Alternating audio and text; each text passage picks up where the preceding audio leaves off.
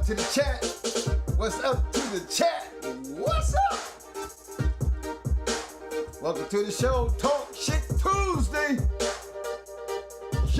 Yo, what's up, my boy Knucklehead in the house? What's up, fam?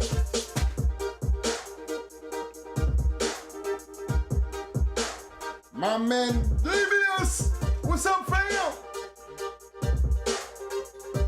Self-made Kennels representing, what up, fam? My man Married Schools in the house, what's up, fam? We had a bad weekend this weekend, fam. We had a bad weekend. I'm gonna share it with you, fam.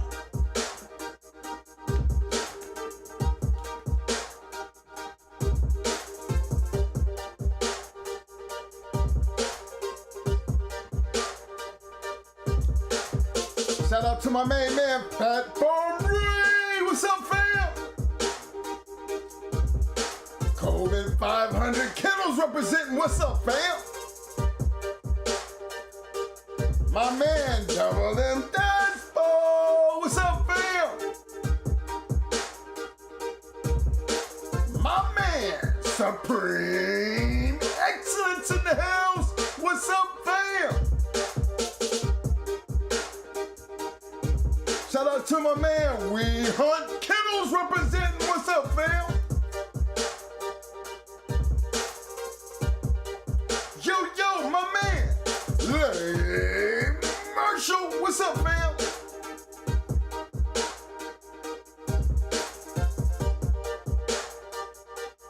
My homie representing Rag City.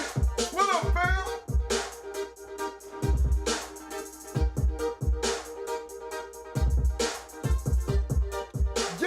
Yo, where you make that? Yo, what up, fam?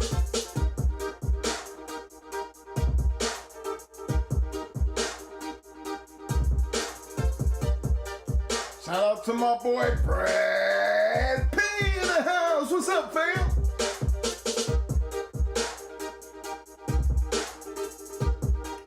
My man SBO Kennels. What's up, fam?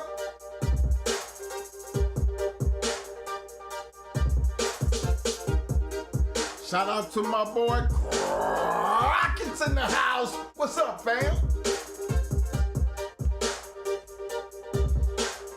Yo, Lefty! Yo, Lefty!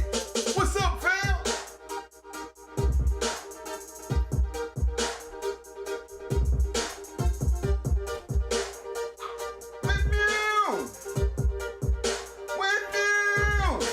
What's up, fam?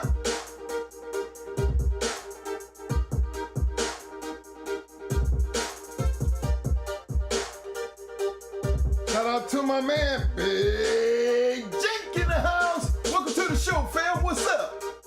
Big Jink, as you notice, there's a whole lot of blue in this room, fam. Don't take much to get this blue here. Don't cost you nothing. All you gotta do is show up. You done did that part right. Now that you're here, all you got to do is show out. What I mean by show out, hey, participate in the chat. Let me see what you're doing. Let me see what you talk about. Fam, you do that much, you will be getting your hardware, fam.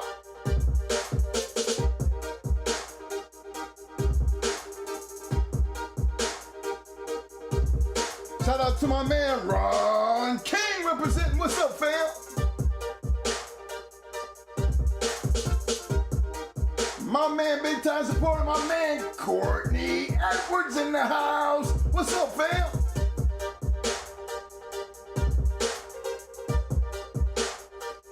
Another long-time supporter in the house, Mr. Dickie Foster. What's up, fam?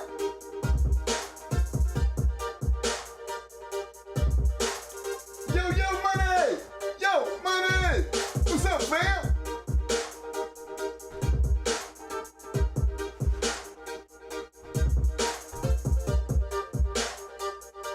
My man, long-time supporter, Gallery Kennels in the house. What's up, fam?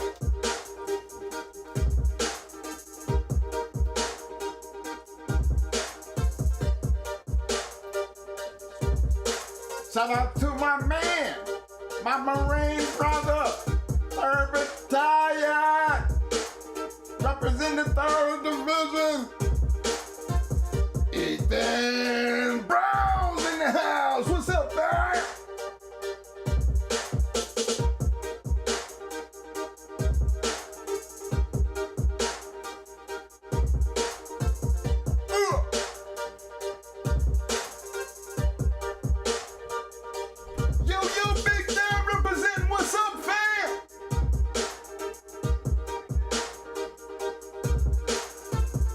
My man Lucky Ryan, what's up, fam?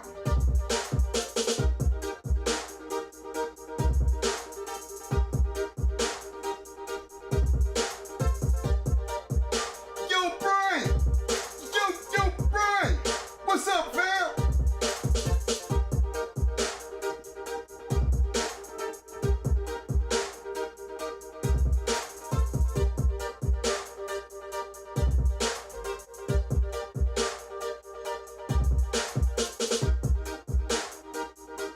Shout out to my man, Mr. Anthony Pools in the house. What's up, fam?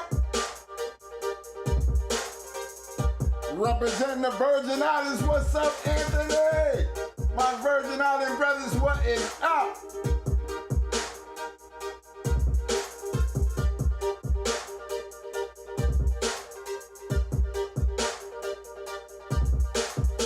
Shout out to my man, Will's SBTS in the house. Welcome to the show, fam. Appreciate you showing up, fam. Will. As you notice, you're in a room full of nothing but blue, fam. It don't cost you nothing to get that blue. All you got to do is show up, and you've done that already. Next thing, all you got to do is participate in the chat. What I mean by participate in the chat is, hey, get in there, mix it up with the fellas. Let me see where you at. Give me a chance to see where you at. If you can do that, fam, guess what? You will be getting your hardware, fam. Again, welcome to the show, fam. Shark Tank, what's up, baby? Yo, my man Frank Rizzo. What's up, Frank? Long-time supporter. Big-time donator. What's up, baby? My man, Mr. Greg Evans in the house. What's up, Greg?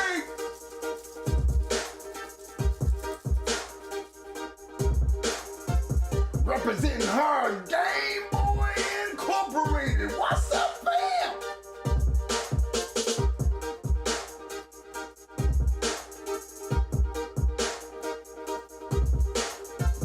Yo, Pitbull Town.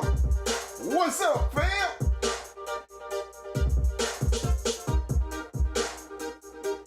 Salute to my man, Mr.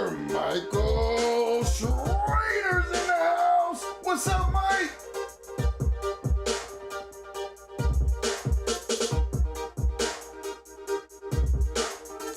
Bow in there. Yo, bow in there. What's up, baby?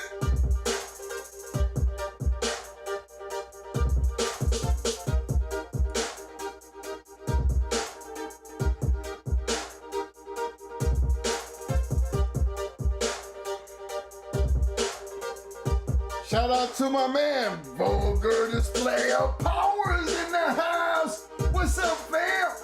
Yo, Vulgar, pick up your hardware, fam.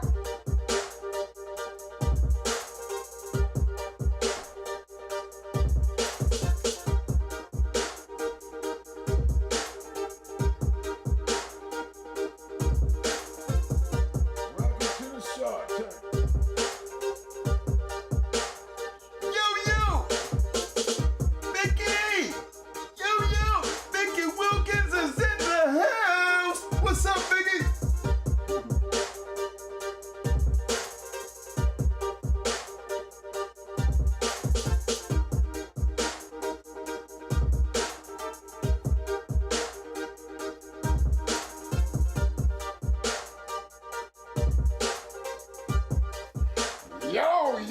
Yo, my man, Mr. Tony Montana's in the house. What's up, fam?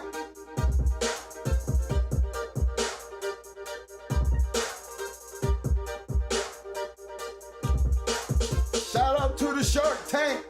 Welcome to the show, fellas. Welcome to the Shark Tank.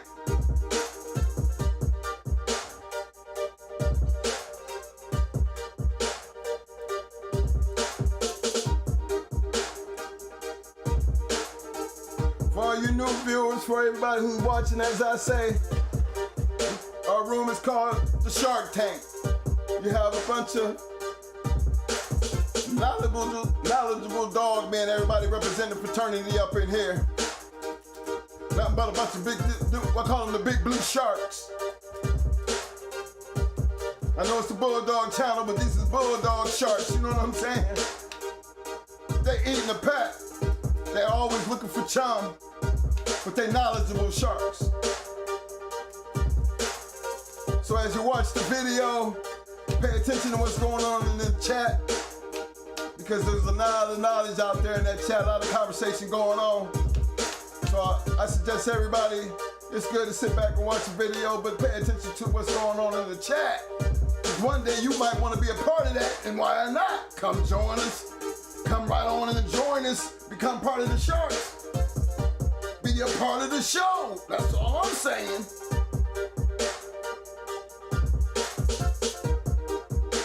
Shout out to my man, Reckless for Shadows in the house. What's up, Reckless? To Georgia boys in the house. What's up, fam?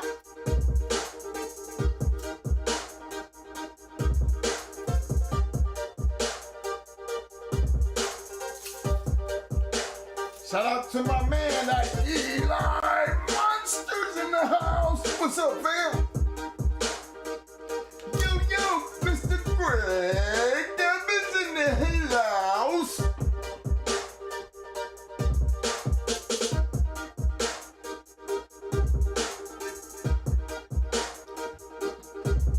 Hey, you guys, check it out. All my sharks out there. All my sharks out there. Hey, a PSA announcement. Don't forget to hit the like button. Don't forget to hit the like button. Look here, fellas, don't forget. Do not forget. We have the super chat down there. If anybody has any questions, they want to jump right in and be heard. Again, it does not matter how much you spend. It does not matter. If you want to be heard, all you got to do is hit that super chat. Super chats get priority around here. But do not let that stop you from asking questions, because I'm always checking the chat, and if I will see something that's interesting to me, I will bring your question up. So trust me, we appreciate any and everything that you give, but don't let that stop you from getting your question heard, because I'm always following the chat. The reason I tell people to use the super chat is because you're going to get priority regardless of what's going on. But don't let that stop you, because I'm going to always be trying to keep up with the chat and move so fast, but I still scan down and I read questions, and anything that sounds entertaining or something that's questionable, I'm going to bring it to the forefront and we're going to talk about it. Shout out to my man, Mr. Damon Johnson's in the house. My man, Albus Agnes Kennels in the house. What's up, fam?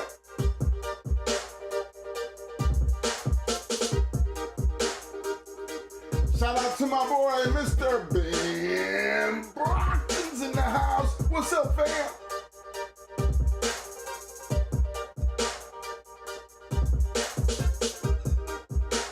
Y'all don't forget to take that poll, fellas. Don't forget to hit that poll.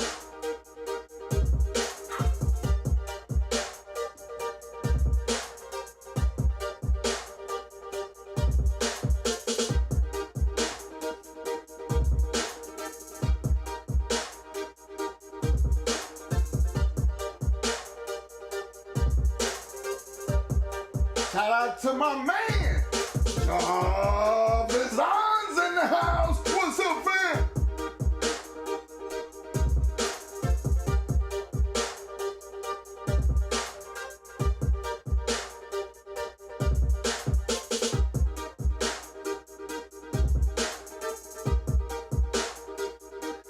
out to my little brother in the house. Scratch Line News in the house. What's up, fam?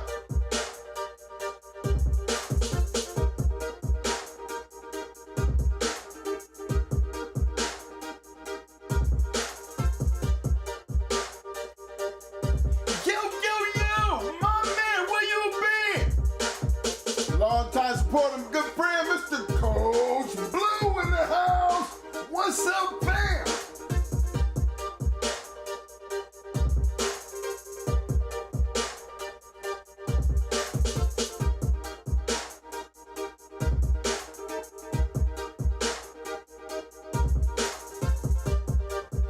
Shout out to the whole entire Shark Tank. What's up, fellas? What is up? And now we done showed up. Time to get ready to show out. Y'all don't forget to hit them like buttons.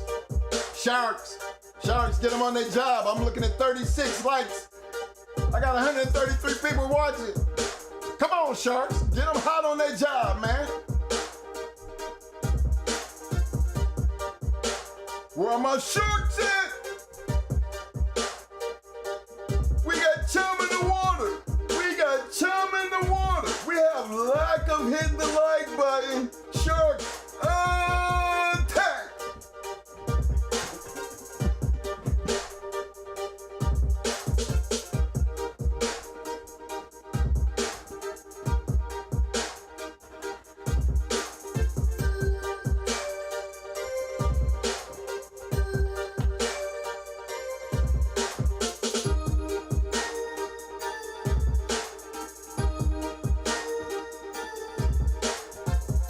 Shout out to my main man, Mr. Paris Brown's in the house. You, Black Bull Drum, what's up, fam?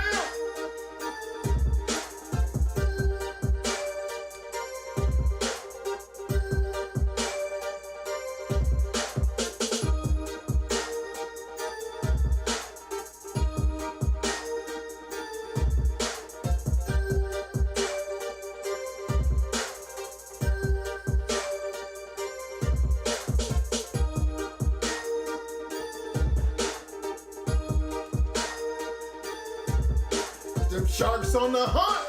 Them sharks on the hunt. They checking out who ain't in them like buttons. Better watch it, fellas. They got power. They biting.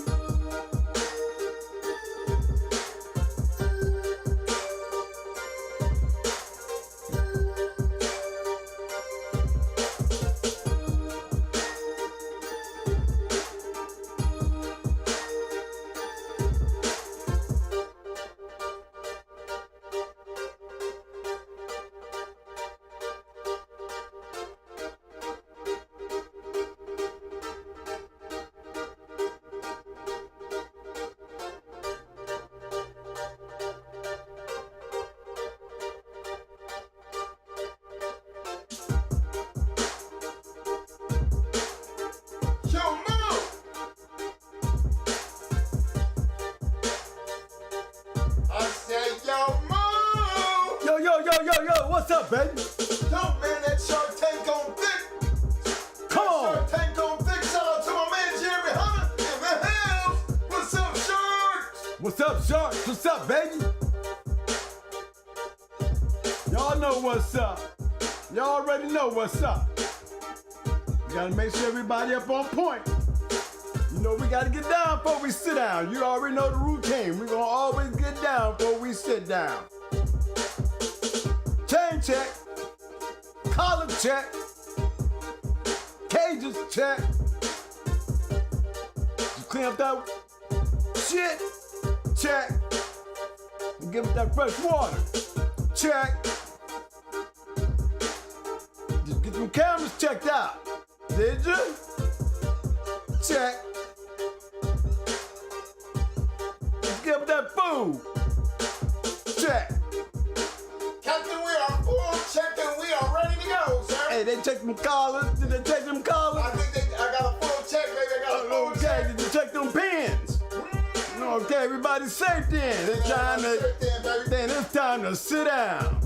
We done did to get down. Yes, sir. We can get down now. Yes,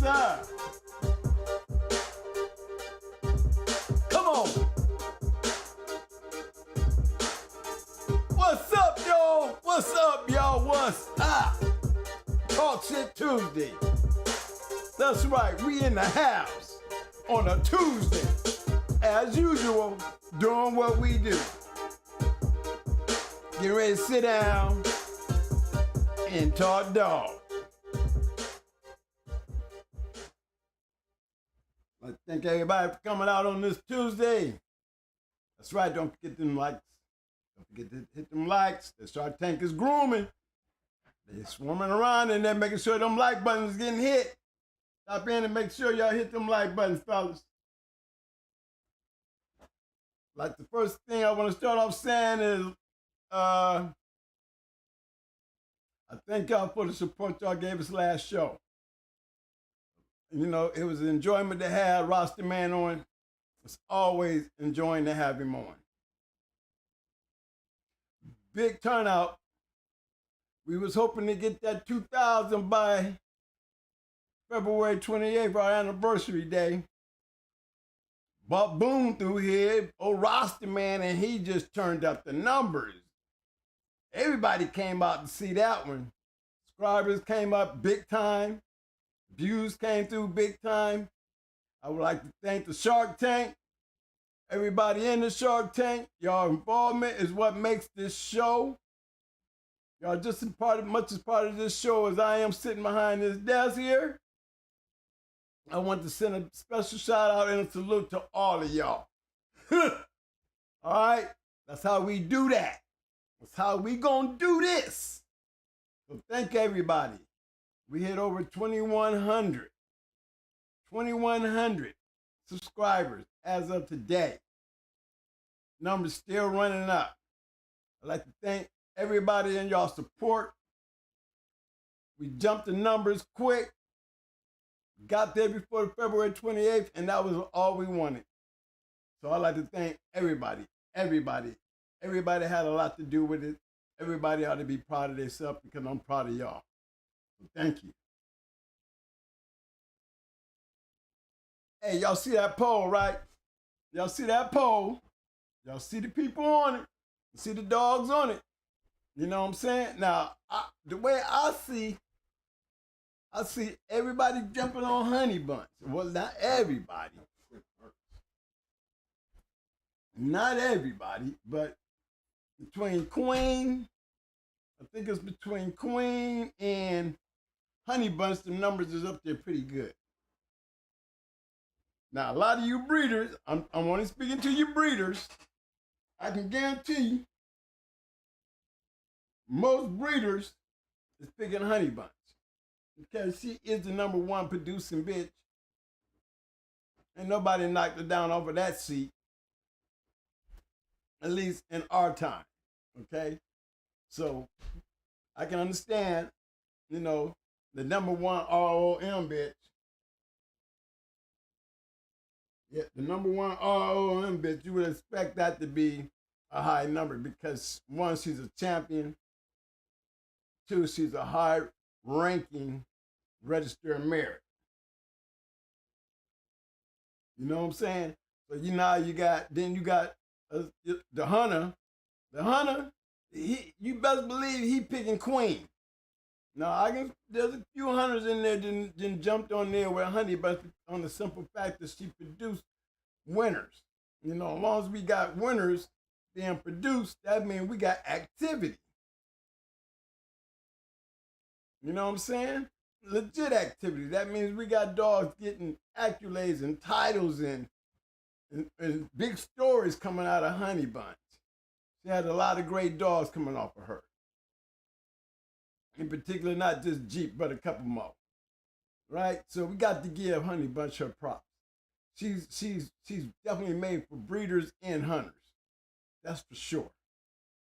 If I want to have a real bulldog and want to hang one in there like I carry my 9, then I would have to go with Queen too. I would have to run that Queen up in there because, you know, 8-time winner. Come on now. Now, y'all being a little shabby on the Tornado, though. Y'all being real shabby on the Tornado. The only double grand champion, and she a bitch. Defeat is already hard enough for a male, but when you got a female that can go out there and be a double grand champion, going with the right hands, Kenny Allen, rest in peace, sir. You got to show that love, because if I was a hunter, I'm taking the double grand champion. I'm sorry. I know eight is a lot for Queen. You know, they didn't want to give her 10 because nobody was foolish enough. You know, you can see for yourself that, you know, like you're going to go up in there on Queen with the stakes being high. Ain't nobody got that kind of money to be throwing away and giving away either. So, you know, during that time, Queen was on a purse. You know, people buying houses and cars and trucks and you know, putting up their house running around with her. Okay, so I can understand Queen, but hey, look, Tornado, come on now. I can't be sleeping on Tornado. That feat was a feat in itself. She had a couple of champions in that process. Don't forget that now. Don't forget. Now, BB Red, I mean, straight killer. I'm pretty sure most hunters picked her. And she's a registered mare, let's not forget. And she is a registered mare.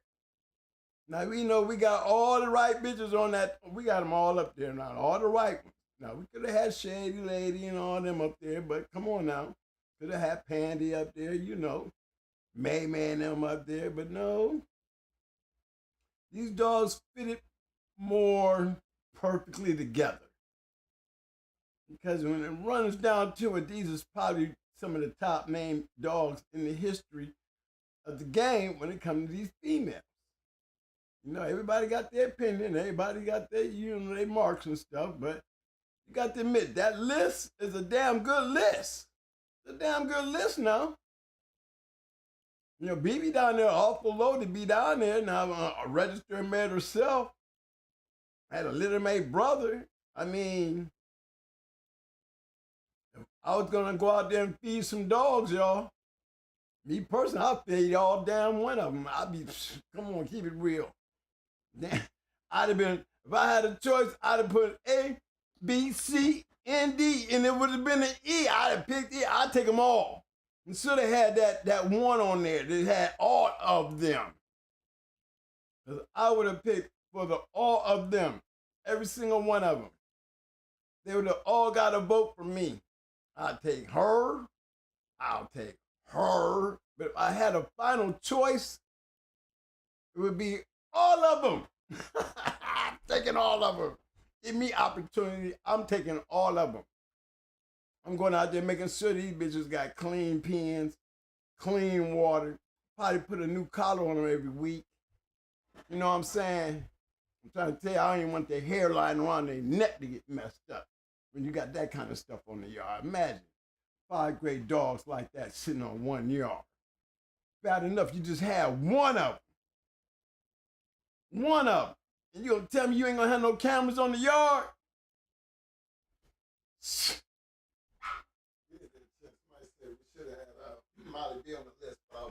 Well, see, we didn't get a chance to see much of. Now, look, I had some stuff off of Molly.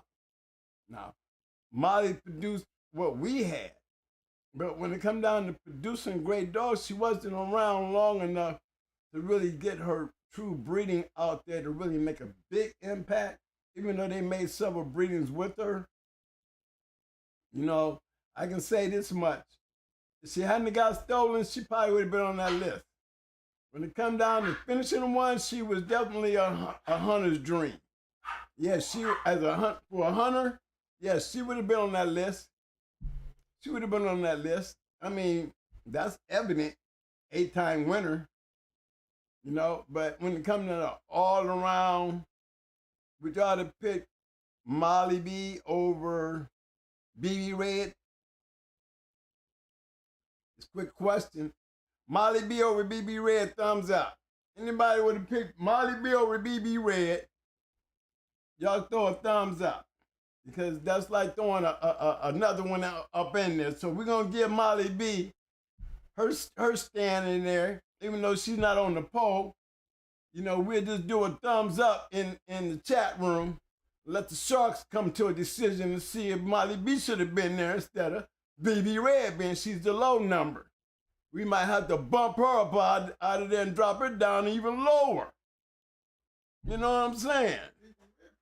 But BB Red produced, dog. Come on now. Did we let Molly B take out BB Red? Really? Because as I see it, I'm with money. You know, everybody on that list did produce. Now I ain't taking nothing away from Molly B now. Remember, I had judo. Before the night out, y'all gonna learn a little bit more about that North Carolina stuff. But let me tell y'all something. I really don't think she fell into the standpoint of taking out BB Red, though.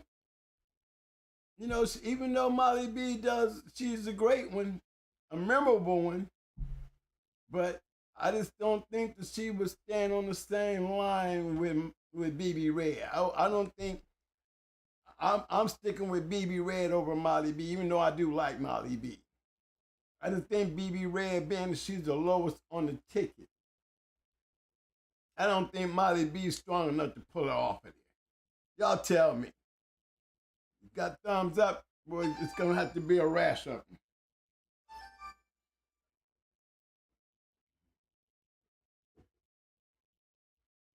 Yeah. Shout out to my man Jimmy. Hold on, fellas. Shout out to my man. Hello. Shout out to my man Jimmy. What's up, Jimmy? What's up? Shout out to my mate, man. Look, legendary Fat Bill Reynolds in the house. What's up, Fat Bill? Marquise B, what up, fam?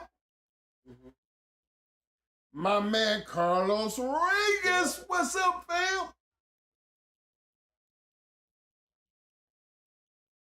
My man Styles Kennels, what's up, fam?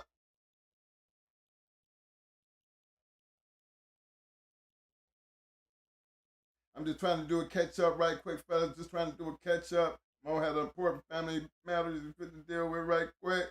Shout out to my man Cannon G in the house. What's up, fam?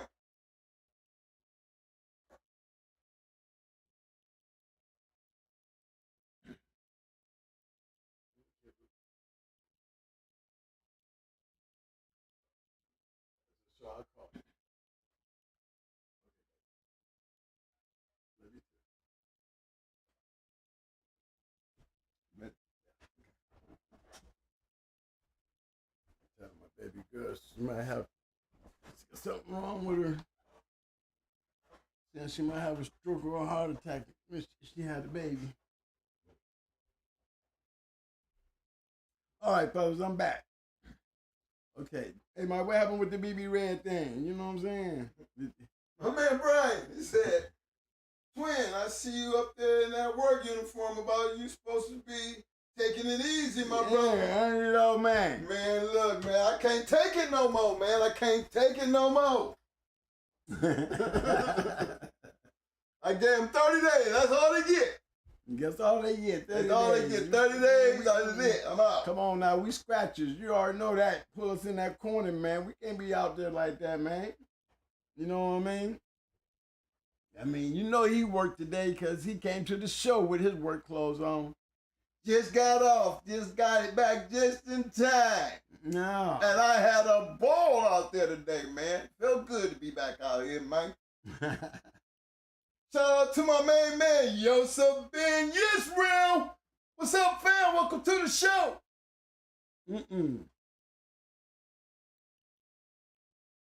All right.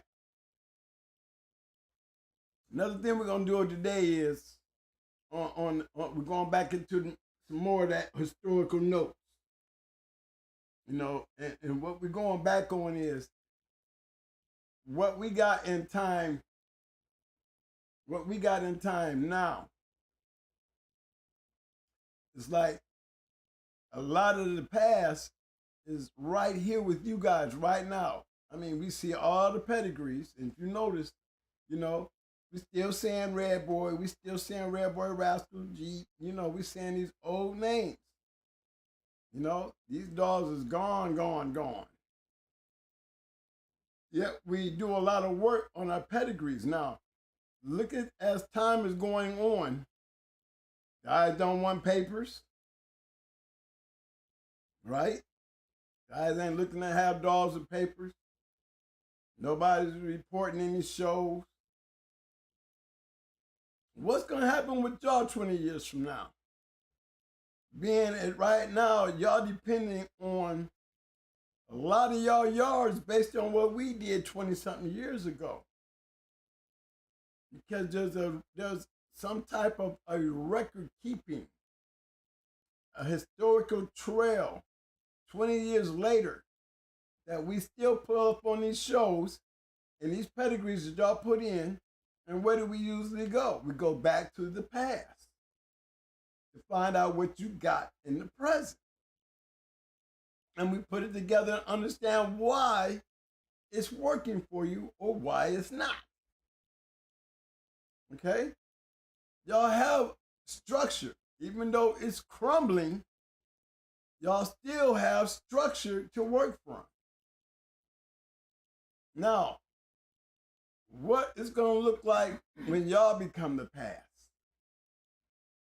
Where are we going to be when you guys become the past?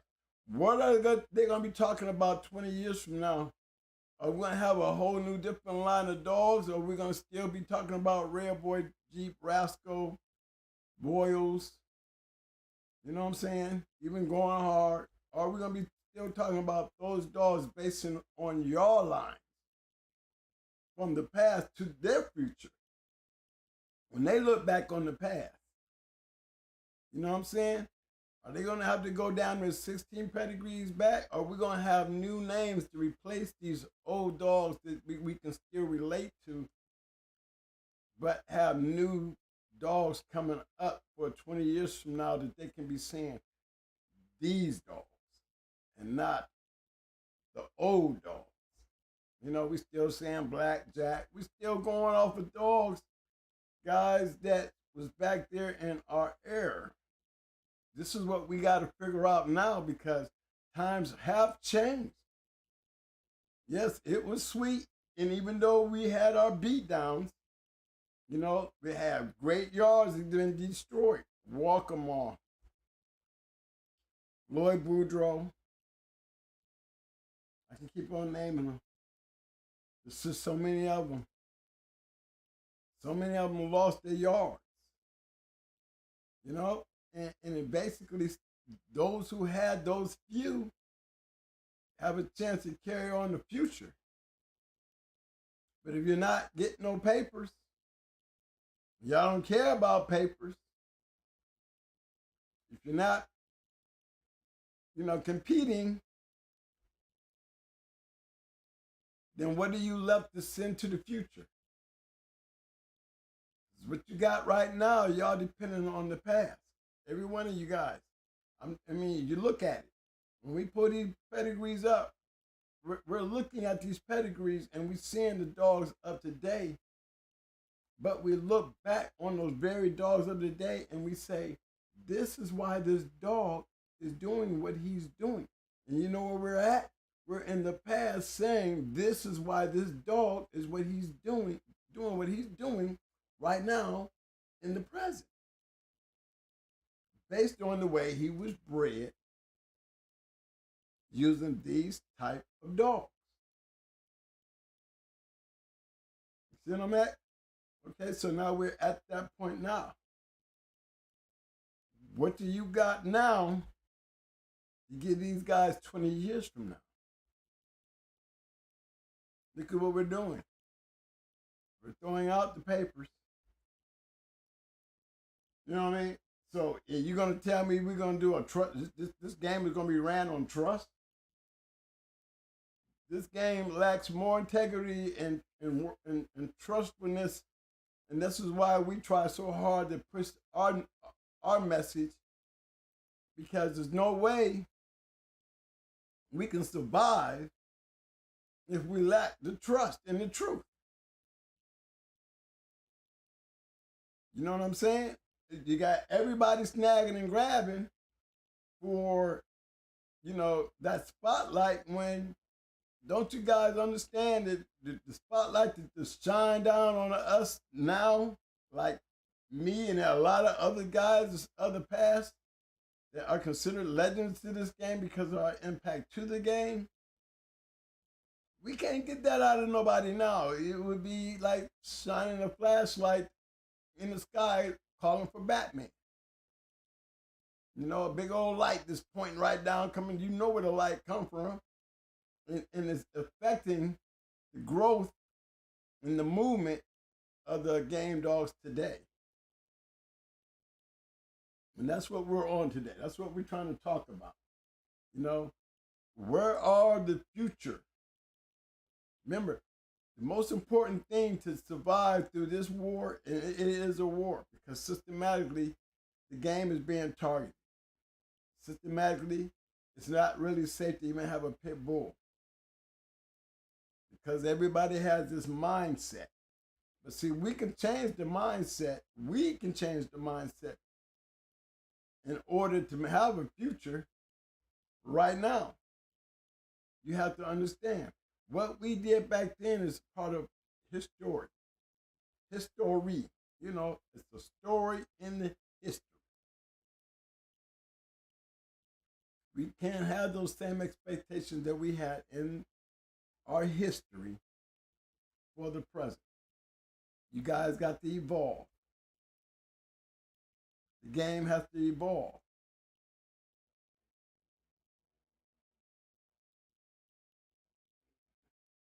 I got bad hearing. Right, like yeah, like you're saying, weight pools. You know, you gotta start incorporating new things into the game. You know, you got to start feeding them something that they can see that they can live with. Can't be always about scarred up dogs and guys getting caught doing dogs. You know what I'm saying? That probably will never stop. But the point being made is you have to evolve with the situations that you're being dealt with. Remember, a lot of us got beat up and we was already on the way out. You know, a lot of guys put their time in and made their names and never were trying to be legends, never trying to be no spotlight. You know, they just did what they did, and you know it's going to get recognized. How you not going to get recognized in a game like this? You know what I'm saying? There's guys out there who would love to have the dogs that came through our hands. There's guys out there who would like to be able to say they have those kind of dogs in their hands. But in this day and age, it has to be done with more discipline. You have to structure around what's going on around you now.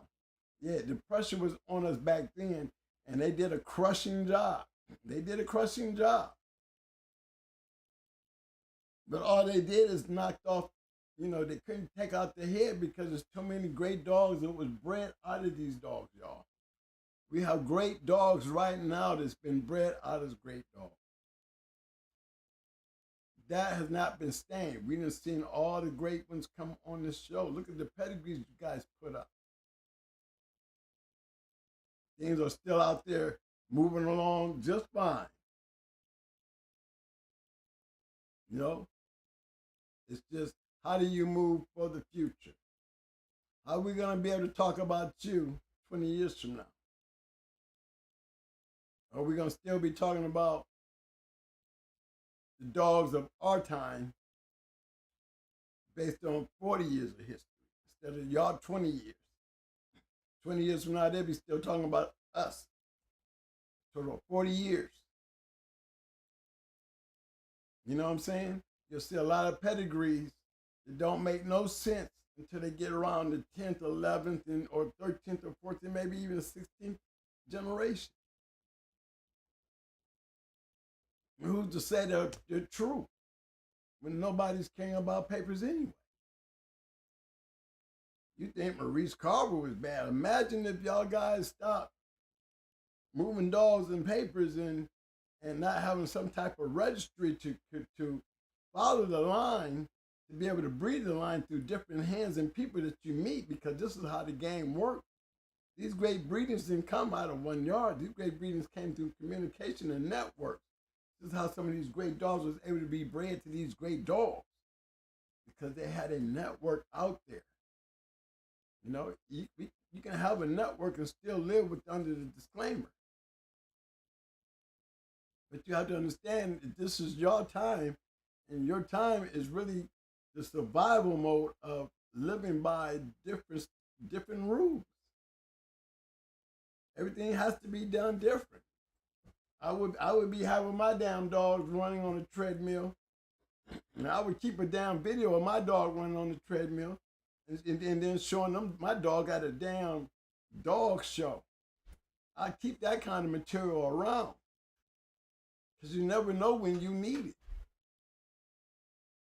You know, don't get caught with a treadmill and then try to explain a treadmill, when you should already have enough evidence around your yard to show that your treadmill is used for healthy reasons, not illegal reasons. They see you with a braking stick, and you know, a braking stick is a safety device. We have to school them. We can't continue letting them put stupid shit all on the news. We gotta let them know it's all right to have a braking stick. It's humane to have a braking stick if you have this type of dog. Why would you have this type of dog there when you gotta carry a braking stick? Because this is the type of dog that has always needed a braking stick since the dog was being bought out. Because these dogs are not always animal friendly. But if I'm walking down the street, I have a right to walk my dog down the street. Just because he's a pit bull, I got to give up the sidewalk because Jimmy's coming down with his little, little English terrier who's barking and acting like he's ready to jump on my big dog. Then I need a stick just in case his owner is careless enough to let him get through there, right? So you have to structure your yard for your safety. You have to give them a better look than the look that they look at us when they see you with a pit bull. They see guys with pit bulls, first thing they think of is a drug dealer. They see a guy with a pit bull, probably the second thing they think of is he's a dog fighter. You know what I mean? It's not nothing you doing, not nothing the way you carrying yourself. It's the image that the media is putting out there. And the only reason the media got something to put out there is because the people are catching guys with fucked up yards. You know, like they had that, things in there. They don't hesitate to put a pit bull, yard of pit bulls, and then they go right there. The dogs aren't even pit bulls on the yard. They're just dogs, because this person loves dogs. His favorite dogs is pits, but he got other dogs. They'll sit there and put those dogs on the same thing, like, what's the purpose of talking about the pits? But then you got this old schnauzer sitting over here that you just had to put in a clip. We're talking about the raid of a yard of pit bulls, but then you got to show these other little dogs on there. What makes that, it's not building, it's destroying the actual integrity of the game itself, the dogs. So we have to grow, and we have to start doing things different. Where they took all Bill's dogs, Fat Bill's dogs. They took, like I said, there's so many of them that they just cleaned out these yards. It's like almost starting from scratch. I have to go and probably talk to some of my old guys, that's, the new guys that, hey, do you still got some of that blood around? I got to go, because they done took all mine. You know what I mean? And you got to structure the future to have a future. Okay? And that's what the conversation is about. We see so many great bred dogs. Talk about some of them. Another thing I wanted to cover on that, on the history, is scatterbrains. scatterbred. Can anybody give me a scatterbred great dog? Remember when in the beginning when I first started the show, we talked and we said, I can guarantee you that 85% of the great dogs out there are very good bred dogs. I said it when it came to the champions, the grand champions, and the registered mares. Even the one-time, two-time winners, dogs that probably never made it to their championships, but won. Guys, we put them up here every week. You get a chance to look at the yards and the dogs that are out there, and it's never been, not even on the show, y'all, have we ever was able to put up a good scatterbreed. I remember, guys, in the beginning when I made that comment, you had a lot of people out there screaming and hollering like they knew what they was talking about, saying, no, man, there's a lot of dogs out there, man, that ain't great bred, that can't great dogs. Well, we haven't even done actually 100 shows yet. Not talking about the shorts. We're talking about we have not done 100 shows yet.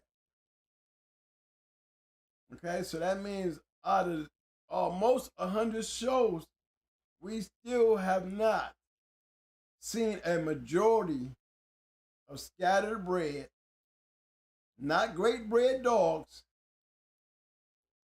more than we've seen great bred dogs being great dogs.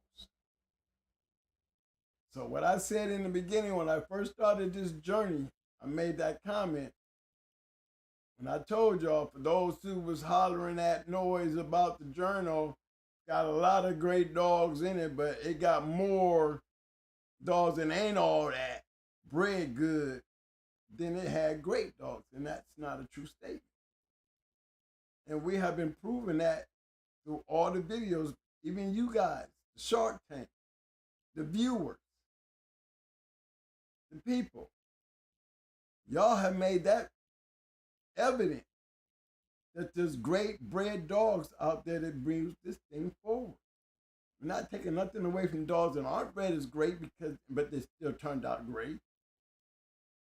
They're just, their numbers aren't there. You guys got to remember that. Don't go believing the hype. Like don't nothing matter.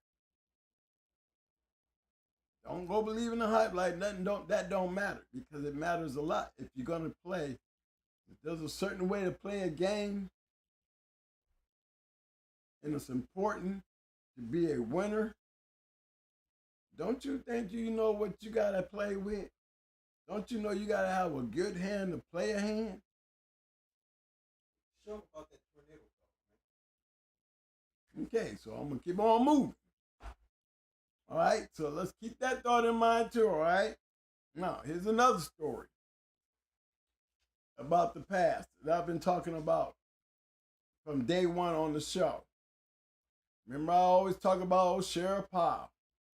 You know, that's the guy who saw me walking down the street with a bunch of Dobermans, who liked me, picked me up, and took me and said, I'm going to introduce you to some pit bulls.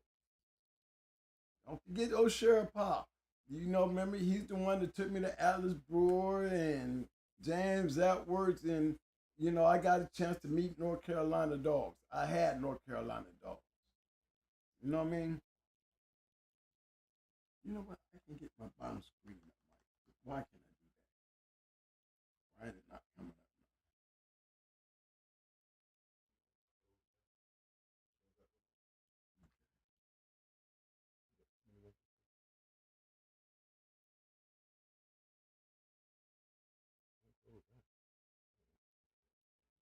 I just want to close them all so I can just open them up. See, I got my bottom back.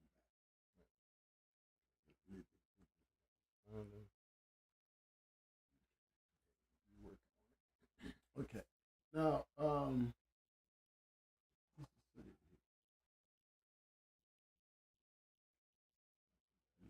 closing up everything, fellas, because I'm trying to bring everything back in so I can bring things back up. Yeah, I was talking about, even back there, remember he's the guy that brought us in to the game. And we never talk about him much. I talk about him enough, but the thing is, what was important and what the point was I was trying to make was I don't think nobody ever picked up on how that guy right there, remember Sheriff Powell. Before I'm done with tonight, y'all gonna be shocked about who Sheriff Powell is. We know he's not Perry Powell, who had termite. I would have told you he had termite, even though I met Perry through Sheriff Powell. But he's not Perry Powell. We're going to go over some things, man. I'm going to take you down the trail. I'm going to see, before I get to the actual, climax of where I'm going with this, I want to see if you guys going to pick up how Sheriff Powell was such an impact. Remember the guy who took me and picked me up one day and brought me into the game. What kind of impact did that guy, the guy who turned me on the Bulldogs, what kind of impact did he have in the game? Remember, I've been one of the most luckiest dogmen that you could ever want to meet, guys. And you're going to see the guy who brought me into the dogs. You've heard me talk about all my friends out there, all my great dog men that I've been able to run around with. You heard me talk about James Pope, rest in peace.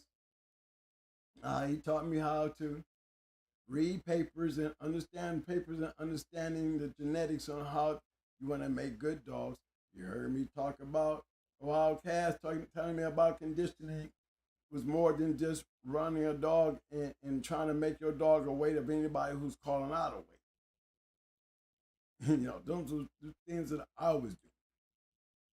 You're going to hear, you've heard all those stories, but you never really, they were all impacts. Impact with the Stone City, Mayday stuff, impact. Having the opportunity to see the Queen, impact. Martell Radar, impact. All these things. But it would have never been possible. Never would have been possible if that sheriff hadn't pulled up one day and said, man, I'm come and pick you up Sunday, man. I'm going to show you something. And he picked me up and he introduced me to the dog game, and I've been a dog man ever since. But I'm going to start off. I'm going to see if anybody going to catch this. I'm going to start off way back there in the back, all right? Okay, I'm going to start off with one of the dogs that he bred that I had. Let me see. Let me pull up the pedigree real quick.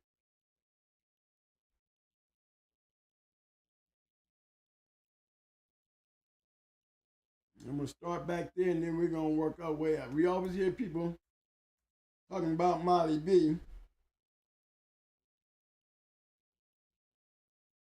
Some of you guys have seen these pedigrees before, but it's not more of the dog, it's the person.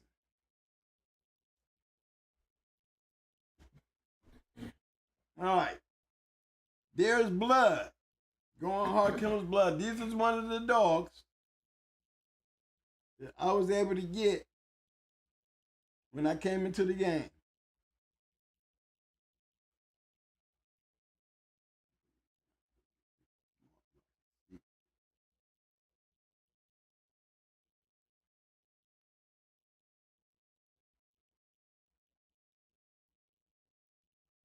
I'm gonna make it small enough where y'all can see it. You know what happened to my arrows?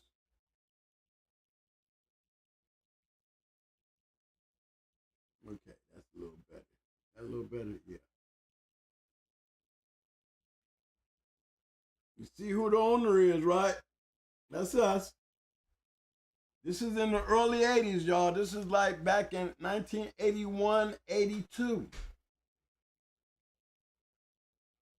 81, 82. You see the breeder? That's Sheriff Powell. See that dog right there? That's Levi. You see how he bred?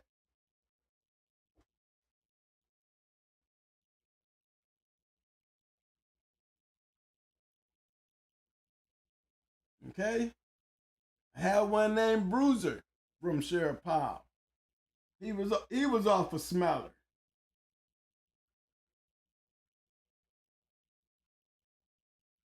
This dog right here, this breeding right here, Sheriff Powell made this breeding. Yeah, he had Gypsy. This is how I met Stevenson's Big Ben. He went up to Triplet. Triplet had him at the time. Yeah, oh yeah, the sheriff took me around to all these places. You know, I don't know much about the breedings of the dogs back then when I was in Carolina. This didn't even come relevant until I came into the game and got up to how I met James Pope. One thing the sheriff made very clear with me was ADBA papers. He was an ADBA man. Every single dog he had was ADBA registered. Every dog. And he made sure that that's what I was supposed to have. Every dog that I got from James Edwards, every dog I got from Sheriff Powell were ADBA registered. Every one of them. You see that? Early 80s.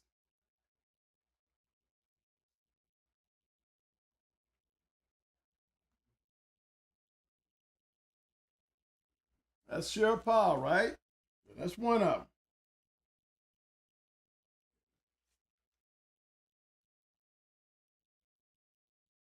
You can pull up another one. I'm going to bring you Levi.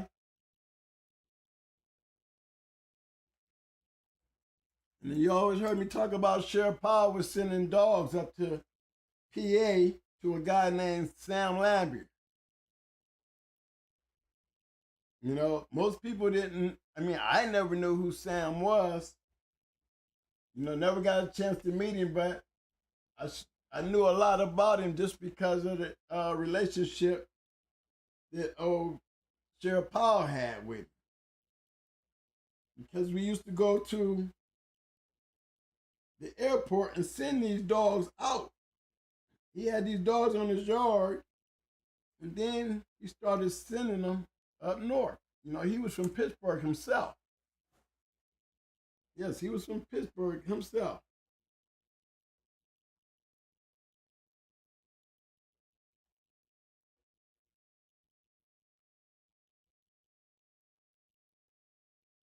No, so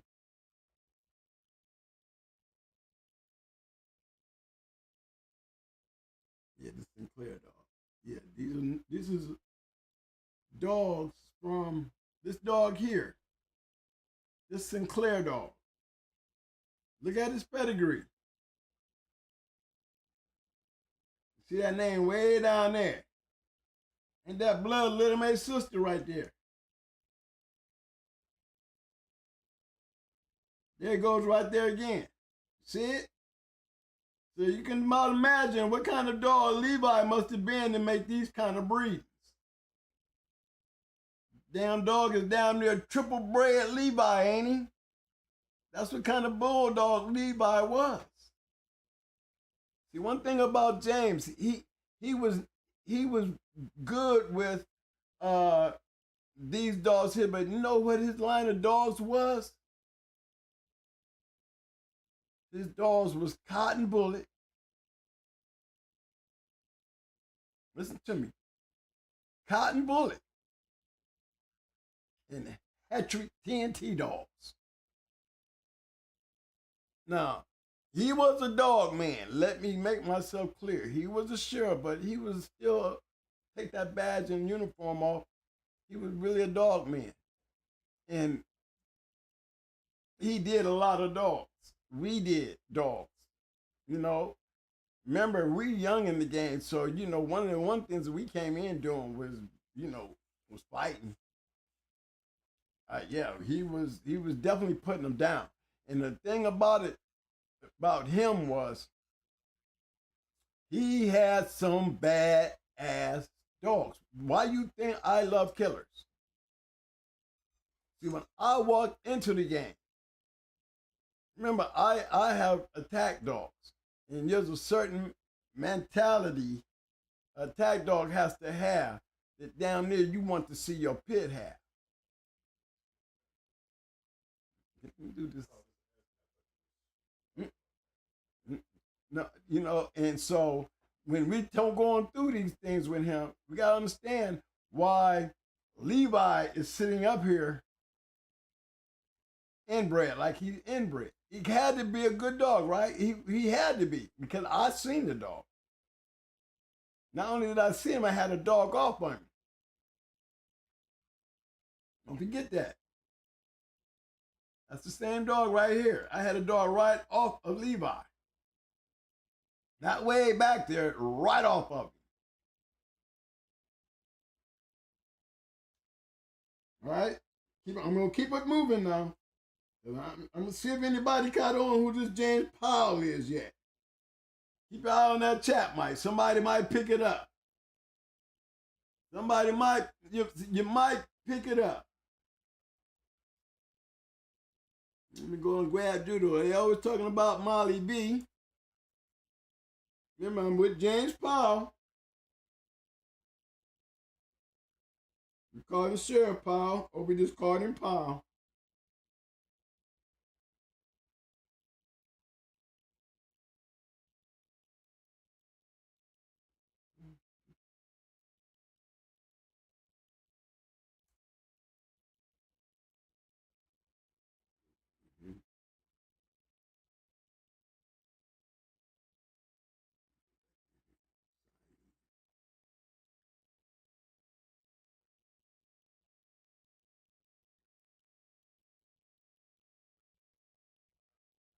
Trying to have to go here. Let's see what we got.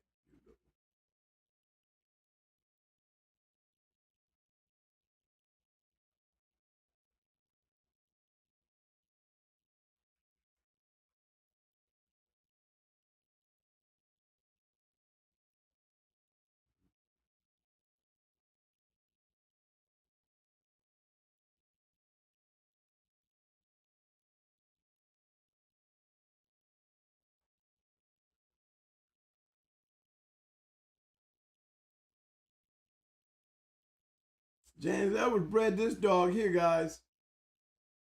And he literally, let me just do it like this.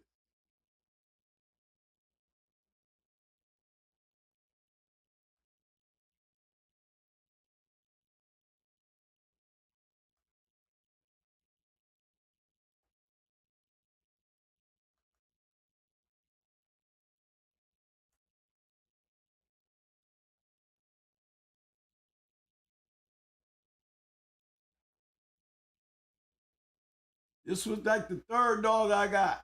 First we got Blood. No, first we had Bruiser. Bruiser was off a smeller. Then we got Blood. Then we got Blood's brother, B.A. This was the third dog that I got.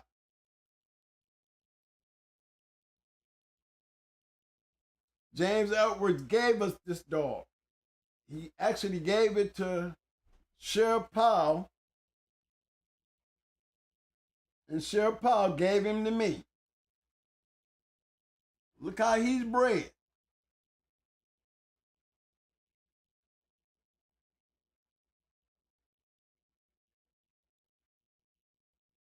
Double bred Molly B, double bred Snooty. Yeah, this is how I was playing. This is the third dog I had on my yard. And out of all them three dogs, no, it was Bruiser, he won. And keep in mind, guys, we ain't conditioning dog. They just giving us weights. And you know, we don't know no better. We walking, we doing the walking thing, but we feeding the dog and starving the dog down to the weight that they coming up with. We don't know, there ain't no vitamins, no nothing. We playing with scoops of dog food in a scale. We just trying to bring the dog in to the weight that they was telling us to bring. You know, Paul, he was on deck. But see, Paul was the kind of guy that said, man, that dog gonna kill anything you put on him anyway. He don't give a damn what weight he is. He was that kind of guy. You know, didn't nobody go around there jumping on his shit either. He had that hat trick. Like I said, he had that hat trick. That was his dogs.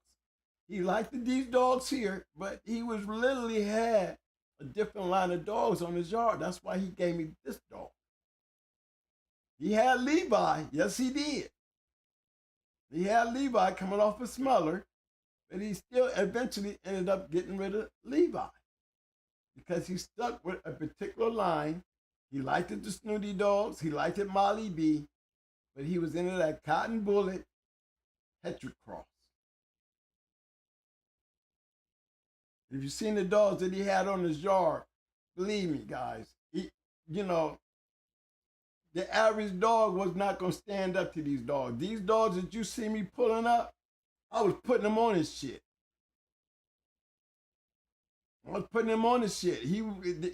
He's teaching me. I know what real bulldogs look like coming in. You know, ability, rough, rugged. I seen it off the very beginning. Messing around with Sheriff Powell. Ain't nobody caught on who he is yet, have you?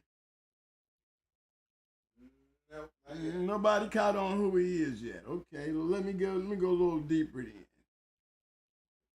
Let me keep on and take you another level then. Let's try this one.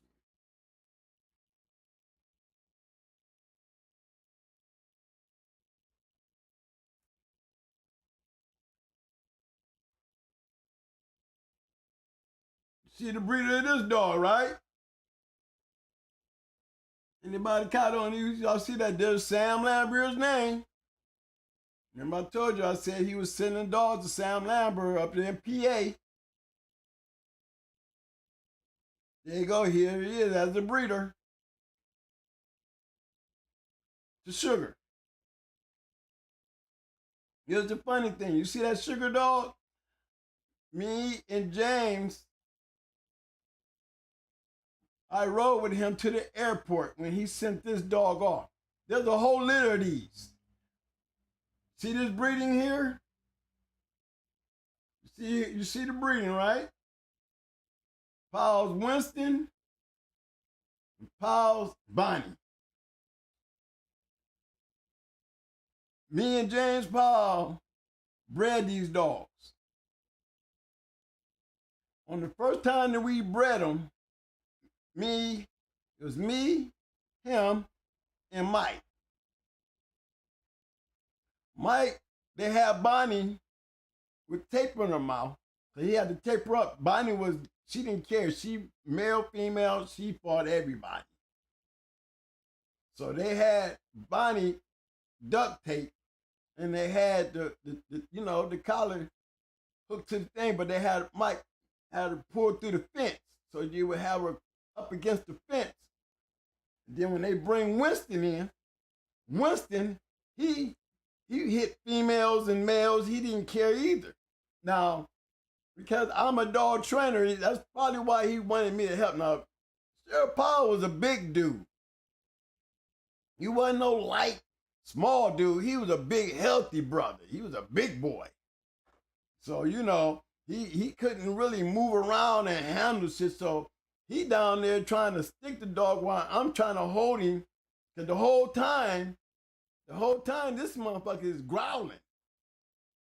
I mean, he's putting him up on the female. She's growling through the damn duct tape, but this male, he growling all up on it, and he got me pulling him up on the female while he down there trying to stick it in her. That damn dog, man, got to acting crazy because he was a people biter. He got to acting crazy, popped loose. I jumped the fence. I cut him loose. And I jumped the fence. Paul couldn't jump the fence. He had to still come up. When I cut him loose, he's still down there on one knee trying to do the sticking when I had to cut him loose. Because now He ain't even worried about what Paul down there doing. He's snapping at my hand and my arm because I'm holding him behind the collar trying to pull him up on this damn female. But I wouldn't let his head drop down to grab her. So I cut him, I kind of snatched him off the female and threw him a little bit because he was trying to get me. And I jumped the fence. Paul he couldn't get over the fence fast enough. And that son bitch grabbed him. Boy,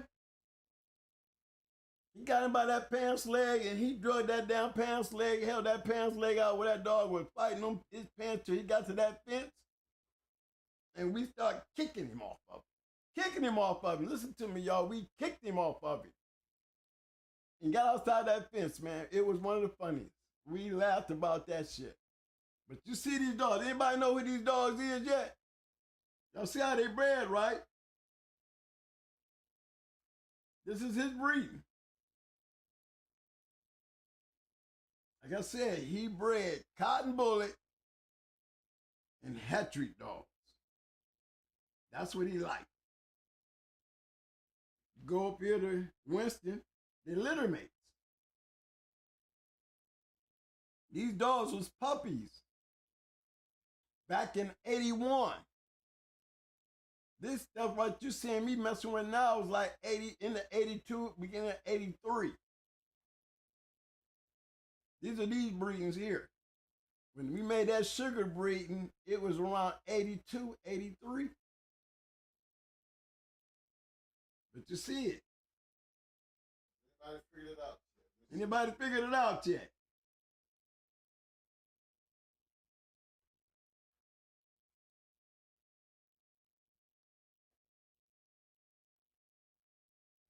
Okay, well, let me go to check her siblings.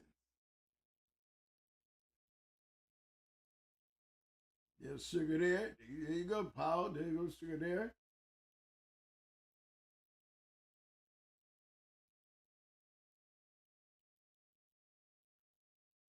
You gotta find the right one here, y'all. Hold on.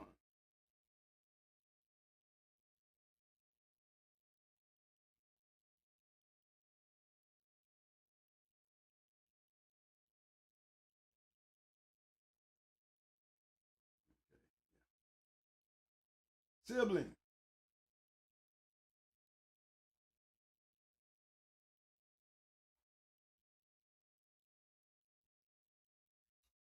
See this Dutchess dog right here? A litter mate. I'm gonna try to find her. Matter of fact, I know where she's at.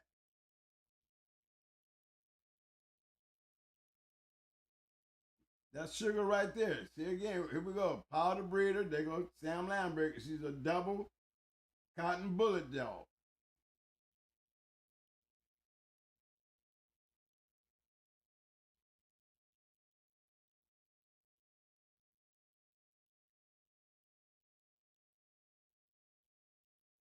Litter mates. See? Now, look down there. Look what it says at the bottom of that.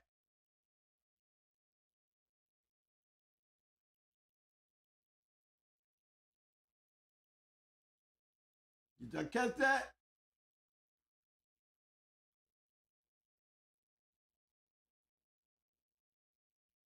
The great-grandfather to double grand champion Tornado.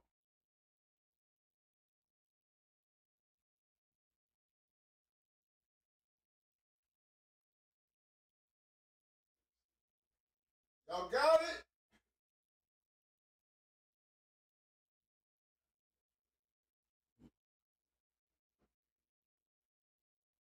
All right, y'all see that, right? No, remember though, these are all litter mates.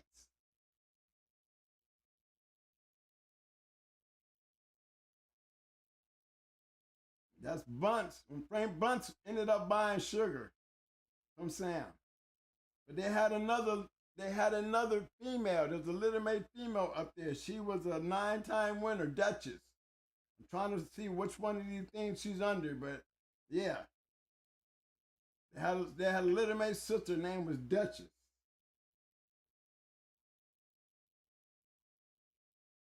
They might.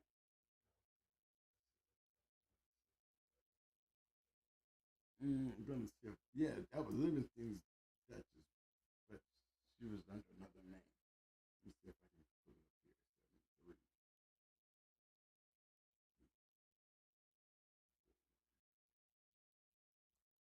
73. Let me see if I can find it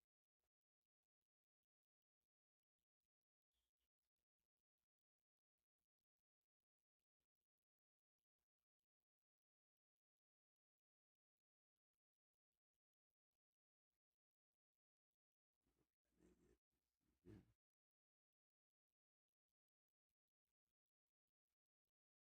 I think I might find it in Taurus.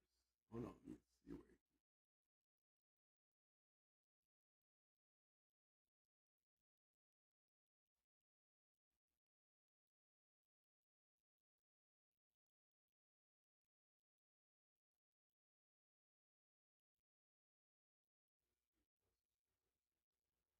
Print month? Yeah, let me see. Look, it's still legitimate. Mm-hmm. Yes, you go.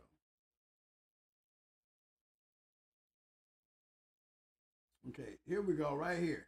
This is Duchess. That Livingston Duchess, this is the same dog.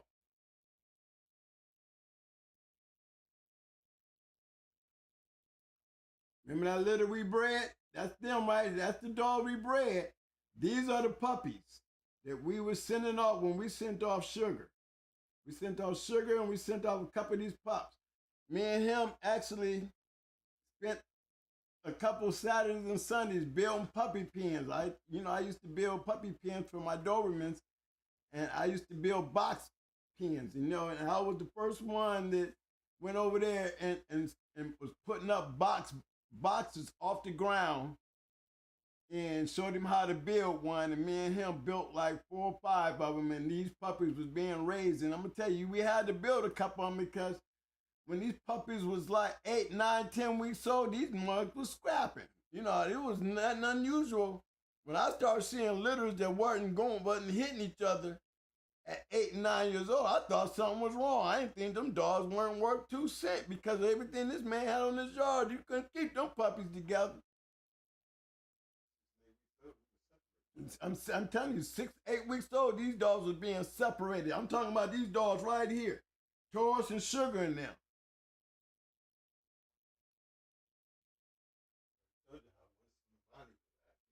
Yeah, I told you how Winston and Bonnie was, but look how they bred. See what they was doing? Inbreeding. That's all he did.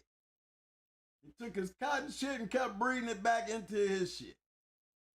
You see, his shit was the Hetrick shit. He loved his Hetrick dogs. They was rough. Them dogs was rough. You see what it says? One of the baddest dogs up in PA. Remember, this is North Carolina dogs, y'all. These are the dogs that I have my hands on. Yeah, it's the same old Sheriff Pod. This is Sheriff Pod we talking about right here.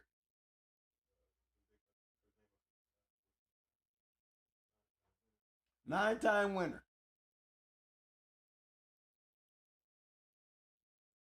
Yeah, they were white and cow patch dogs. They did white and black. Some of them would have white and brindle, but they was cow patch dogs. All these dogs was like cow patch.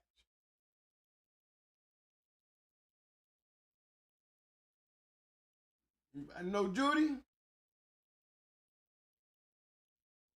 Same breeding, right? The litter mate the Duchess. Hopkins Judy. Offspring. Who that?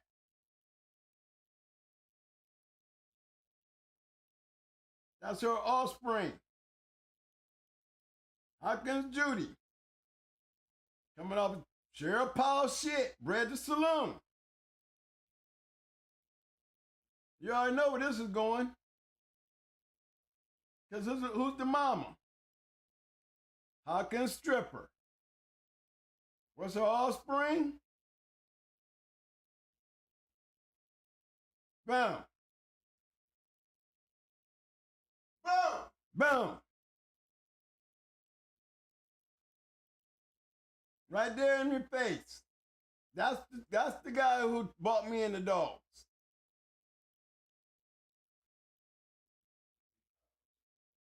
You see him down there. Don't be for him and those breedings and him sending them dogs up north. We would never have a double bred grand champion tornado. Yeah. This is the man who picked me up and said, man, let me show you this. This is the man who introduced me to pit bulls. Sheriff Powell. We never talk about it and went down to history. Ain't nobody, you can talk about tornado and all that good stuff, but nobody never knew who this Powell guy was. Well, I'm going to put a name, but amongst all them other great names up there, I'm going to put another great name down there at the bottom. Because that's the man who introduced me to the dogs. That's the man who's got his name engraved in the tornado's pedigree. Giving you the idea of why she was what she was. Give you an idea of what he was doing and why they were being successful with what they were doing. That's right. Double grand champion tornado.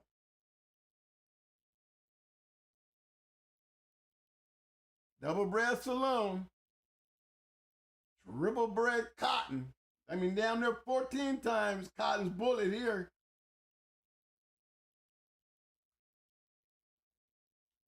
These dogs are damn near 14 times bullet right here.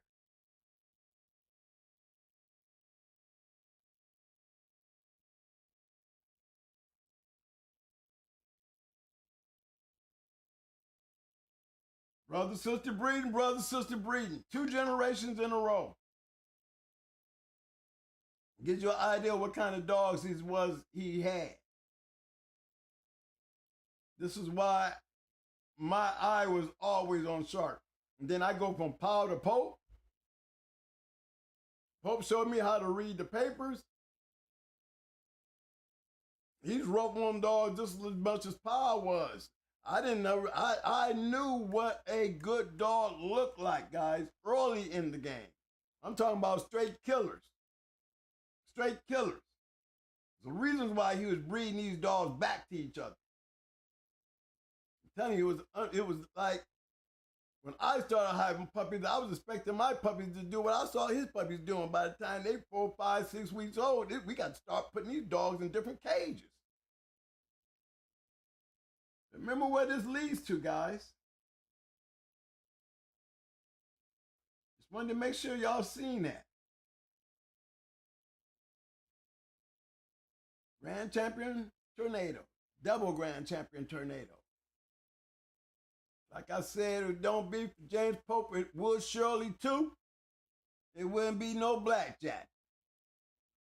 Let me say this again for my man, Sheriff Powell. If it don't be for Sheriff Powell, there would be no tornado. They gave something to Saloon to breed too. And when they bred Saloon to that shit, look what they come up with. You can tell he was a producer. You can tell he was definitely a producer. You took the Hetcher shit and put some of that Eli and Divine shit on there. And this is what you get. A double grand champion. History making event. So when I was talking about James Powell, you know, maybe I didn't put enough emphasis on it, on who he was or what he was. But I just wanted to bring that to y'all attention when we start talking about history. When we start talking about history, y'all want to never put that conversation between me and this guy, even when I was pulling up the pedigrees with Levi, Judo, and Blood. Nobody ever said one word about, hey, that's the same, is that the same Powell that was in Tornado's pedigree? Because you got all this other shit here, you never made much attention to this part right here. and what it consisted of. You was a Cotton Bullet fan and a Hetrick TNT dog, man, these was the perfect dogs right here. That's where Sam got his name from. That's where Sam got his name from. Frank Buntinson boys way up in Michigan running over there trying to catch these dogs in the Pittsburgh area, Erie area. These came up there up north and they was smashing shit. All out of North Carolina, fam. This is North Carolina breedings right here, y'all. All this. I can say that I was one of the breeders. All 3 times that them dogs got bred, I was standing right there helping them breed them. Mike was there the one time.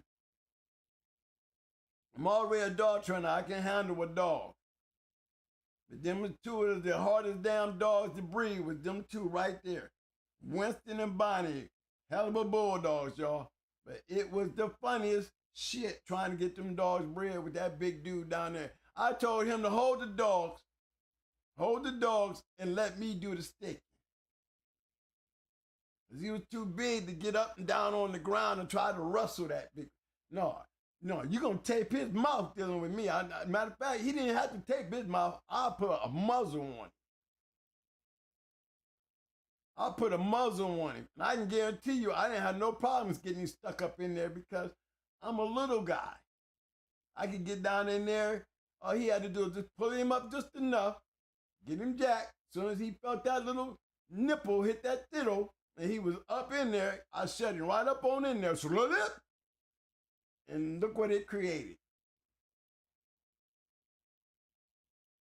I rode to the airport when these dogs was shipped out. I rode to the airport with me and Sheriff Powell talking about them dogs. I don't want to know who these guys is that he's sending them to. You know, he's always talking about Sam. They're good friends. I don't even know if Sheriff Powell's still alive. But he was a bad dude. He was the man that brought me into the game. And he will always be engraved into the dog game. Always. Because when you pull up double grand champion tornado, you're going to see him. And now you know, get an insight of what that bottom was and who he was. And the dogs he had. He had all these dogs. I'm telling you, him and Sam had to be some real good friends because look what they created. Now they up north dogs. North Carolina got up there and into the north, and you know that's all Buckeye shit up in this area. We the ones that was playing with the art stuff. You know, these are up north dogs, up north moves. But that's just an interesting note for us, the history, guys. I wasn't going to let history pass without bringing y'all something that y'all would have been really surprised. I've been waiting to pop it on you. But I was also waiting to see when everybody was talking about tornado, you know, I was wondering if somebody was going to jump out there because y'all some bad dudes out there. Usually I get them kind of questions. Twin, is that part the same part that Levi, your dog Judo, and them was coming from? Nobody ever asked.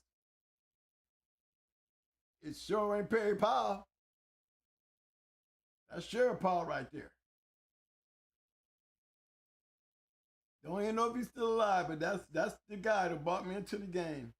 We'll always be indebted to him. You know, he was straight from up north, straight Marine. He was out of the Marines, but he was a sheriff, but he was a Marine. And he was from Pittsburgh. So you kind of know what kind of guy he was. And we had a lot of fun. We had a lot of fun. Yeah, he kept us out of trouble. We were some real bad, tough dudes back then. And he was always coming to our rescue. He told us we was too Marine for North Carolina. We had to settle down. Can't turn in the north. You can't bring that north shit down here to the south. So we kind of slowed it down, but in the process, we had a lot of fun kicking it with him. He had great dogs. Remember, we got Judo from him. We got Bruiser from him. We got BA from him. We got, well, shit, he set us up with Solo. If it don't be for him, we would have never had a chance to go to James Edwards. Don't be for him, we would have never met the dogs, men that we met down in the Carolinas. Atlas Brewers, shit, we was hanging out with them like they was cool. They was cool. James Edwards with his Donald Trump hairdo, it was a real good time, man. I met a lot of guys with this guy right here, Sheriff Powell. Who is Sheriff Powell? He's one of the main ingredients to double Grand Champion Tornado. Just wanted y'all to know that. Did anybody pick up on that? We got shock in the house. Did I shock y'all with that one, y'all? I had to put my glasses on because, I can't see good, and I had to make sure I could explain it to you. Been waiting to do that. Because I wanted to make sure that if I'm not one of the luckiest dog man the sports guys ever looked out for. Because I was meant to sit in this chair at some point in my life, and the sports guys knew that. Because of the opportunities and the things that it made possible for me to be in such a game. Remember, I was already a dog trainer by then, so just to think that you opened the door to let me in. You never would have thought that Winston No, I mean, Winston and Bonnie, man, they was wild-ass dogs. I thought they was going to be this, fighting dog for life. It was one of the wildest things when we was trying to breed these two crazy-ass dogs. I mean, the first day he got bit. He got bit. I'm jumping fences. I'm throwing him and running from that motherfucker, B.A. was a man biter. He had a brother. Blood had a little mate brother. These dogs would bite people. Yeah, them Hetrick dogs down in there, Bonnie and them dogs was crazy. They fought males, females. They didn't care. And these were some rough ass dogs. I'm telling you. I tell you what. Now, I ain't trying to talk no shit. But then nobody messed with old James Powell. I'm trying to tell you. We down there with Harry Hargrove, Alice Brewer, Tom Gardner, Wildside Kennels, Chris and Ed. You know what I'm saying? We down there with all these guys. Ain't nobody, listen to me, ain't nobody putting this shit on Sheriff Powell shit. But we was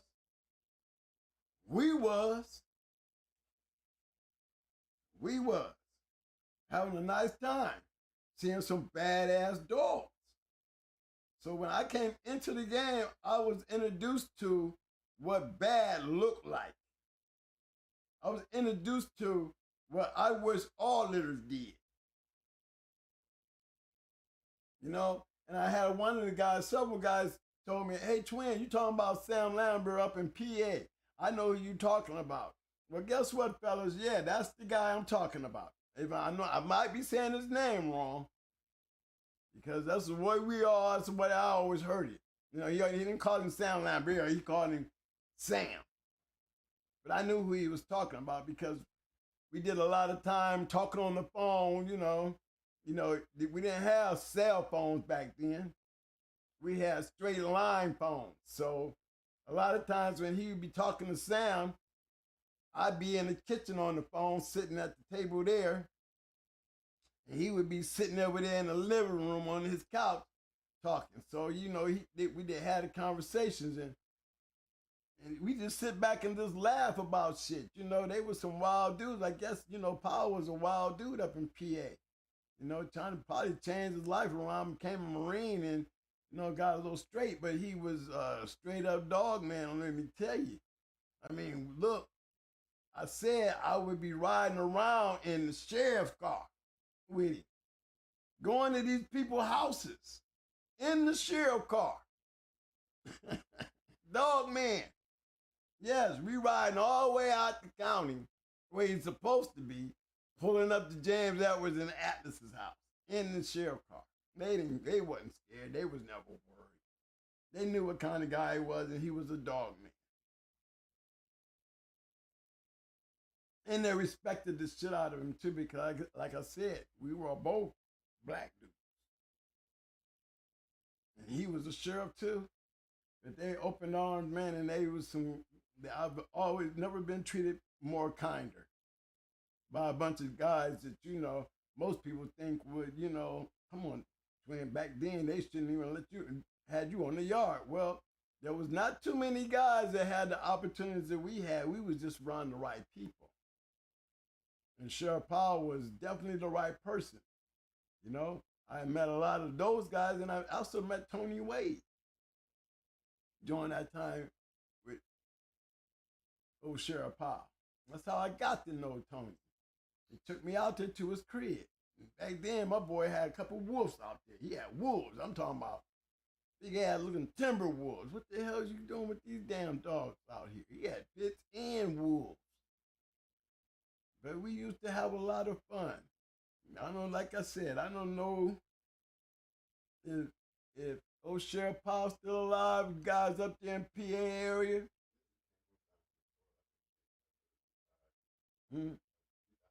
Yeah, I think, we did hear something just before we moved to Florida. And that was in 97. I think we did get information that he had died.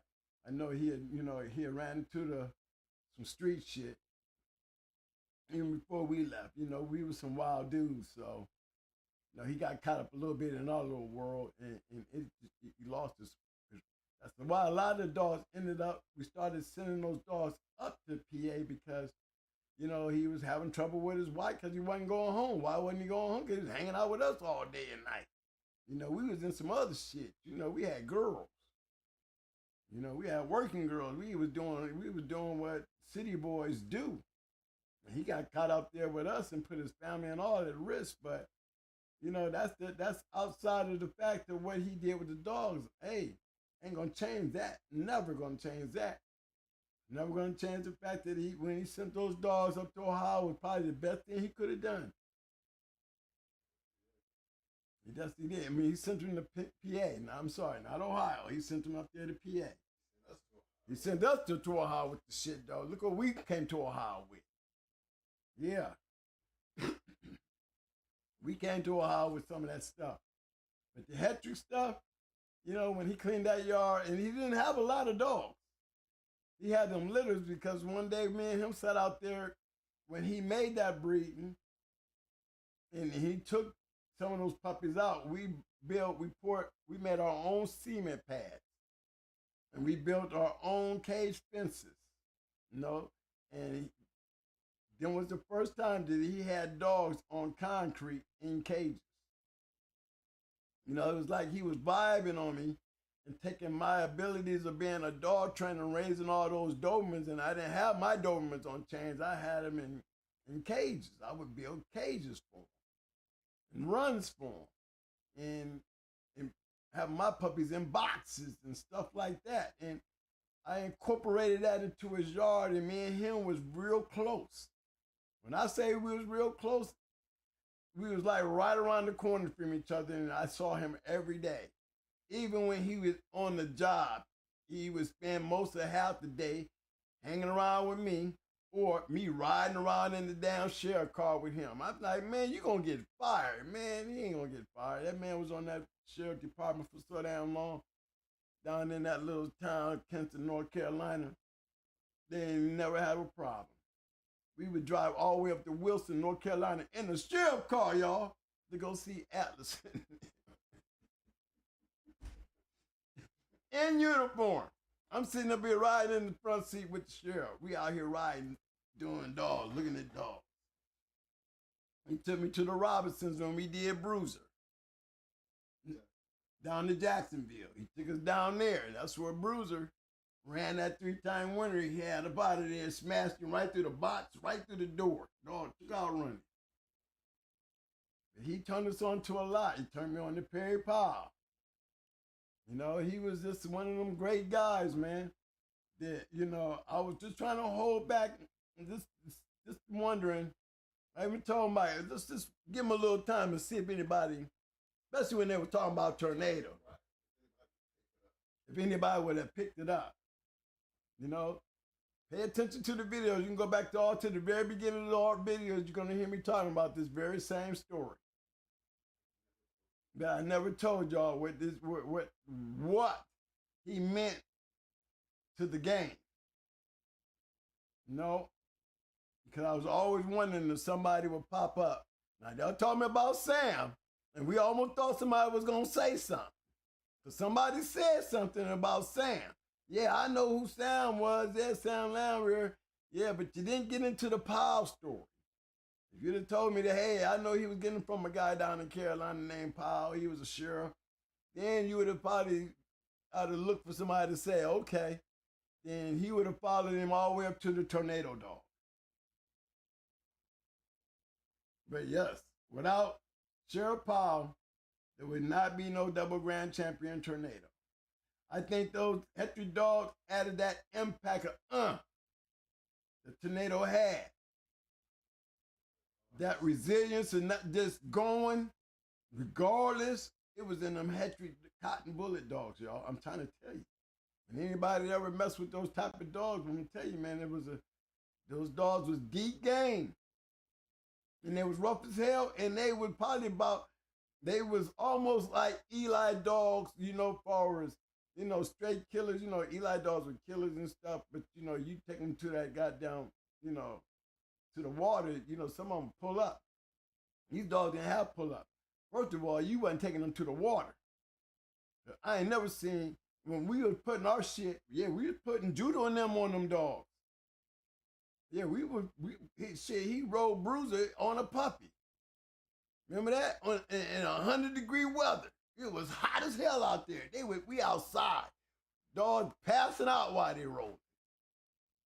I mean, just flopping out. All he's doing is grabbing some water and a couple things, a bag of ice from the goddamn gas station. Remember, that was Powell, though. Man, he was rough on the dogs. And he kept them scarred up too. He was always putting them on somebody. And they didn't even mess with him. They hated seeing him coming. You know, we load up a dog on Saturday, man, and many times we rolled back home with nothing happening because nobody wanted to mess with Powell. You know, I don't think they like seeing their shit get beat up. That's what it was. Because he showed us what rough looked like. That's why, you know, going hard. If you want to know where we got the going hard shit from, we was Marines, and we seen some shit, and we was going hard with it, and that's where going hard came from. That's where it come from. That expectation of what I saw out of the dogs that he was using and what he was doing with the dogs that he had and what he was giving me. I knew what rough looked like. I knew what high level looked like. That's all I've ever had. It's all I ever had. So I'm probably one of the most luckiest guys that was probably blessed by the sports gods in this. Like I was destined to be able to come in and sit there and share this with somebody one day when it would have never crossed my mind. Remember, all this stuff could have went to the grave with me. This could have been a story that never been told. The guys would probably get off the show and go all the way back down there and say, well, damn. Tornado? Tornado twin? Yeah, tornado, y'all. A big part of it. Was there when these breeds was made, was there when he was raising those puppies, there was my pens and his pens that we put them long days building. The whole story. My beginning story started with Sheriff Powell, y'all. R.I.P. to the sheriff. R.I.P. to the sheriff. But that's just one of those things, man, where I say that's where history play a part. We can talk about everything on this pedigree of tornadoes. Now y'all can finally talk about that bottom side. Anybody might have thought wasn't shit. Look at it again.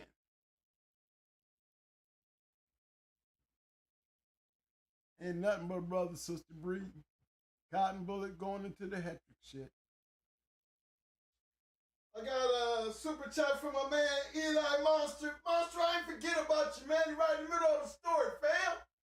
But look, he said Molly B against Bolero.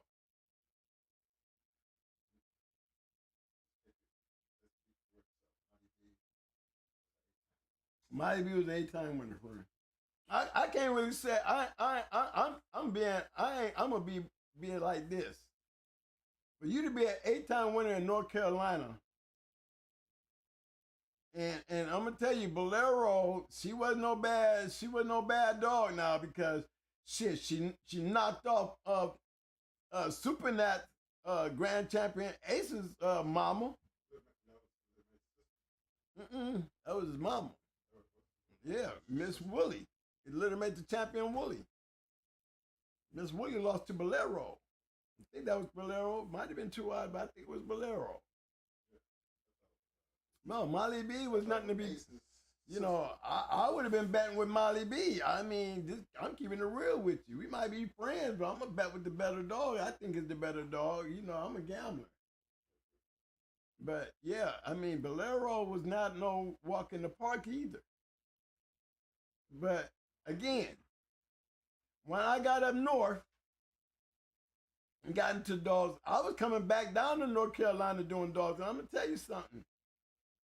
For you to take a dog out of the South and go up north and win, you're going to be that dog. If he can survive the North, he's going to be famous. That's like Queen. Came out of Florida, went up north, and became historical. You know what I mean?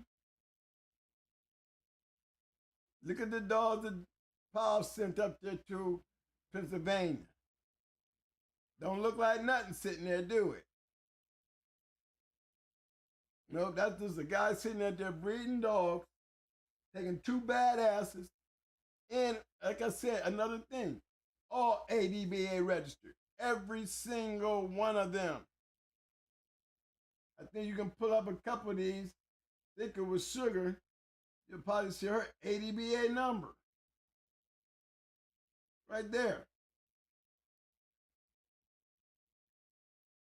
Frank Bunce's sugar, that's her. There goes ADBA number right there. That's why all my dogs always had ADBA papers.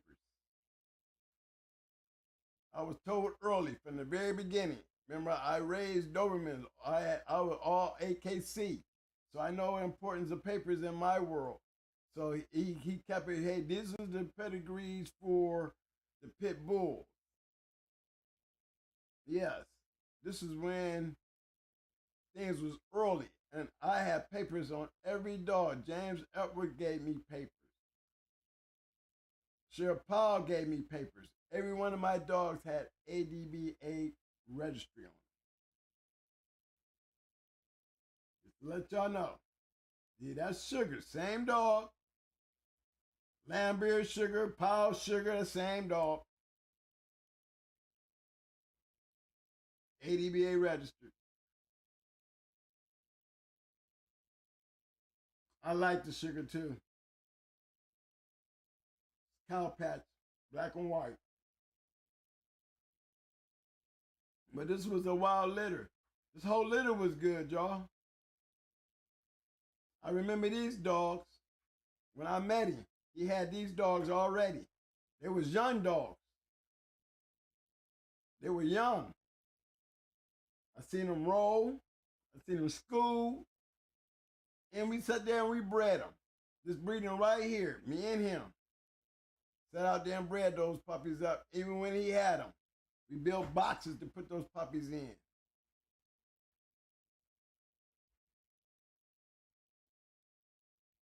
Just wanted to bring y'all into some new shit. You know, I had to hit y'all with that one today because I wanted to catch that since we was in this tornado thing. You know, we've been talking so much about tornado. And, you know, I felt like I wanted to go back, you know, because I gave, you know, my boy James Pope so much love for teaching me the paper game. And not only did he teach me the paper game, remember he had Shirley. And I told you he was hard on dog, man. He would take Shirley all the way upstairs to the attic. You know, up north we had all the way up to the attic. And scratch Shirley from the attic. Shirley went around all the way down the attic steps, upstairs steps, through the house, and down the basement to go get one. Used to make a joke about it.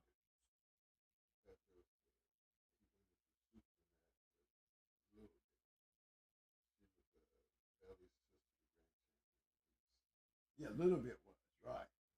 Yeah, and he beat Miss Woolley, Champion Woolley, Little May's sister. She was a 2-time winner. Yeah, he beat Little Bit. Yeah, he beat Ace's sister and he beat Ace's mama. Mm-hmm. That's hilarious. Right. Yeah.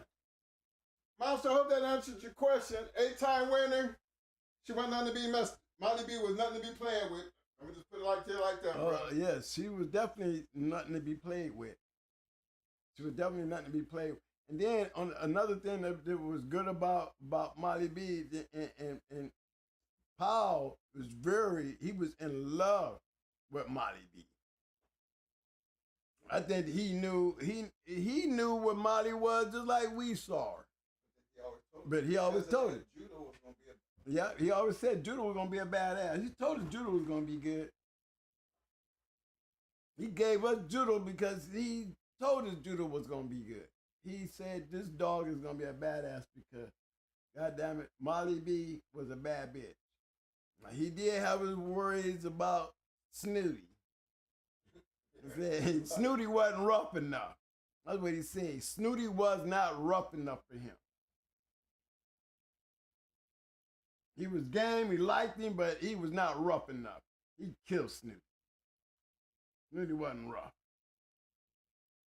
So he really, that's probably what he kept Levi though. He kept Levi. Now Levi wasn't no joke. Levi was a good dog too now. But he was not really impressed with Snooty. And Tony Wade was pretty good. And I'm pretty sure he would probably say the same thing about old Sheriff Powell too. He probably sent a lot of blessings and love out to Sheriff Powell because Tony Wade had Rennie on the yard when I met him, and he had Tate. And Tate hadn't even begun a career yet. These were just young dogs. And I saw Rennie #1. I used to have pictures, probably the same pictures some people have of Rennie out there. We took those pictures. That picture of Rennie right before #2. It was the day before her going down for #2. Wade's Rennie. I'd like to give a shout out to my man Jimmy for the super sticker. Appreciate the love, Jimmy.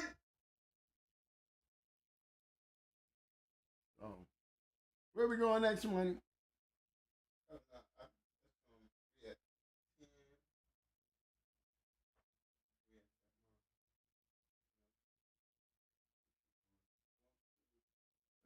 I'm making sure.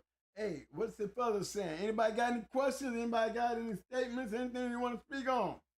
Well, let's see over here. Was you guys shocked on that? I just want to know.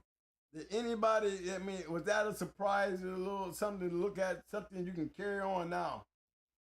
Because now you can say, I even know the guy, the twins knew this dude. The twins was there when these breedings was made. Was helping him with those breedings. Know the dogs personally, y'all. I used to see this man every day. They used to talk about tornadoes, but nobody, it never done. You know how long we've been trying to hold that back? It's been a while. From our first show, y'all. from our first show when we was talking about Sheriff Powell, it was like everybody was more infatuated with the fact that, you know, we was with Atlas Brewer and James Edwards, and we had the Molly Bees and the Smellers and the Snooties up close. You know, when I was trying to talk about Powell, y'all didn't really. Right, I was talking about B.A.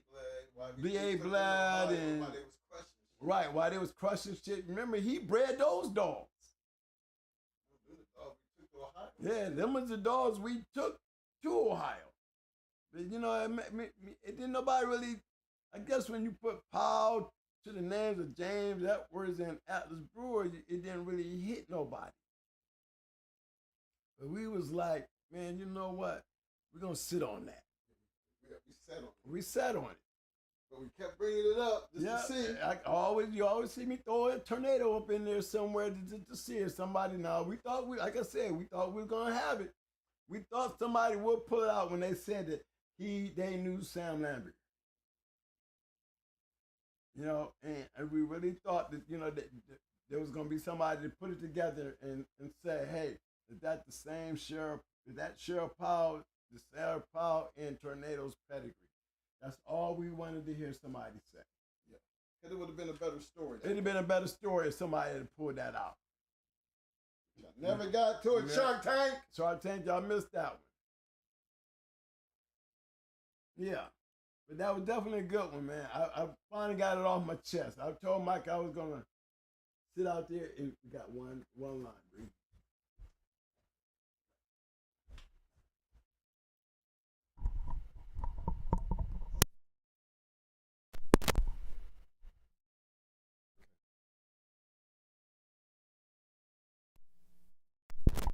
Hey, hey. You like the people at the soccer game?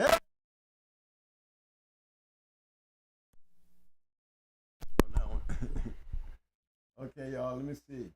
I gotta let it wind itself in. All right.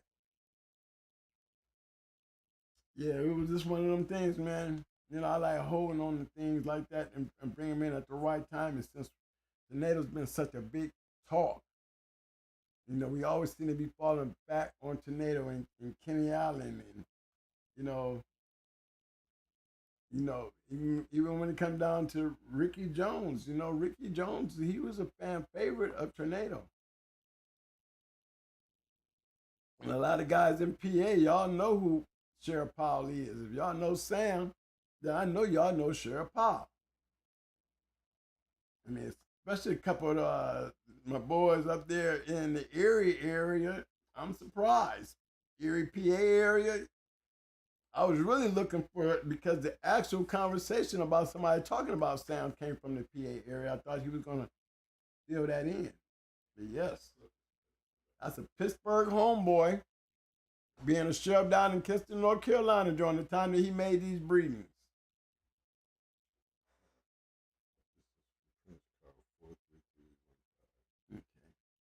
Hold on, guys. Let me put. We got requests coming in. What's the number again?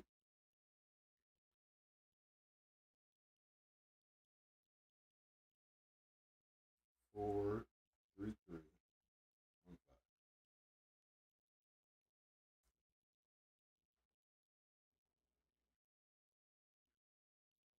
5. We got a super chat from my man Prentice Carr. Thanks for the 10-piece, fam.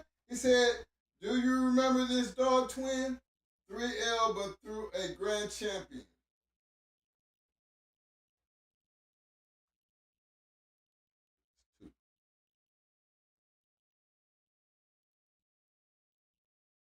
No, it's 4. Okay, I knew that's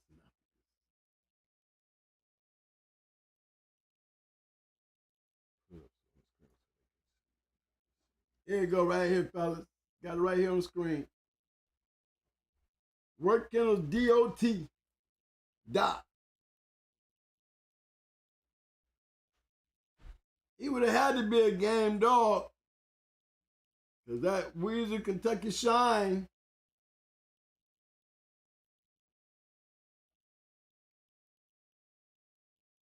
That's Jeep shit.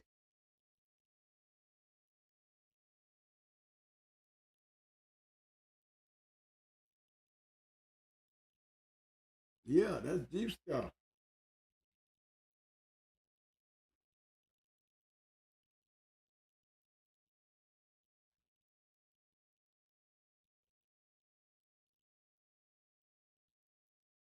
Yeah, y'all see that?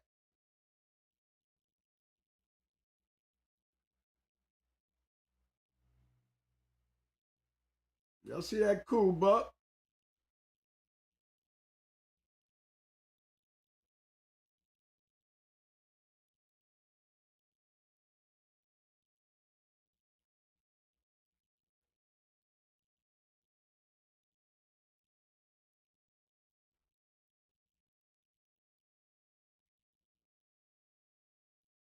There's Jesse. That's a good breeding there. That was a good litter. Again, ADBA.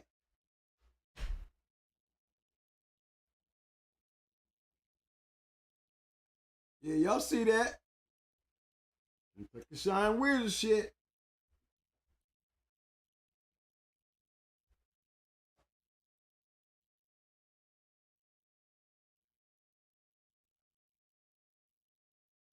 Satan dog.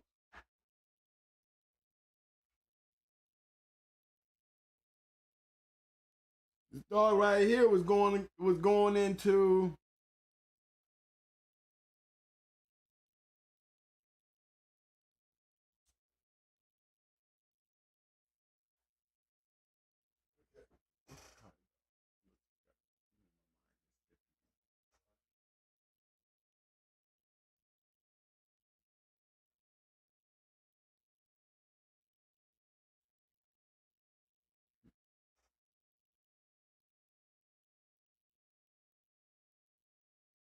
damn y'all. I'm trying to remember my boy's dog. Man, what was his name? Probably gonna be so mad at me. My mind and did a fart. Y'all help me out, guys. Y'all already know who I'm talking about. What was Picard's champion's name? Damn, I know it started with an R. It's just I got a mind fart. You know, I'm mad that I can't post it up right off the back. I can say it any other day, but right now, I'm mad about it. Damn. Chat room, help me out here, guys. Help me out. What was Picard's champion's name? Was he a grand champion? No, he was a 4-time winner, though. Yeah, he was going for his grand championship. But actually, these two dogs were going for their grand championship together. Mike check. Oh, we missed one. Damn, man, I cannot believe I cannot tell you who that dog. Mike check. Hey, fellas, help us out here. What was Bakari's full-time winners champion's name? And I know it. I just cannot remember it right now. You know how you got a brain fart and things just go wrong? Tyrone. Appreciate that. Thank you, guys. Thanks, Thank Carlos. you. Appreciate that. Tyrone. Champion Tyrone was set. This is who he was going into. This is who he was hooked into at the time of his death. They was hooked. This is who he's been going into. I'd like to give a special shout out to my man Tony Montana for the 10-piece. He said, "Twin, get it yourself a PayPal account. YT take 40 or 60% of your money." Hey man, look, I'm new to this thing right here. We got a cash shop over there. We always tell people, you can always do the cash app. This is just one of them things. YouTube thing is like they got the super chat. Remember, you guys are the ones that turned me on to the super chat. And now I'm using it. So we're going to get better with this thing. We haven't really decided on the subscription thing because, again, that's why we do a lot of the polling, because we want to know the status of the game. When you start doing things on a private basis. You want to be able to offer something that you can't offer like we do over here. So y'all just understand as we move along, going into our second year, there's going to be a lot of things we're going to do different. We're going to do a little bit of merchandise, and we're going to get our book of records. But I don't think we're going to be like doing that like this way. You know, we're going to have subscriptions. We're going to do it in a more of a controlled way to where we can even be more open and share other things that we just don't generally share when we live. So appreciate all the love and everything that you guys are putting out there with all the great ideas, because don't think that we're not going to try it. So again, right now, we just basically getting that monkey off our chest, you know what I'm saying? By just giving what we got and trying to enjoy it. And again, anything that you donate is always going to go back to the channel either way. And so if we find a better way of trying to keep more at, in-house, we would do it that way. But then I kind of like the super chat. Don't think I'll be forgetting you guys. I see the chats going on, but I'm also trying to be able to do it when I stop the show. I want to be able to get everybody in at the same time. So again, thanks for my boys out there with the super chats. Appreciate the love. Y'all got the chat, the cash out right there at the bottom of the page, guys. It's always streaming across that bottom. Everything that we get in, we put towards the dogs. You'll be surprised on what we've been able to get. You know, like the equipment. Y'all gonna see live equipment. You're gonna see some of that equipment from Video One. Video One headed to 10,000. Hopefully it'll hit 10,000 by the time, the 2-year mark. Our opening video 10 months ago, it's at 9,000 plus. So it was my first video. And there's a lot of information in there. That was my introduction to you guys. It's probably a funny video. I liked the second one better because I got a chance to get in there and break things down. But, just to know, guys, you see the dogs that I've been around. Like I said, the sports gods bless some people, and I honestly believe that I was blessed to be able to come at this point in my life right now, to be able to sit down in the way it came together for me to be able to sit down with all the stuff that I've done in the dog game. Guys, y'all have just woken up me to give out what I really never thought was much of nothing. Once I start pouring it out, you guys, you're going to see a lot of stuff. You're going to see us when we had the Going Hard, the Yard. Yes, we had a little thing out there where we was putting out our little input into the game based on what we learned even back then as we were growing. We telling y'all our story back then, when these dogs was doing their thing. These dogs, BJ, Charlie, and we was on bandwagons. We gonna go where the winners go.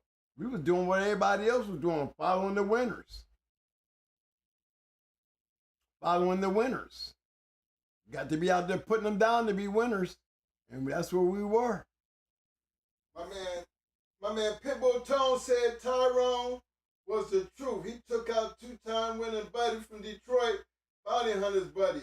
And Buddy was a bad dog. Yeah, he said Buddy was a bad dog. And Tyrone took him out, made it look easy. Well, look, he would have probably been able to do that with Charlie too. But he would have had a problem with Charlie. And only reason I say that, and I'm going to tell you the truth, I think Tyrone might have got Charlie. Because Tyrone wasn't no joke. But my question would have been, you know what made Charlie so good? And if you see, let me go back in there and show y'all again. There's one Little May brother. There's a Little May sister who lost to a champion. There's one Little May brother right here. There's a Little May sister right there who lost to a champion. Yes, she lost to a champion. Then you got Fred right there.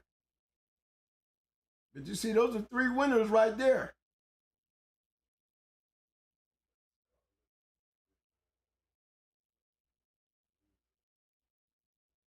Matter of fact, Shy Girl was a 2-time winner. This is the one.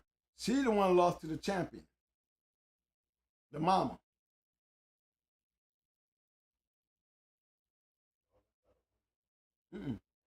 These were bred off of when these were puppies when they bought Jesse off the yard.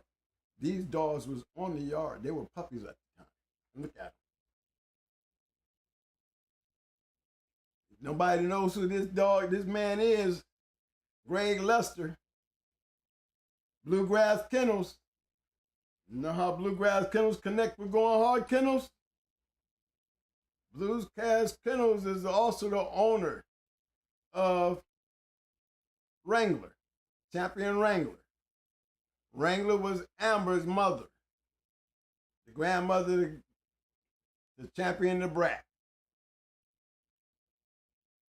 Bluegrass Kennels, Champion Wrangler. Greg Lester is Bluegrass Kennels.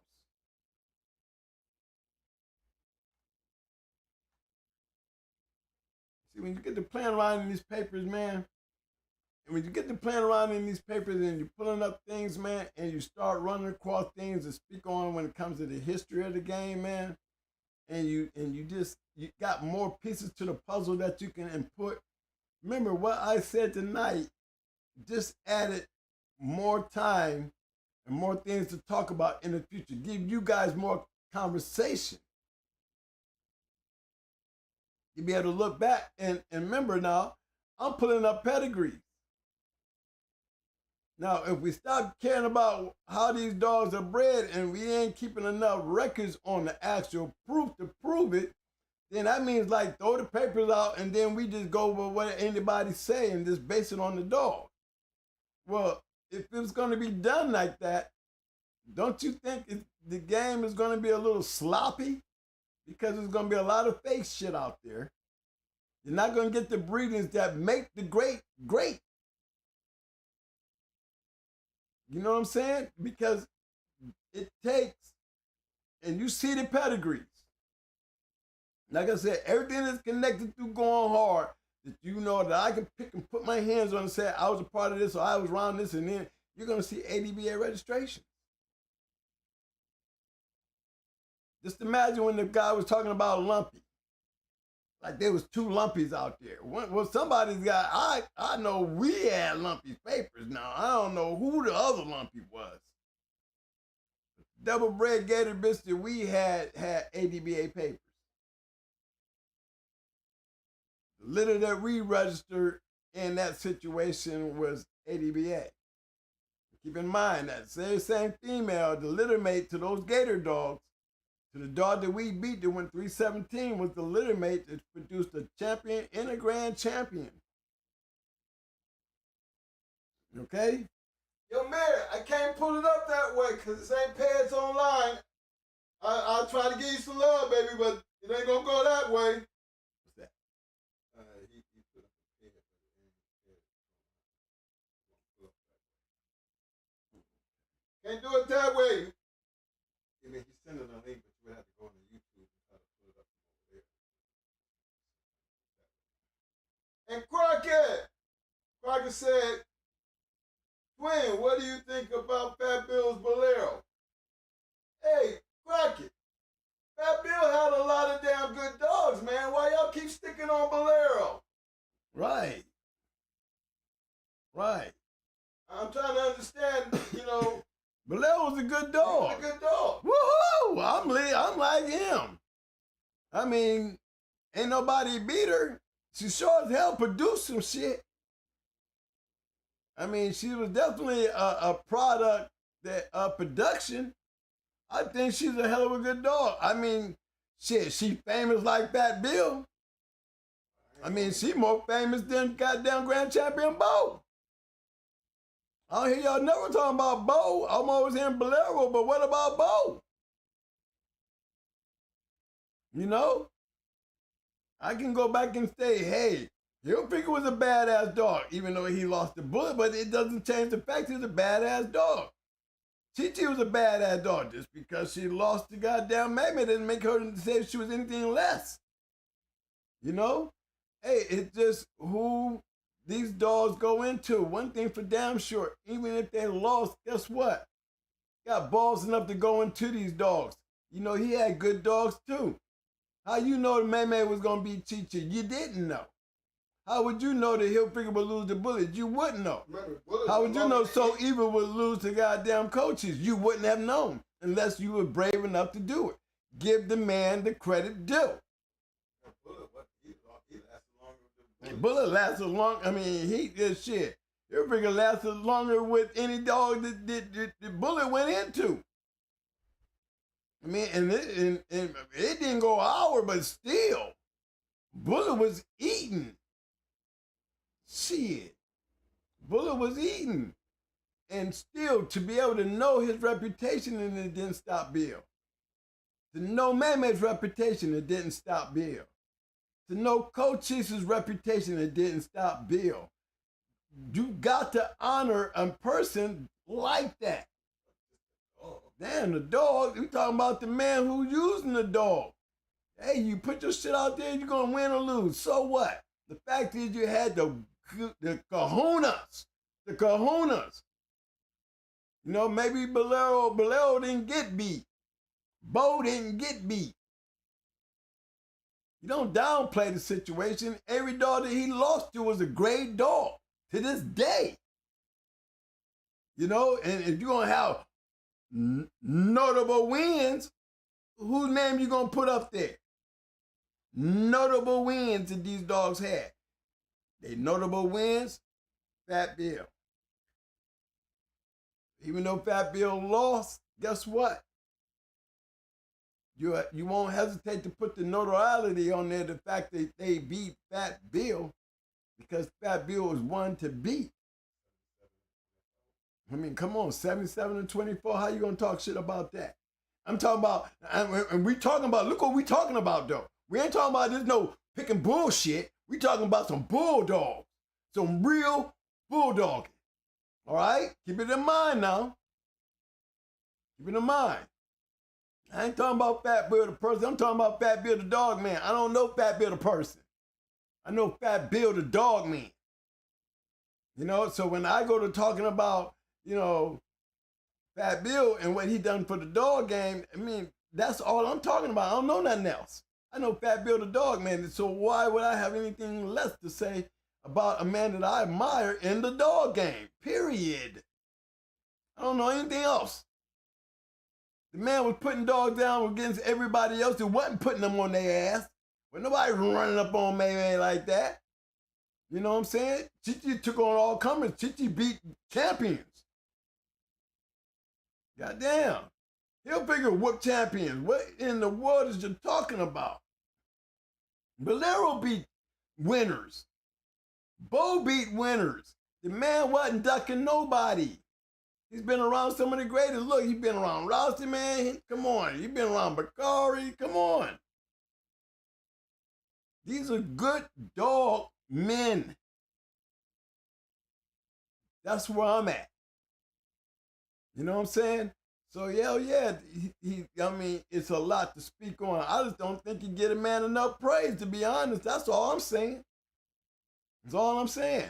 A man that don't hold back, hey, he took a shot for the game. Because he brought a lot of shit to the game. That book was shit. He jumped right in and got hand and feet right there with the journal. Very popular book. I mean, he's got remnants of his books. Guys, you won't even respect it until you read it. I mean, you get a chance to know Fat Bill the dog man.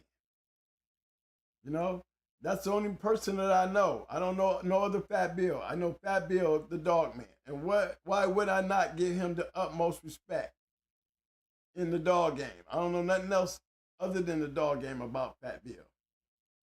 So I'm still shouting out. You know, I hear things, but that ain't got nothing to do with the dog game. I mean, come on, guys. We're trying to preserve history. I'm not here to spit and shit on nobody.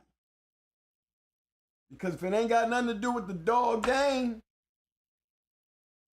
everybody can't win, and you're not going to win all the time. Right? I mean, that's part of the game. I mean, that's something you got to be willing to do. Like Big Bro said, roster man. If you can't lose the way you win, then this is not the game you need to be in. Shout out to my man Mary Skull for the 5-piece. I'm sorry, man, I couldn't get that pad on, man. But if it was on pads online, I'll be glad to pull it up for you, fam. You know that. There's no way you can get it on Pez Online. What was the dog's name? He got a name to it? Maybe I'll check. I'll check up there. He got. Unless you want to go into your YouTube and go into the chat and put it up in there, you can see it. Okay, let me see here, y'all. I'll do that for y'all.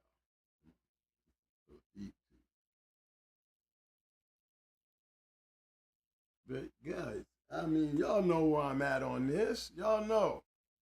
I've always been nothing but dogs until you step out of dogs, and even then I stay in the guidelines of the dogs. I mean, if a dog man want to stand up there and talk dog with me, I can stand there and talk dog all day. You step out of the dog and start going into shit that you know, like personal shit, I can't help you because I don't, and nothing I can argue back and forth about because I don't know nothing. You might have your story, but I don't have no story. The only story I can tell you is what I know. Shout out to my brother in the house, my man Pit Dog. What's up, fam? Pit Dog, what's up, baby? Yeah, I'm running around in here tonight. And this is Talk Shit Tuesday. You know, like personal stuff, I can't help you because I don't, nothing I can argue back. Hold on, y'all. I'm going to YouTube to find y'all. I have to go and look it up here. Let me see if I can shut it down. It's funny to hear myself talk. Yeah, that was funny. Okay, live chat. Where's the live chat at? What do you think? That's the chat right there. Yeah, I'm gonna chat in the chat. Where's the live chat? Where's the chat? Should be over here, bro. It should. Look. We ain't got no chat over here. I gotta close this thing here over here.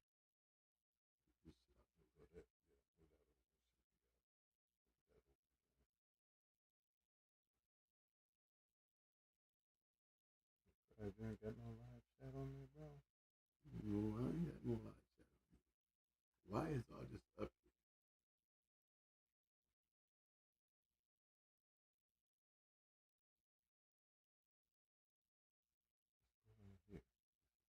Yeah, that's weird. Little screen. Okay. No, we should go to live chat so we can shit.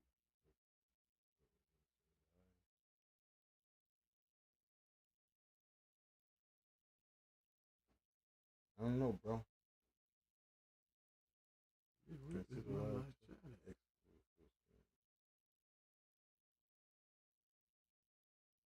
No. That's a good one.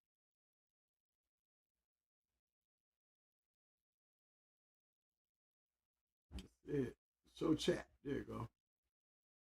I got it. I got the. Okay. Where's my chat at? There it is. I'm still picking tornado. I'm picking. I'm going tornado. That's my 10% tornado. This shit just got some votes. 198 votes. Y'all voting tonight, fellas. Way to go. Okay. Is that it right there? Yeah, Champion Huckleberry. Yeah, that's another one, Fat Bill. Sweet P&M. Yeah.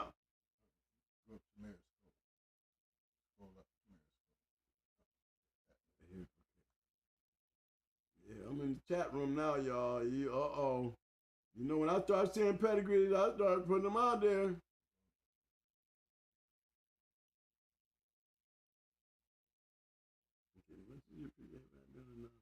You love Fat Bill.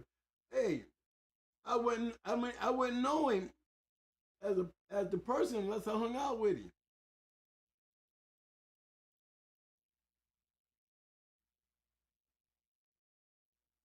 I mean, that goes for a lot of you guys. I don't know you guys personally. I can only speak on what I know of you as far as the dog game right here.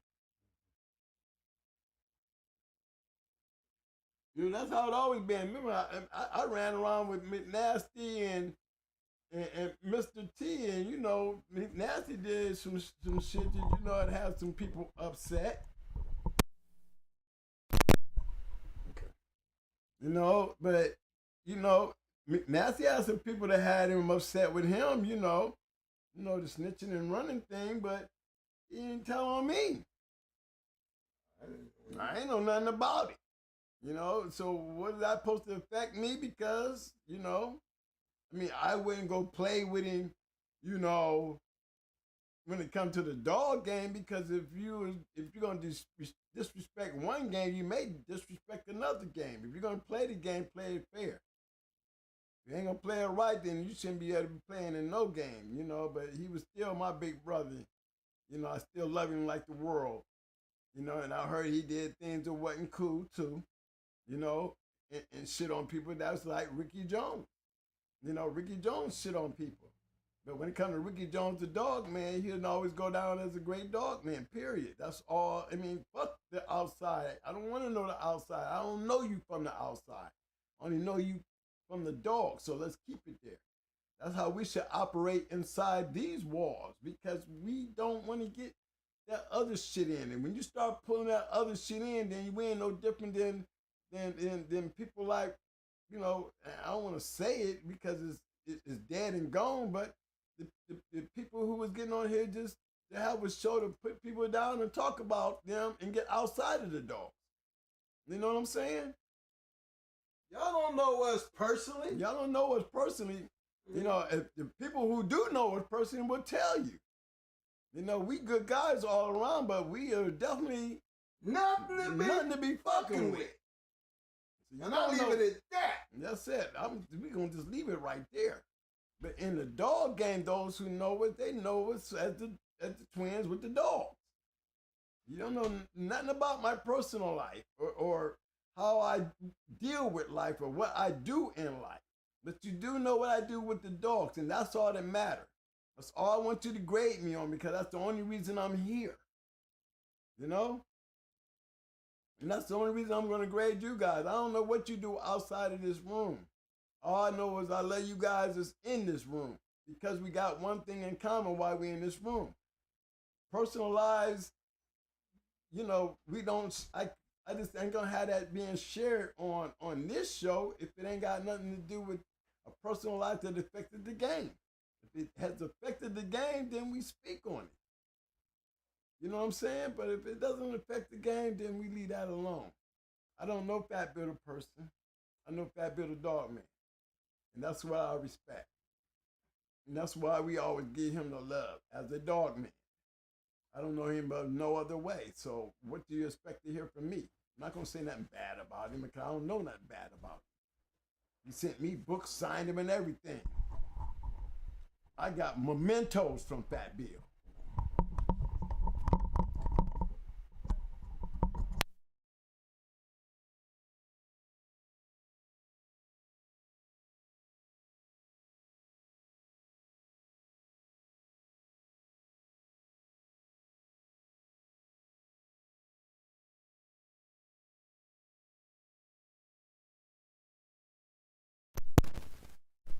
Mic check one. Hell yeah. Yes, sir. That's a good one there, man. Yeah, okay. Back. Yeah, when it comes to Fat Bill, I don't know anything about Fat Bill other than Fat Bill the Money, the dog man, and that's what I ride on. I ain't never known anything other than Fat Bill the dog man. He is a great dog man to me. He is still a fan of mine. I'm a fan of him, that's for damn sure. You know what I'm saying? And that goes for a lot of other guys, I don't ride on that. And I don't want you guys to be riding on that. Yeah, it makes good conversation to sit there and go ragging on somebody's personal life or what they may have done to somebody else and all that. But they ain't do it to me, so what can I say? But I'm 100 on top, and that goes for y'all too. Shit. Then that makes y'all no different than the crappy ass damn Podcasters be getting up in here starting shit. You know, it have nothing to do with the dogs. You know what I'm saying? Spreading rumors or making rumors and having comments that has nothing to do with the dogs. You know, we don't want to start that here. That's what the Shark Tank is for. The Shark Tank is swarming with a bunch of damn sharks because we're not going to turn our room into that shit. You see what I'm saying? We don't want to get into that. And y'all shouldn't want to get into that. Shout out to my man Ethan Brown, 45 piece with the super sticker. Appreciate the love, fam. Okay, y'all, I'm going to pull this pedigree up here, man. My man, I didn't... Mexico. Huh? Mexico, I got you, baby. We're gonna go in here and try to figure it out. I see a whole lot of web stuff.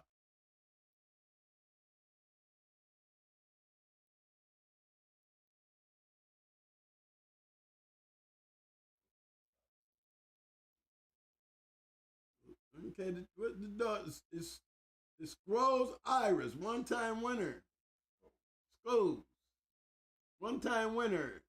2 hours and 24 minutes.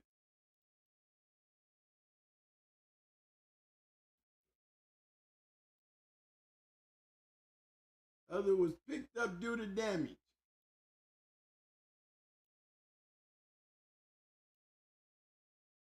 Okay. You got one. The daddy was off the chain. 20. The mama, she was a two-time winner, 43 and 27. She won 4 times off the chain, is what it looked like it's saying. One was 2 hours and 40 minutes. No, 2 hours at 40 pounds, okay? I see a lot of winners in this stuff. Let's see, they was line breeding on the daddy.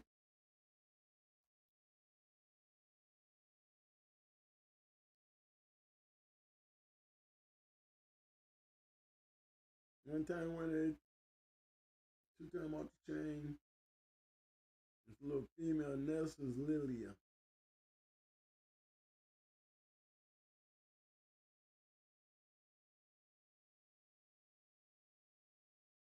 Yeah, y'all see the pedigree. I know that's a whole lot of web there.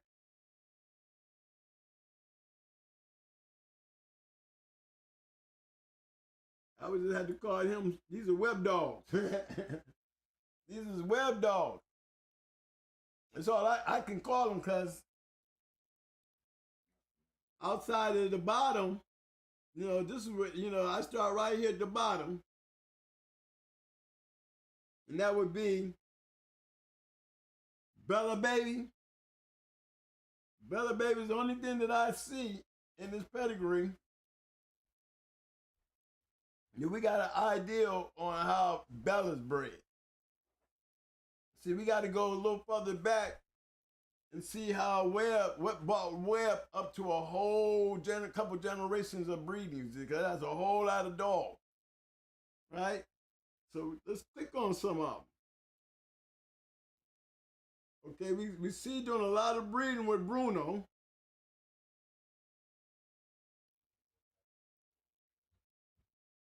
We can't just pick on these. I don't think we can. Right, let me see if I have them when I click on Bruno. Okay, there's Webb Bruno.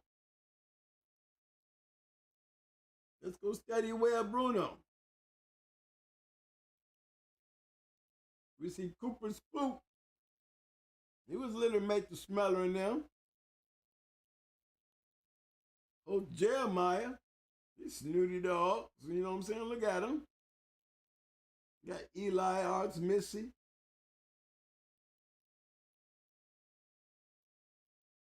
You got Wooten Snake. You know, that's what they claim. You know, they say Snooty, that was Snooty's litter mate.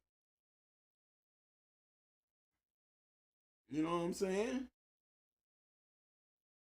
That Skitter bitch. Seems like a nice one.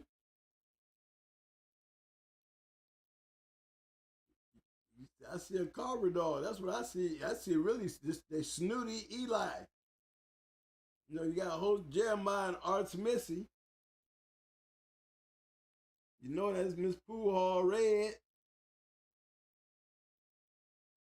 She coming off a Boomerang. And then you got Arts Missy, which is coming off of Snooty. I mean, this is a snooty bred dog, old Bruno. What we call this? We would call this a what? Basically, Arts Missy Boomerang cross. They the same brother and sister. So what we would call it maybe an Eli. I wouldn't even call it a snooty cross. It would be an Eli Boomerang. Arts Missy. Arts Missy and Boomerang littermates. And you see a whole lot of Arts Missy and Boomerang. You see the Carver's Eli stuff right there. Bruno is really a snooty Boomerang dog with the Eli cross coming through host Jeremiah. I mean, he's bred good.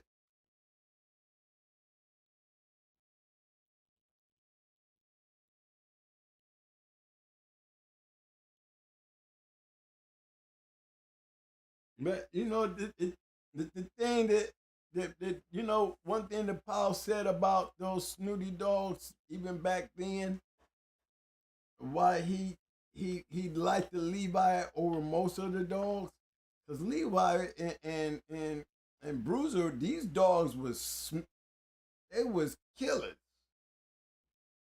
You know, he didn't think that the snooty dogs cared enough Paul. He didn't think, you know, that they could stand up to that onslaught of real aggressive, fast lane dogs like he had. You know, he always said that them dogs can't stand up to these dogs. That's what he always said that. But I'm gonna tell you, when we put him down, man, you would have to be a hell of a bulldog to handle it. Look, I told you we went down to the Robinson's yard with Powell and we went into a dog, man, and they thought that dog was the world. We came in there with one of them dogs, or what we called a bulldog, and we went in there and smashed that motherfucker. I mean, with the quickness, and he's supposed to be a good dog, a 3-time winner. We go in there with Bruiser, coming off a Smeller, son of Smeller, and went in there and you know, the Robinsons, they had their own line too. I forgot what it was. I think it was a lot of Red Boy in their line. And you know, there definitely wasn't much gameness there. Not that day. But Sheriff Powell used to say that, you know, he liked the snooty dogs and they probably gonna be some good producers. You know, he liked the tape. You know, he liked the Red Boy cross because it was game. The snooty dogs are game. You can count on them being game. Smuller was game. Nobody was a 2-time winner, but he had brothers that was winners, you know? But he always said that they just ain't rough enough. Give it down, but game don't win matches if you getting killed.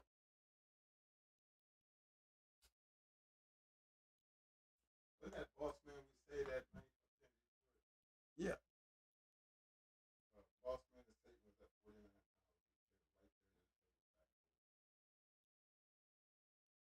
pounds. Yeah.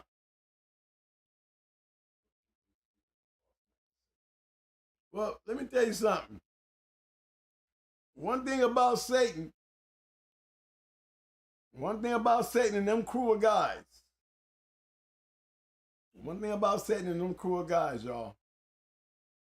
if they wanted to put Boss Man McNasty into BLB, which would have been Satan McNasty against Butch, and we've done a lot of shows together, that would have been a making. We probably would have needed an arena. No, I think there was a lot of guys out there that thought that they could probably win over Satan. And that's why Satan has a record that he has. You know what I'm saying? You gotta look at Satan's record. Satan whooped 5 great kennels. And them great kennels, I'm pretty sure they were smart enough to bring the right dogs, or they would have never matched into Satan.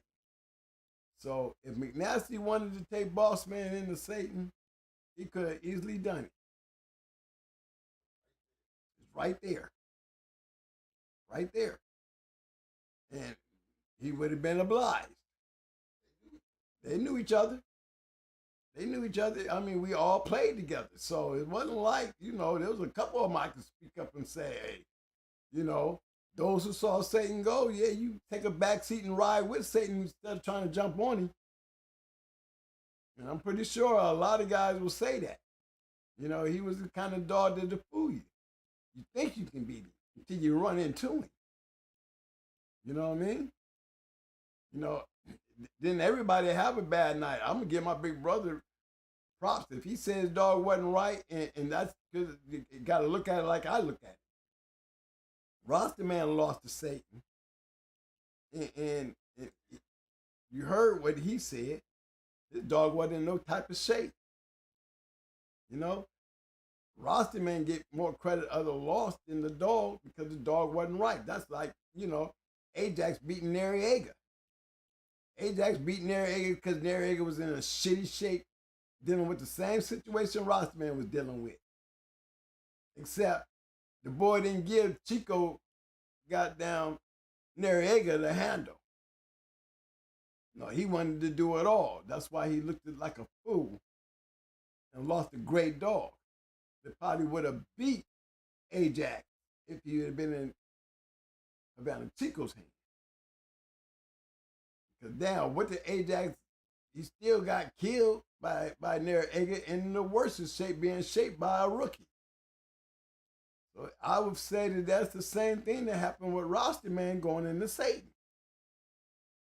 You can't go coming in here with no bullshit and thinking you're going to be the dog that you probably could be if you was shaped by Rasta Man, like you said, because he was a good dog. You know what I mean? But it's a loss. And he lost in the hands of a great dog man. So look, it's the same thing. I give him a pass on that. Okay? But I think it was more the fact that we beat Rasta Man than it was Himmler. You know what I mean? That's what that was. It's like we beat the Abrahams. You know what I mean? We beat top-notch Kennels with Satan. So, they was right there. They wanted to put him on shit. We was trying to get Lionhead at the time. We wanted Lionhead. I don't even think Bossman ever came up in a conversation because it was kept that quiet. If somebody would have raised their hand and said one word about Bossman, we'd have been takers. Ricky Jones ran into him. Kenny Allen ran into him. Okay? Who's to say who would have won? Only way you would have knew is you would have had to do them. You never know. You never know. If we were to tell you we're going to put Chi-Chi, a 7-time winner, on a 3-time winning May, matter of fact, she was a 2-time winner going into a 6-time or 7-time winner. Would you have been betting on May or Chi-Chi? Okay? It's the caliber of the dogs. That's all that was. That's just the way the game go.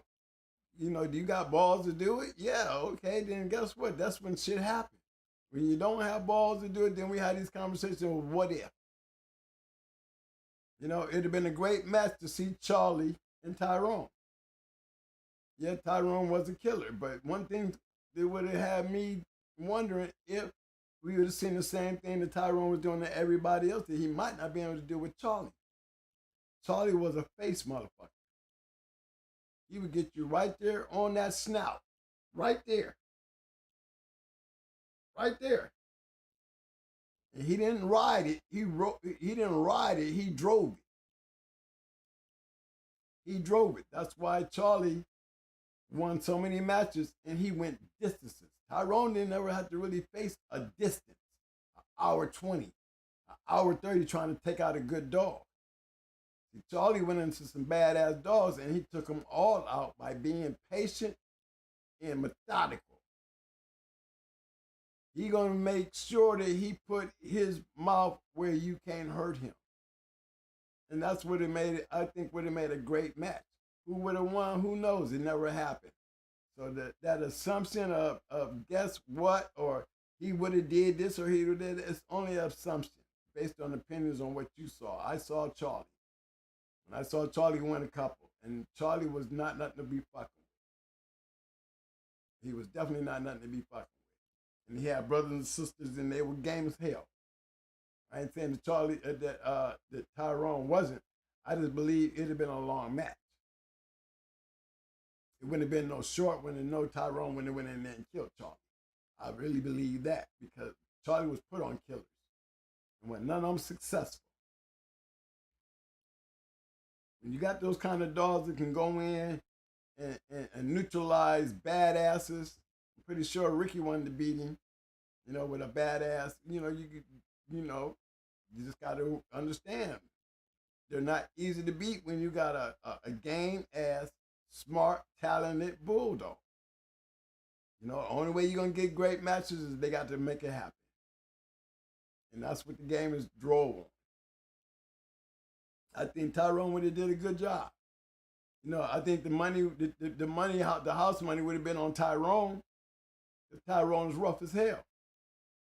But if you was coming, if it was me traveling, I'm traveling with Charlie. I'm all in with Charlie. We didn't give a damn what Tyrone was doing. But I didn't know Tyrone. I knew Charlie. We heard about him, but it didn't change shit because at the time, Charlie was hooked into Tyrone. You see what I'm saying? So it wasn't like we was, going out to the best. We gonna go whatever. That's how these great matches take place. Migraine lost to Robert T. Migraine was bad as hell. They met. You see what I'm saying? Great match. It went the distance. But Migraine lost.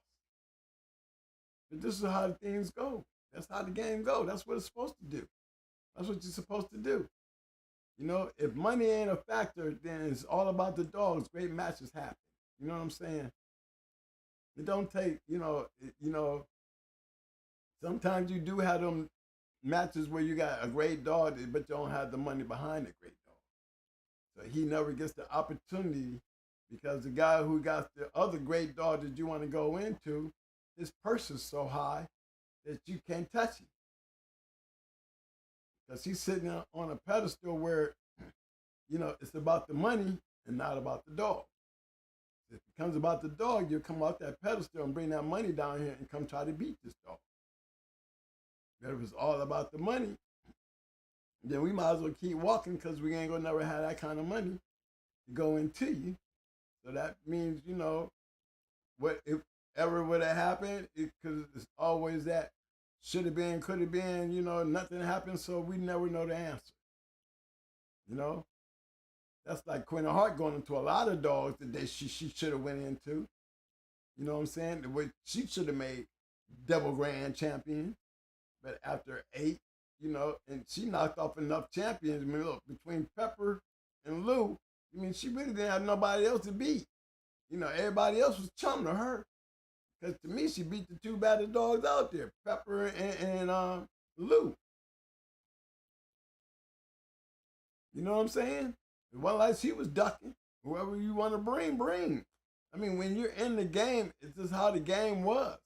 Some of the great matches, like I was telling y'all, Pandy and Pandy and 9 Millie, that would have been a great match.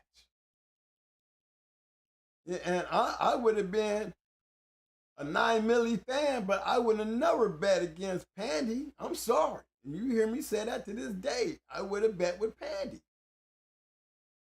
Now, unless 9 milli had a secret suitcase, you know, my analogy says that Pandy would have been too much for her. And I've seen both. So 9 milli wasn't nothing to play with. She was smart, she was bad as hell, and she was game as fuck. So it would have been it'd been for the ages, because the question would have been, can 9 milli neutralize Pandy? Did she have the skills to neutralize it? 9 milli had the skills to neutralize it. The point is, unless you had to put him down, that's the only way we'd have seen it for ourselves. The only way we'd got the answers that we were looking for. Could 9 milli beat Pandy? People got their opinions, but it never happened, so that's all there'll ever be, opinions. My opinion is I'd have been betting with Pandy, even though 9 milli was my dog. You know what I'm saying? I was very happy to see 9 milli win a grand championship. I was happy for Mike to have a grand champion with all the champions that he's created in his years. He never got that grand champion. Look at me. I never had a grand champion. But shit, at least they got grand champions, So, talking about the could have beens and should have beens and would have beens, it's cool for the game. It's nice talk, but nothing to get excited over, because we would never know the answers. We would never know the answers. We could sit here and argue a match, but it's only an argument of points of view.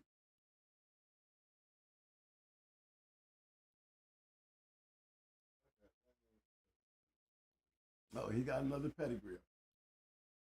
I seen a couple of them on in a lot of the chat. Which one?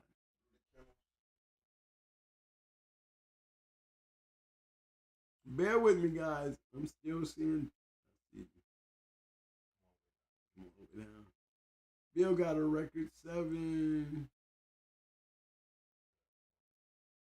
Yeah, but that is not a letter. Look, 7-7.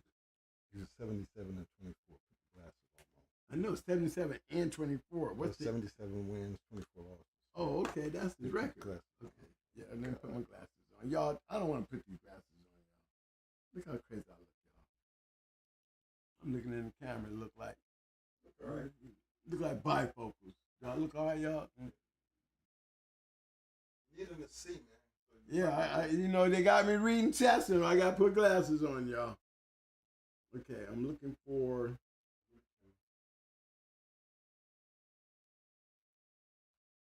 Rudy Kennels.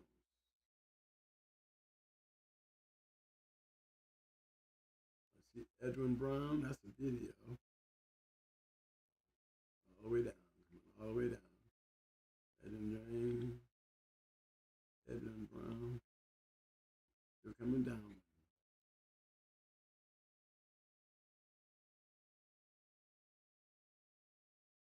Yeah, Rudy Kennels. Hold on. I just saw it. Keep it up. Yeah, I hear you, Edwin Brown. Thank you, man. All right, I found him. Rudy Kennels. Coming up. Grand champion, too, y'all. 5-time winner, best in show, and registered married.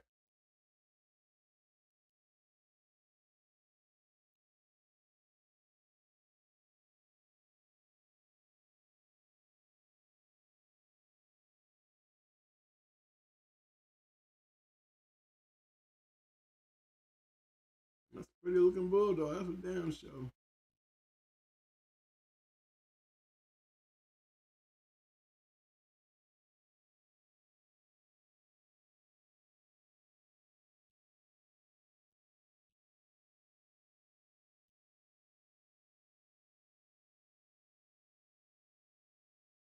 Here's the breed.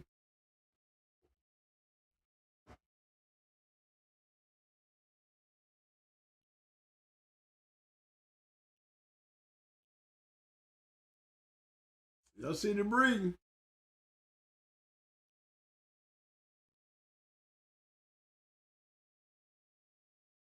Now, you can tell these is, some of these, definitely the top is European. Y'all see that? So we can't really say much about it, but it must have been good enough to make him a grand champion, and he produced some winners, y'all. When you look at the pedigrees, you say, well, okay, this is, would you call this scatterbred? Y'all want to dig in and see if it's scatterbred?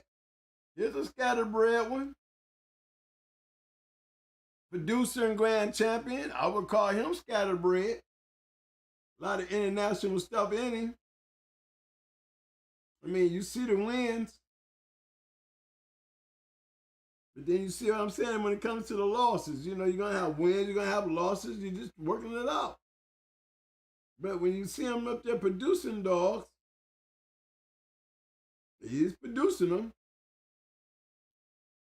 They gain when they do lose. They're not dominating, but they gain.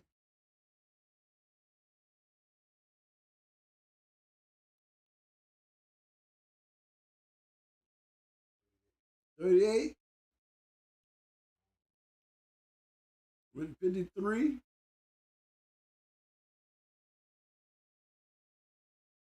$37, $34.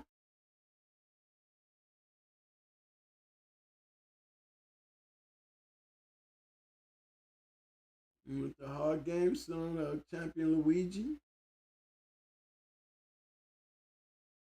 Won that one in 128. He down there went 2 hours at 41.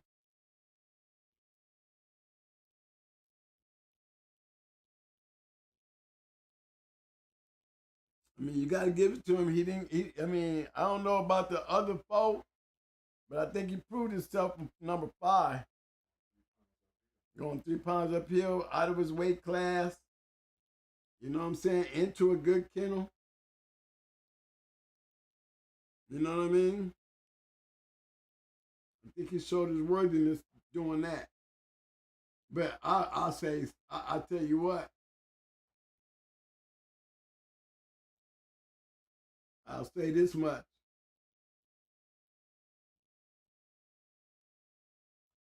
Tell me he ain't scatterbred. And to be able to produce good dogs, scatterbred. But the bottom is definitely scatterbred. It's not I mean, I got the double Mayday in there. Okay, that's true enough. That's the top half. It's a Mayday dog. You have to give it to Clyde. Clyde is a Mayday dog.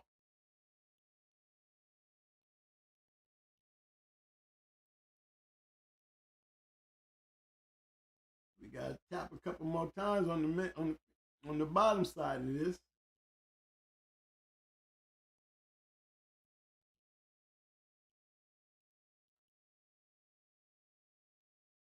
You know, old dog.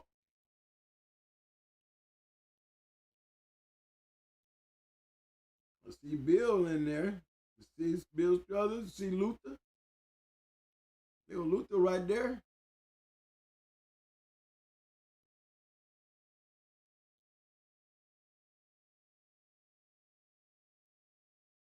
So you know that's a couple double bred Luther there. See, that's like Satan shit there. See it? You know, that's there. See, there's Luther there. Anyway, you see blue, you're gonna see Luther, right? There's blue there. There's Luther.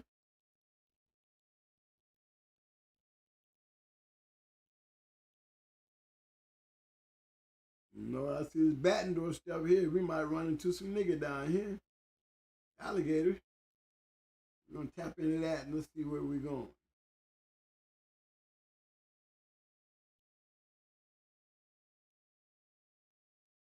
See Hank. What y'all see? There go Buster. And Champion Rambo. Lloyd's Gator. I mean, to me, wouldn't y'all call this scatterbred?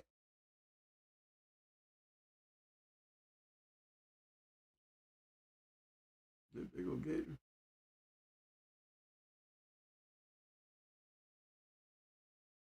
Wrecking Crew stuff.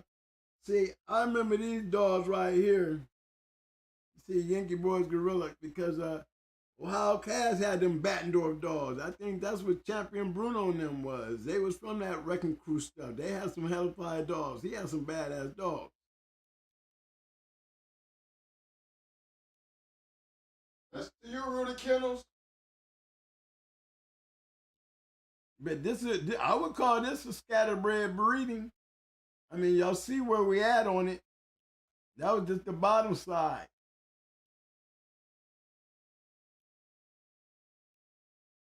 Look at old bulldog.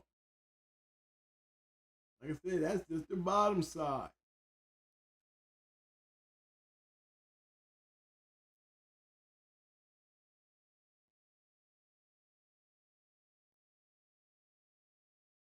I say scatter.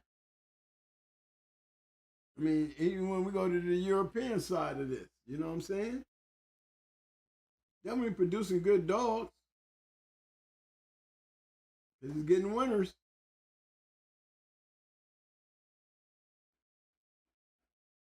See, these are European dogs, scatterbred. Not taking nothing away from them because it's all about the results anyway, right?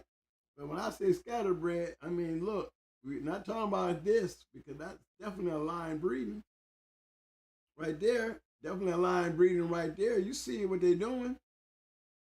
You know, I would say 3 in and 1 out right there. You see it? Right there, right there, right there. Okay? And then you take in you got the Mayday, the double Mayday, then you got the scatterbred shit. Now, if it was a 3 in, 1 out on the Mayday side,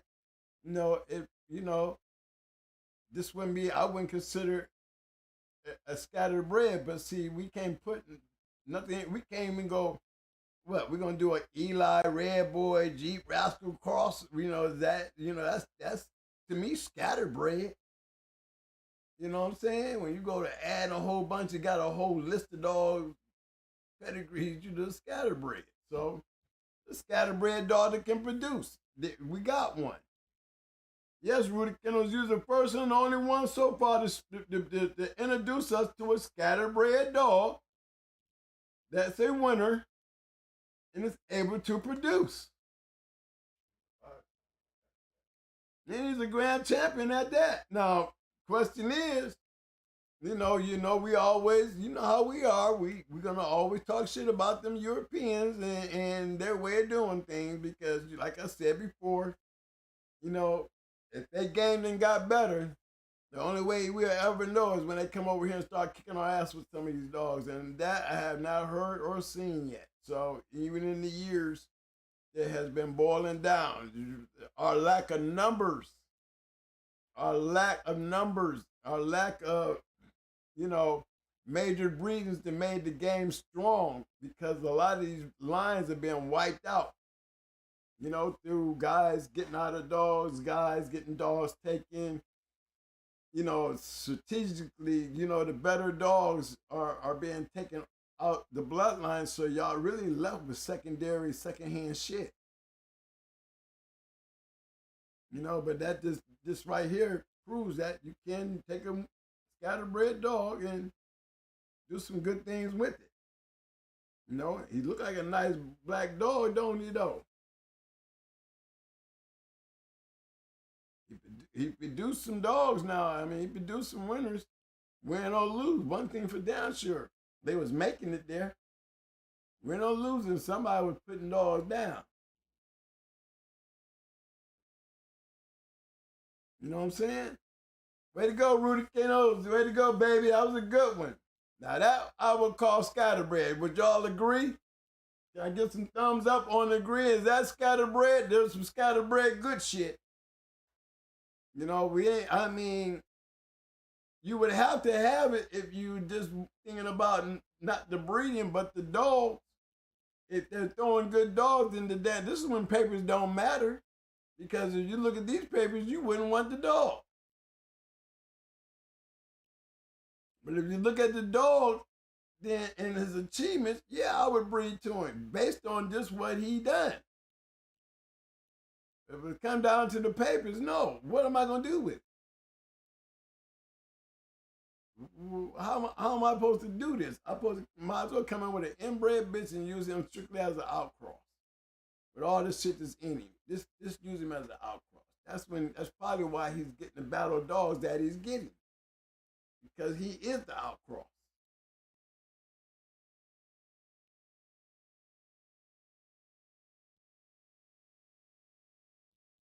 Here's his name again.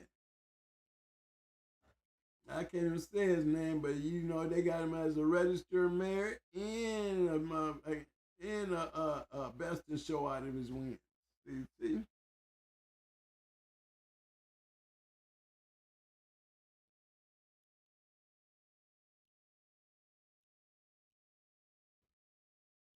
You know, I would have to say, hey,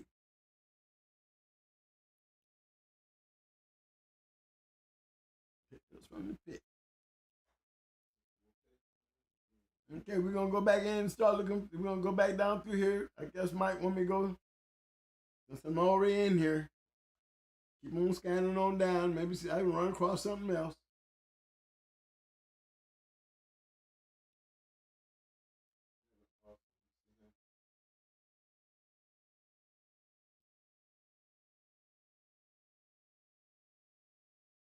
Agons.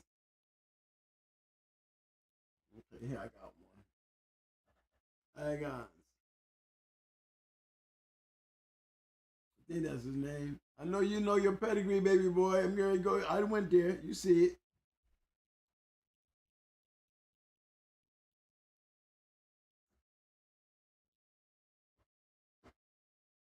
That's the name I hadn't seen in a long time. These guys right here.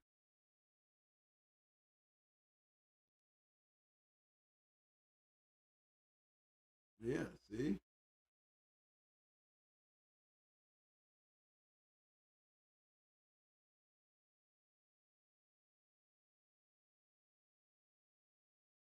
That's that old shit too.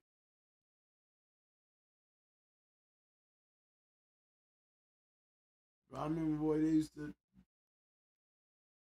advertise Elvis. I mean, they used to advertise this dog right here so much.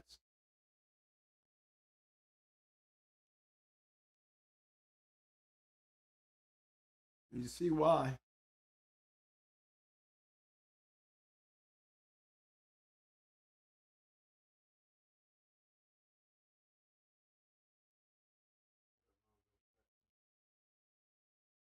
Mm.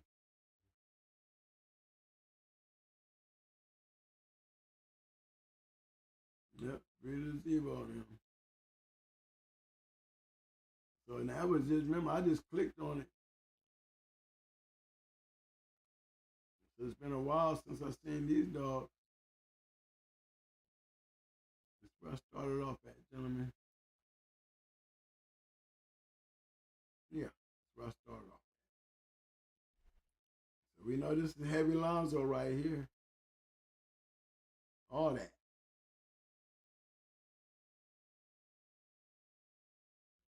Let's see if we get out of this top half.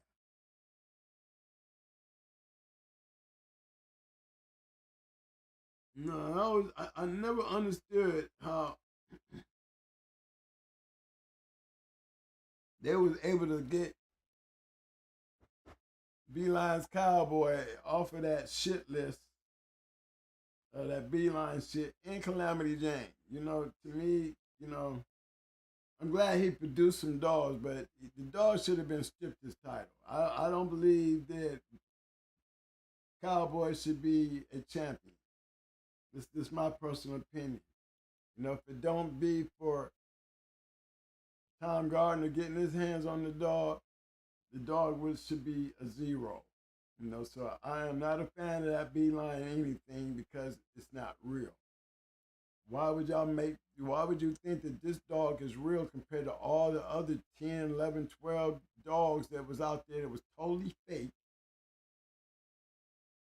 totally bogus, but give these 2 dogs passes, Calamity Jane and Cowboy, all because they was taken out of the shithole. Right, that's what it was. They got a pass because who had them? Who got them? Yeah, and so did Tom. Yeah, Wildside and Tom Garden, they did. Yes, they did.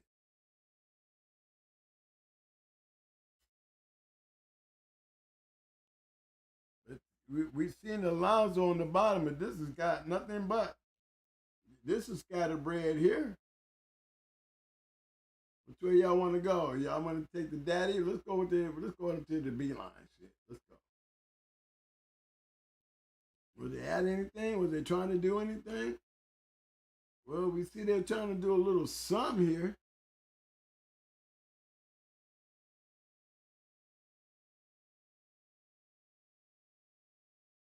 See that garden stuff? Let's see if it's gonna match up. Let's see if it'll match up. Yeah, it'll match up. See this shit, y'all? Y'all see it? Y'all see that? Yeah, it'll match up. So just by me clicking one extra click, puts this whole top half in order. See there? Remember, that was just the top half. This whole top half is in order. If we go to him, it's him alone, see?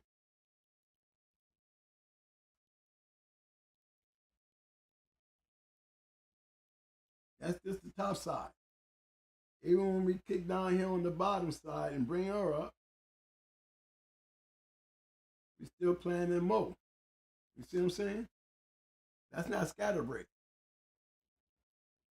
That right there ain't a scatterbrain. That top half is definitely not scatterbrain.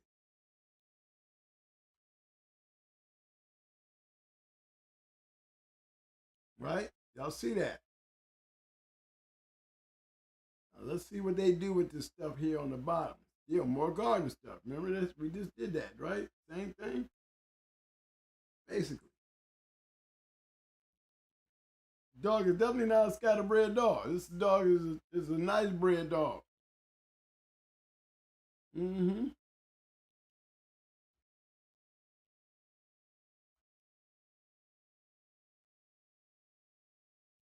See, when I see dogs bred this good, I guess it's just the dog man in me that makes me. Y'all see these pedigrees, right? You see, that is a Gardner dog. Straight up. Nice line bred, nice line cross.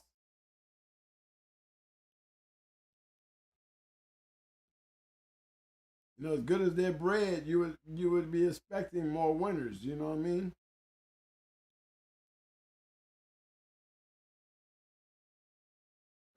This is the one I start off with. No, I think I got one more to go back to. This is where we started at. Now, if you're looking at it from right where we started at, we'd be lost, wouldn't we? Somebody would hand you these papers and say, man, this is a badass dog. And the dog ain't got a scar on him. And you say, well, how's he bred? You look at that right there, you be like, I don't know nothing about this shit here. You know, and based on where we just come from,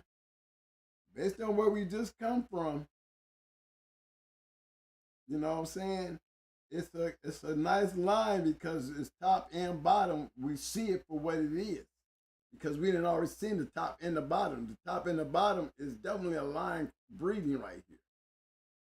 My thing is, you know, they bred away from colors.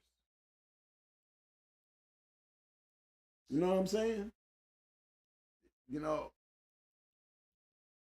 yeah, you time the line up with different names. It's going to take us back to some type bred shit that was worthy because they had registered mares, champions and grand champions and PORs. But as you keep going into the line, keeping it tight, you losing so much of that. Maybe some guys are not putting them down as winners, and some of these dogs may be winners and some may not be. The point is, if you're a looker or a viewer that's trying to find you something nice to breed to your shit, you know, that wouldn't be an excuse for me to come to your yard. You know what I'm saying? I wouldn't, because it seemed like, you know, the results, and I'm not seeing the consistency of what the back had bought. You know, remember when you do these kind of line breeds, you're trying to make the line better. Then you're supposed to, somewhere in here, you're supposed to see some type of good result. So you guys got to be aware of that. Don't go all the way to the back and then say, I'm going to keep my shit tight all the way. And then the whole time, you know, we got to always go back to the back to get an understanding of what you was trying to do. You know, but by looking at this pedigree right now, you probably guys would have been thinking, oh, that's scatterbred, that's for sure. No, but it wasn't. It was a nice line guarded cross with some nice dogs. Right, Mike? I think so. Okay. Do y'all agree with me there, people? Y'all saying the pedigree? I like when they start talking. Hey, you the one. What's been done there? What did you say? You stop what, man? It's funny how time just go by so damn fast when we doing this shit. They do. He was supposed to have been shutting down at 10 o'clock, y'all, today. We get to talking to y'all, and he Reese, I'm going to be tapping my watch at 10 o'clock, all right? We slowing it down. Here we is headed 11:30, y'all. You know what I'm saying? Here we is hitting there on 11:30. And because once you get to talking and we get to pulling up pedigrees and you guys get to talking, I can see by the chats, you know, that chat is, boy, I got to go a long way to be moving around in that thing. Just keeping up with y'all guys is work. I'll see why, because then y'all always catch me doing this through the whole show. I don't do it. That's why you don't do it. Right. Let me do it. Right. Because, you know, you don't find me doing this constantly. You know what I mean? But I ain't gonna take nothing away, y'all. We did have a champion right here. Okay, let's not forget that. That is a champion.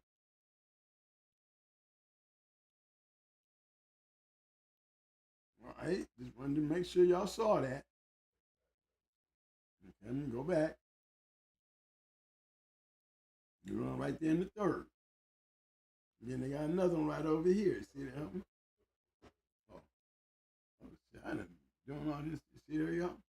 Don't forget, there was a champion in that line now. See it?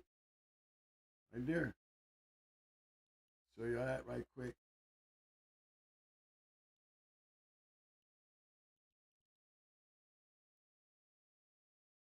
And there's one more right here.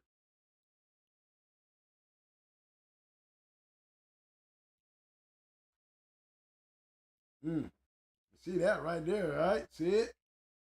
See, now that don't look nothing like the front end, do it, y'all? See, when you trying to do something and you trying to make it great, you got to stay in an aspect of what was going on back there. You want to be in the next page, going back towards the front. You want to be doing what the back looking like.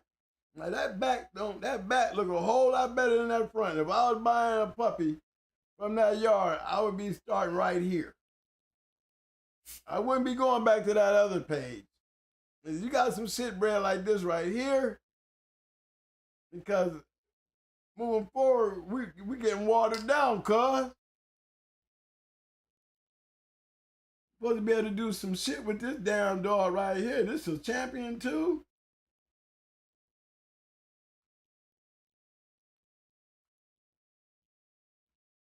Shit, you got the best of souls right there.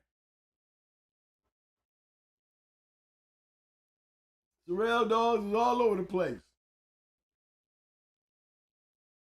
Working ones. You're gonna breed like that. Just breed like that. That's all I gotta say. If you're gonna have a consistent line of dogs, y'all better be breeding like that right there. Winners. Got to do it with winners. We have done enough of these pedigrees online. We have done enough of these pedigrees on the show to show you if you're going to have greatness to carry on in the future, you got to have your pedigrees looking like this.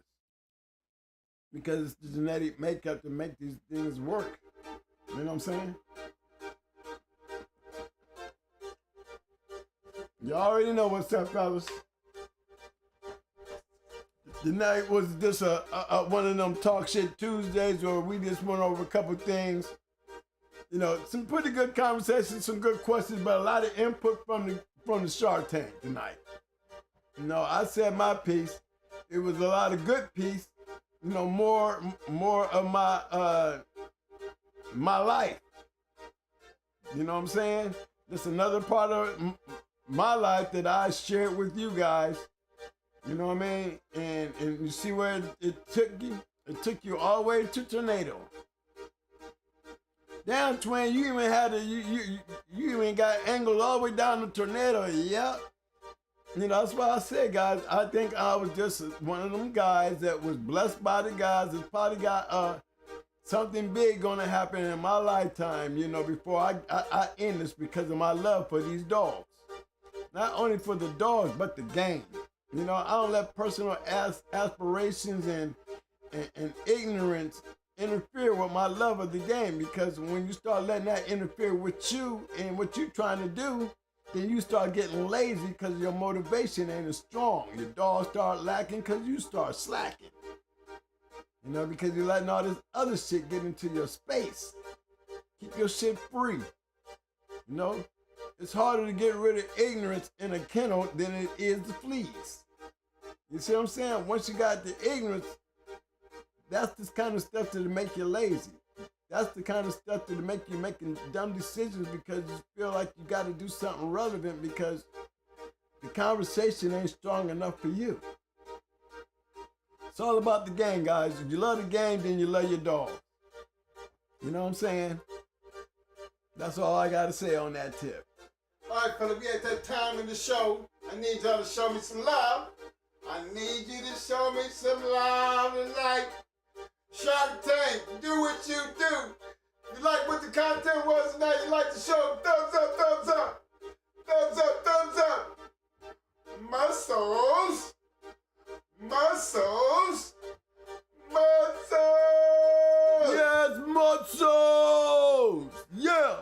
Roses. Roses. He need them damn roses. Yeah. All right, fellas. Y'all know tonight was one of them kind of nights, you know what I mean?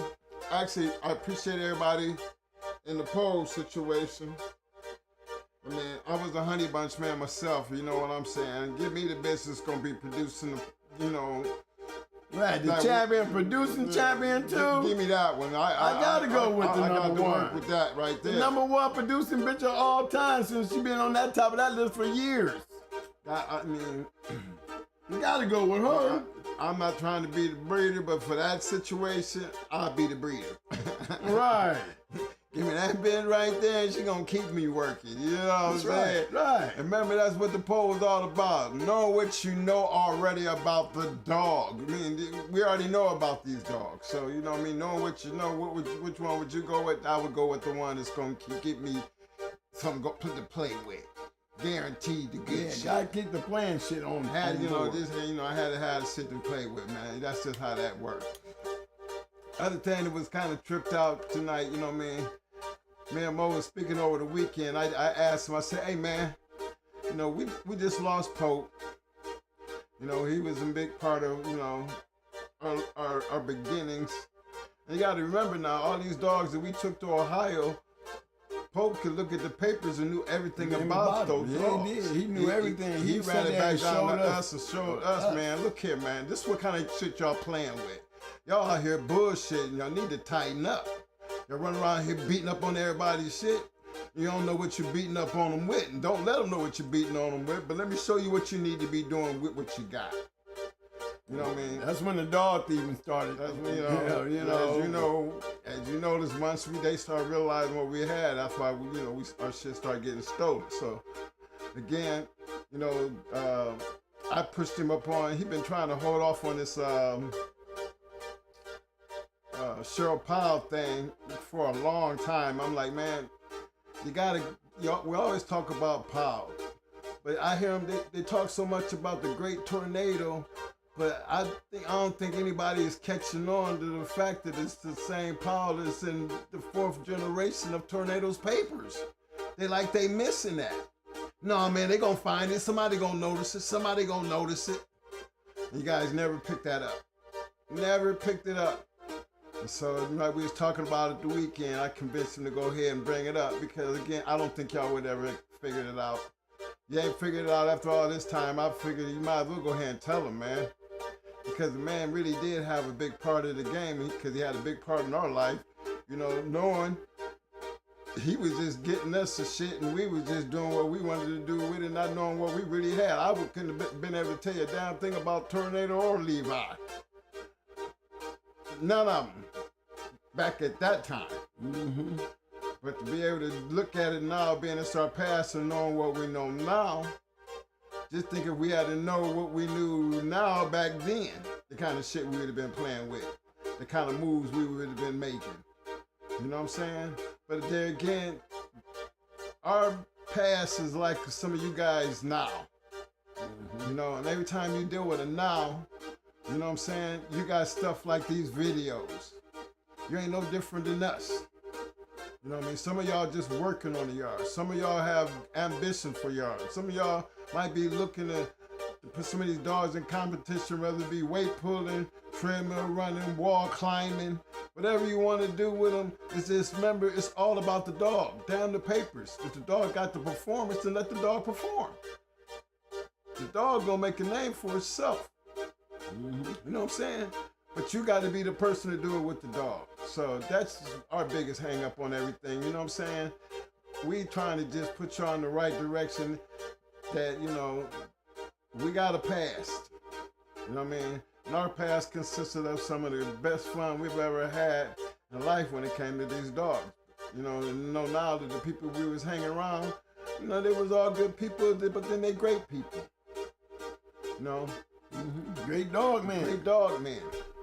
You know, and again, for those who don't really understand, you know, to me, and I'm gonna say it again, we love Fat Bill because he inspired us way back when he was doing all the winning, when he was bringing these dogs to the forefront, when he was part of a damn history, his books. I mean, these are the things that we had to play in. Y'all would probably feel the same damn way if you started way back then instead of sitting here and trying to talk about shit that you know now. You know what I mean? I can't talk about the now. I can tell you about then. And I don't think too many people are going to be able to pick up a book in anybody's book that you're not going to see Fat Bill in it. So again, this is not kissing nobody's ass. This is telling you the damn history. You cannot change history. Period. All y'all can do is sit there and hate. You can be a hater, but it ain't gonna change nothing. It ain't gonna change no damn history book. Right. It is what it is. Stand out like a sultan. You're gonna stand out like a sultan. That's all you're doing. You're just making yourself look, you know, like a hater. Because you can't change what has already happened. It is what it is. It is what it is. That's what I'm saying. Let the past be the past, because there ain't a damn thing you can do about it but read about it and can't do nothing but accept it. It is what it is. Give props to where props is due. Right. Get the man his props. I mean, that's all we saying. Don't know him personally. I just know him that he has been a big inspiration in our life. Because again, I ain't never picked up the book that I didn't see Fat Bill in. And if y'all want to act like I'm lying, then y'all need to start going back in your own damn history and start picking up some of the Stratton books and some of the other books that some of these people done written in and tell me you don't find, you gonna, somewhere, somehow you're gonna see his name. So let's just keep it the way it is. Right, he's gonna go down in history as one of the good dogs. He's one of the great dog men. So y'all, for those who got his dogs, hey, you got good dogs, because he still might be doing, you know, he still have the ability to do what he do. Reese can sit here and tell you about our past and tell you about, you know, my brother, I sit here and watch him go in some of these pedigrees and half of y'all couldn't do nowhere near what he does, because before he can go back in anything, he know what he fixing to see. So that should be able to tell you just how many pedigrees that he has looked over in his lifetime. And that was his past. That something can be that familiar to him that he already know without even having to go back what it's fixing to be, and boom, it'd be what he said it's gonna be. But then he's a professor to that shit. And this is what, this is what I think y'all as real dogmen are supposed to inspire to do and be able to do. And be able to not just be in the game, but be a part of the game. Right. That's what this is all History about. makers. What's wrong with that? I mean, it ain't nothing we be trying to do, but guess what? Just get out there and Just get out there and do it. If it happened, it just happened. If you happen to become part of it because you come out with something good, then god dang it, just roll with it. Enjoy it. Love it. Because again, you might not ask for it, but just because you get it, you shouldn't be hated for it. You know what I'm saying? So always keep the integrity. Don't be a hater. It is what it is. And try to strive to be the best that you can be at doing what you do best. You know what I'm saying? So I just wanted to throw that out there because, I was reading the chat and I just don't understand where some of you guys be coming from. You know what I'm saying? I could have put McNasty in there and y'all could have had something to say. That list, I could say Floyd Boudreaux, y'all gonna have something to say. I could have said Earl Tudor and we gonna have something to say. I mean, there's a whole lot of bad that people have done in their personal life. But those are stories just like everything else. But when it comes down to the dog and they dogs, let it go. Because the dogs speak for themselves. Ain't nothing, the dog ain't got a personality. All you can do is talk about the dog and then hate on the owner. But it still don't change the fact, long as the owner has the damn dog, you ain't gonna change the dog's history. So accept it for what it is. And let's roll with it. You know what I'm saying? It's all about the love of the game, fellas. You know what I mean? That's all we on. The love of the game. Shark Tank, thanks for stepping up, showing out. Sorry I couldn't get to all the pedigrees. But there again, for all the new viewers, there is so much going on in the chat. Start hitting some of them pedigree links. You'll be amazed. There's some pedigree videos in there. I think somebody got one in there, a tornado. Hit them links. Don't just sit there and watch the show. Pay attention to what's going on in the chat. That Shark Tank is hot. Again, y'all do not forget to hit them like buttons on the way out. For everybody who's new to the show, y'all do not forget to hit that like button and to subscribe. And y'all know how we do this, because we got that Hot Mic Friday coming along. Again, expect to see everybody there. Shark Tank, keep doing what you're doing. Got anything else more? No, man, I just want to thank everybody for coming out. Thanks for your support. Yeah, appreciate the support. Thank you guys for everything. Remember, this show wouldn't be where it's at if it don't be for you guys, and I love y'all for that. Show enough. Because one thing we always gonna do, and without you guys, we couldn't do it. So this is why we love doing what we do, and we ain't gonna change what we're doing, because guess what? It works. That's why we we gonna always scratch the wind. I love y'all, man. Love y'all, man. Look. Hope you enjoyed the show. See y'all Thank Friday, y'all. man. You know what I'm saying? Yo, mama, I'm finna pump this baby up, man. All right, you know my dog of the night, y'all. You already know who she is. Y'all know who she is. Grand Champion Tornado. With my old friend, Cheryl Powell. Thank you. Thank y'all for coming out, man. I hope y'all enjoyed the show. I like the participation that I got out of the chat room. Thank you, guys.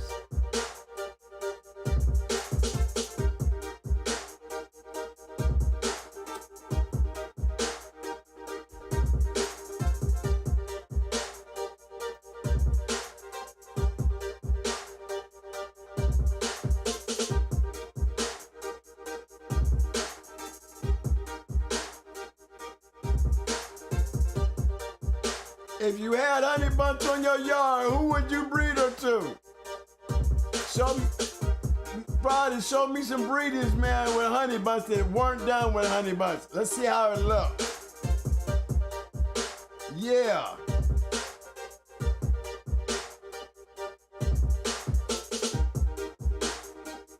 Could y'all imagine Grand Champion Buck being bred to honey bunch? What you think that would have looked like?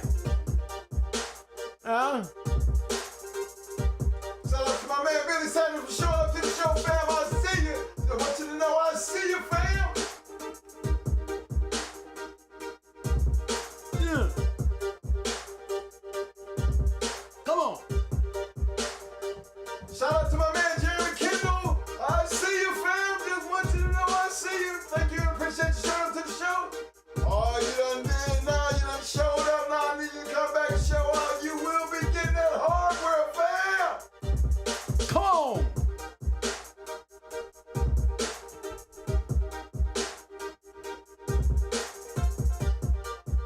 Again, thank you guys. Thank everybody. Thank you viewers. Thank the chat room. Thank the Shark Tank. Thank everybody. Thank y'all for y'all should give yourself an applause for that 2,000, y'all. Y'all made it happen. DB, I see you, fam. Come on.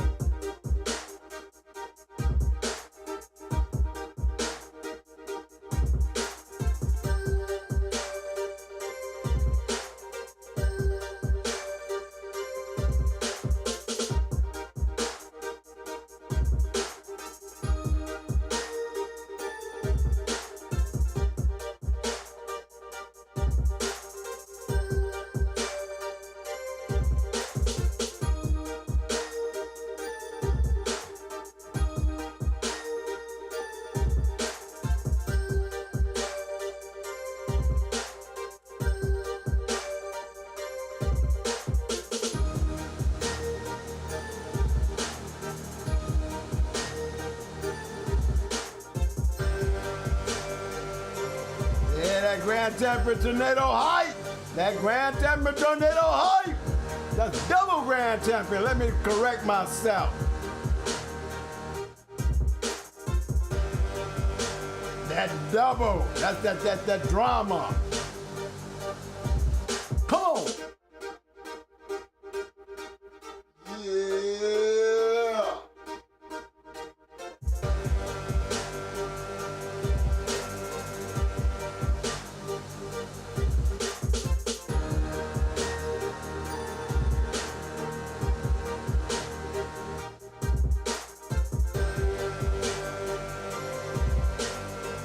Talk Shit Tuesday.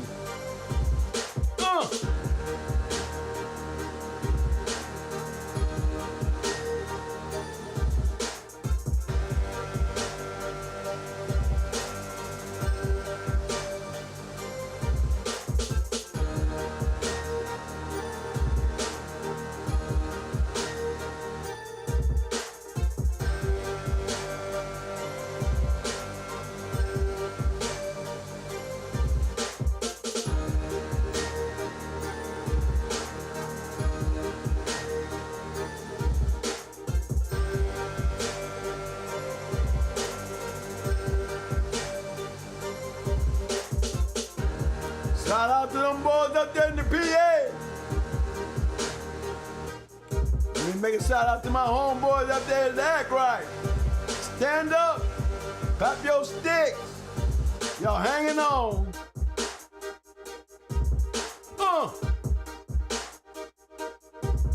Come on.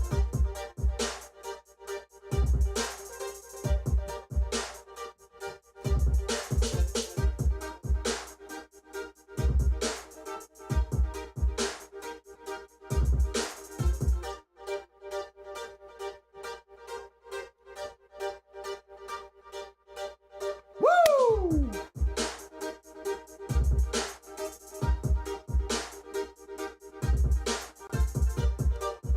Let the trend Kennels, I see you, fam. Appreciate you coming out to the show, fam. I see you. Want you to know I see you. Appreciate the love, fam.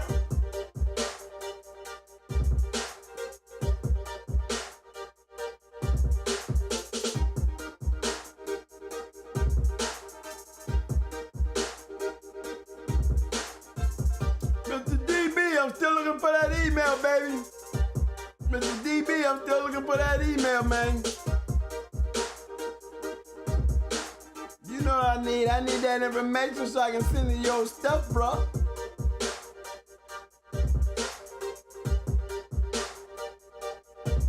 Come on.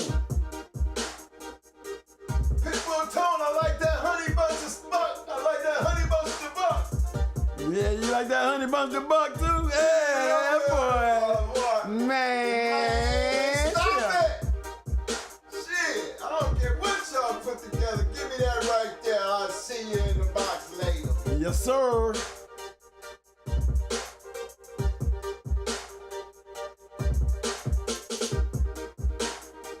That's why I always had that Jeep in my shit. I always had that Jeep in my shit. It was like like having salt, pepper on a goddamn good food. You know what I'm saying? You gotta have them both. I'm trying to tell you, man. I thought that was that Mayday shit. You better stop trying to take a look at that damn Jeep shit, boy. I'm telling you, that was the key. Yeah, go ask Miss Nico, champion Miss Nico. Yeah. Go ask Twisted in there. Yeah, that was that Jeep Mayday shit. All them dogs had Jeep in them. Yeah. Cross with some of that Hinesworth. Cross with some of that Buck shit. Yeah, it worked. It works. It would have been nice to see Honey Bunch and Grand Champion Buck breeding. We probably would have had a whole line of shit going on back then, right? You know?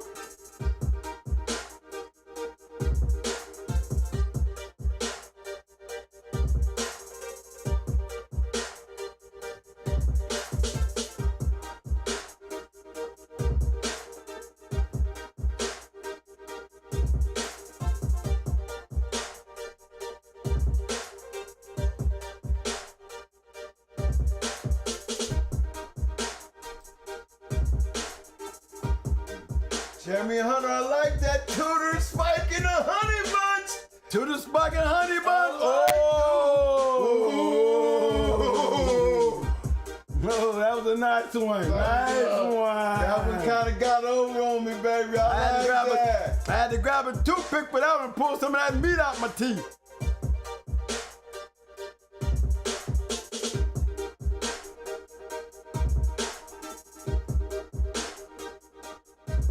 I would like to see a Honey Bunch bred to Mayday. Woo! That in there too. Woo! That Pitbull Tone, Honey Bunch to Mayday. Yeah, that's right, Pitbull Tone. That's right, baby. Jeremy Hunter had the Jocko and the Honey Bunch. Ooh, Jocko and Honey Bunch. Ooh. Devastators. Devastating. Devastating. Game, deep game, wild, hard biting, dig in. Carlos Raven said Midnight Cowboy and Honey Bunch. Yo, that would have been a good one. That would have been a good one. Now that one right there, that one right there would have been a good one. Midnight Cowboy and Midnight Honey Cowboy and Honey Bunch, that would have been a good one. Shit, I took my chance with you. I'm gonna give y'all one. Here's Eli 3 crossed with Honey Bunch. Grand Champion Art bred the Honey Bunch. What? Y'all better call the fire department. It's getting hot in here. We throwing too much shit together now. I'm gonna go grab my shovel and dig up some of this shit. Ooh,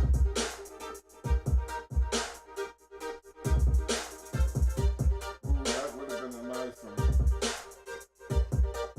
Some good calls out there, fellas. Some good ones.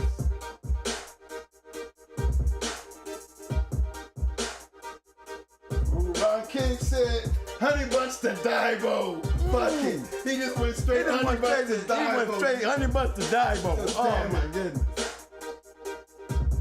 No, he didn't take it there. He took it right to Daibo. Said, Straight to Daibo. Fuck all that. We just gonna make the Bulldog a Bulldog. Fuck Hey, it. all the way All on the way 100. up on 100. Take the best two motherfuckers, and let's just do it. That's how you do it right there. That's a nice one. Nevin also said, throw that Virgil on top of that Honey Bunch. Ooh, Virgil and Honey Bunch. Virgil. Ooh. Can you imagine some of these breeds, man? God damn. Ew. Yeah, man. This is shit. Y'all in the kitchen. Get out of that kitchen. Y'all done put your aprons on, throwing up all kind of goddamn goulash. I'm dipping in everybody's shit. Yeah, all that shit tasting good. All that shit tasting good. Yes, sir.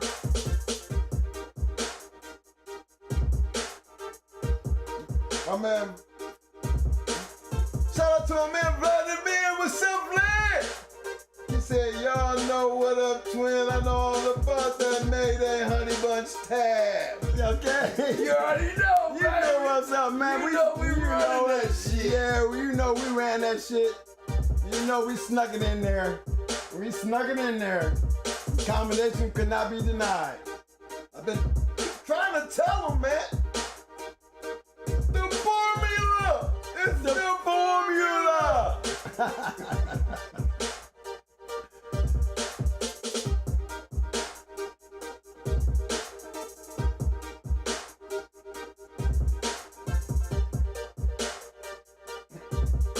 Tone said, nah, man, that Honey Bunch Buck would have been the one.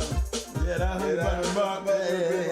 That's the one right That's there. the one right there. I'm telling you. Yeah, that is the casserole dish right there. That would have been a nice. Ooh. Carlos Reagan said, no, the Paul's Winston, the Honey Bunch. Ooh! Ooh! That was a good one right there. Carlos! You right, baby. They sleeping on that electric cotton bullet shit. Yeah, they sleeping on that. Yes, sir. That would have been some killing shit there. Believe that. Because them dogs that he had down there, Bonnie and goddamn motherfucking Winston, they was no joke, bro. Killers. They was killers. I'm talking about we were trying to breed them and they was growling the whole damn time. I mean, growling. I mean, that motherfucker was showing his teeth. I was holding him by the collar. He was clapping. I had to cut that motherfucker loose. That motherfucker was big and he was strong. And they would never fight. They never fought. They never matched him. Nope, they never, and here's the funny thing, they never matched Winston or Bonnie, and they were both match dogs. I seen them roll. Them motherfuckers was badass dogs. He knew what he had. He definitely knew what he had. Ask Sam Lambert. Yeah. Sam was on some other shit. Nah, I'm building a yard off this shit. Yeah, Sam did. He built him some shit. Yes, he did. He's a well-known dog man up in that area. Very well known. I would have to call him a legendary man up in the PA area too.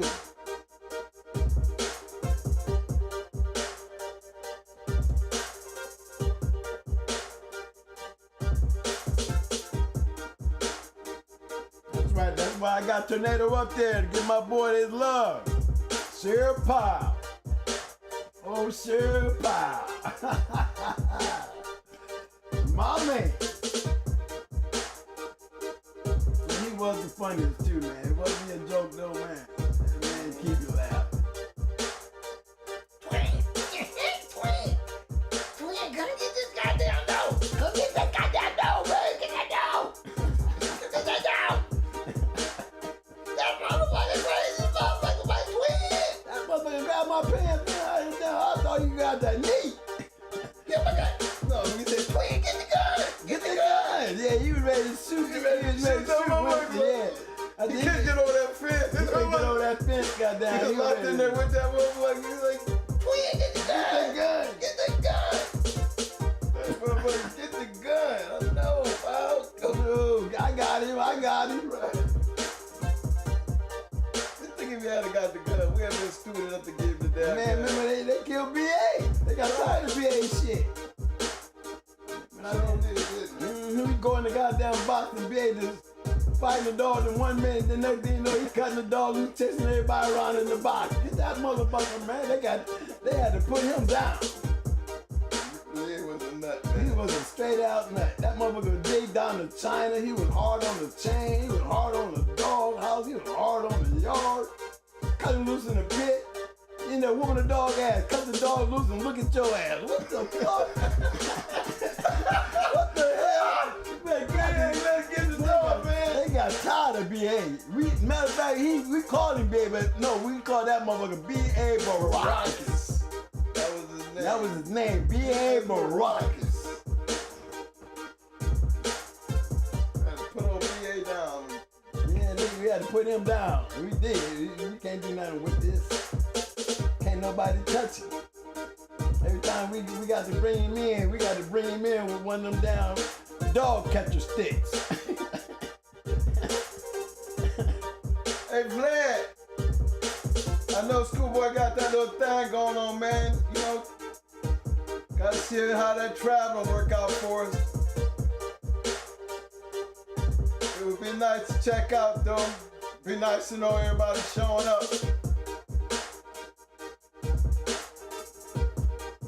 Schoolboy trying to bring some gatherers together. You're gonna have to get there then. Yep.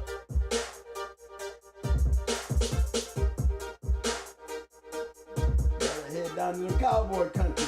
Yeah.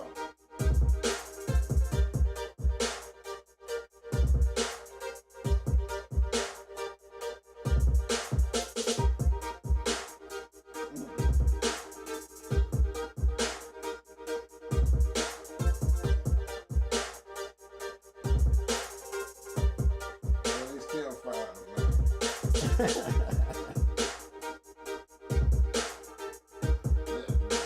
Body and Gunner, Ooh, Dolly and Gunner, that's a good one. Saloon and Honey Bunch. Ooh, that's been a nice one, because Saloon was a good dog. He was a bad motherfucker too now. Hold on now. Crenshaw Marina and Honey Bunch.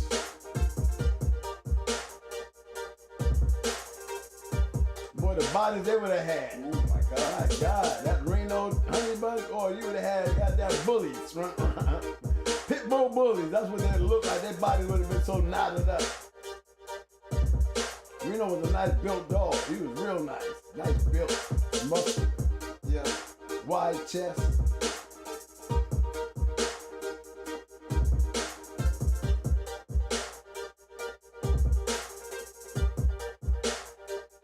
Yeah, that's what some of them bulls dogs, that's why they look so damn good. Always, always come up. Those them bulls dogs got them muscular bodies. They come out as puppies muscular. That's that Reno. You know, most of them is got that Reno one.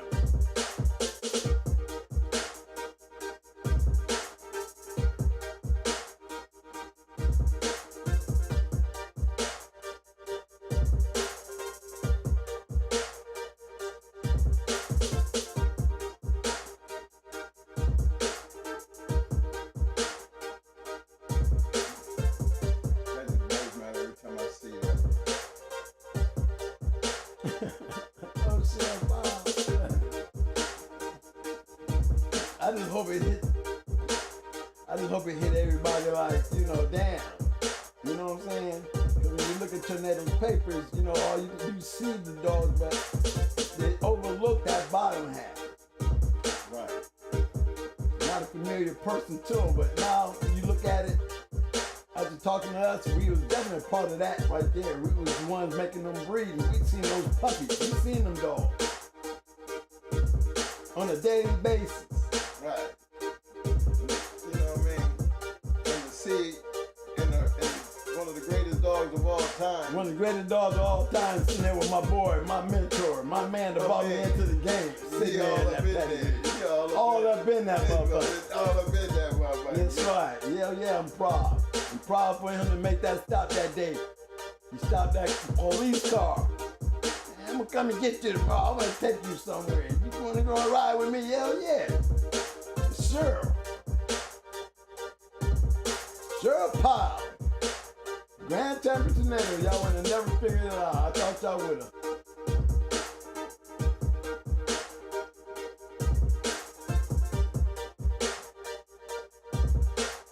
It still fucks me up. You know what I mean? Still, to this day, it still fucks me up. No, I know them dogs. I was right there. I was there when they was puppies. We was puppies. We was there when they was breeding. We was there when they tore us and all them, sugar, all of them. Rode to the airport with them when they sent sugar in them off. It was funny small world, you know what I'm saying? Funny small world. Small world.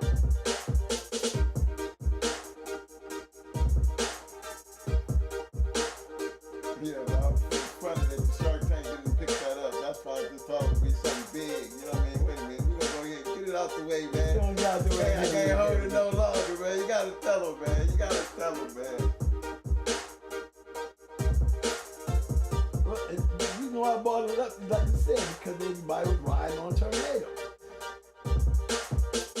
If they look at our videos, there's a story in our videos. They will see a lot of things from the very first video all the way to now.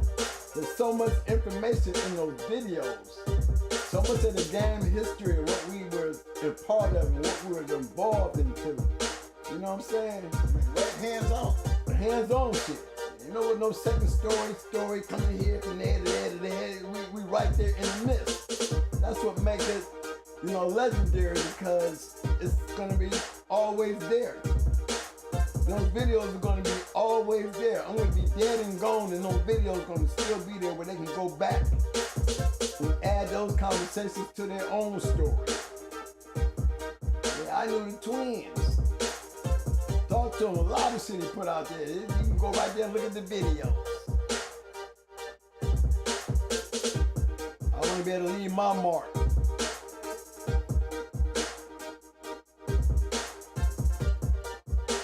Well, one damn thing for sure. We have fun. We had I fun. gotta give it to you, man. We had We fun. have some fun. We had the most. I have had the most fun in a lifetime. In everything we've done. We ain't done. We still scratching, nigga. We still scratching. We still got people putting us in the corner, letting us go. You know, that's the funny thing about it, because look at it.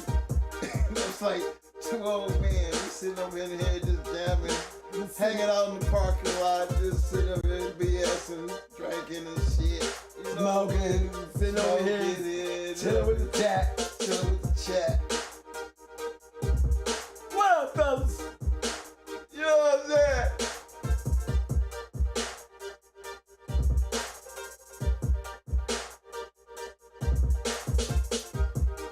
You know, it really makes me stop, you know.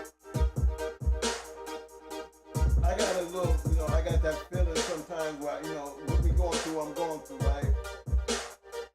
It just takes me back to when I was always trying to get you, you know what I mean? I was always trying to pep you up and like, yo, Mo, you know what I mean? And I see you down and I be in there trying to energize you and shit. I know what you used to feel like, bro. I do. I know what that feels like. I really know what it feels like.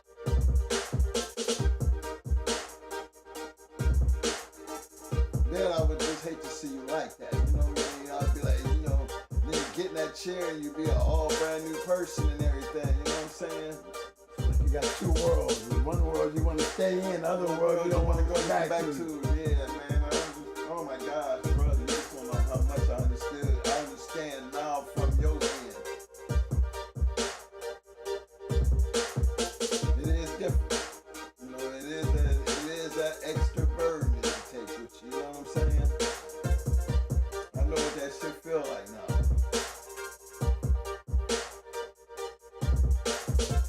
For real. It ain't easy as it is. Like, you know, I was telling you, it was almost like,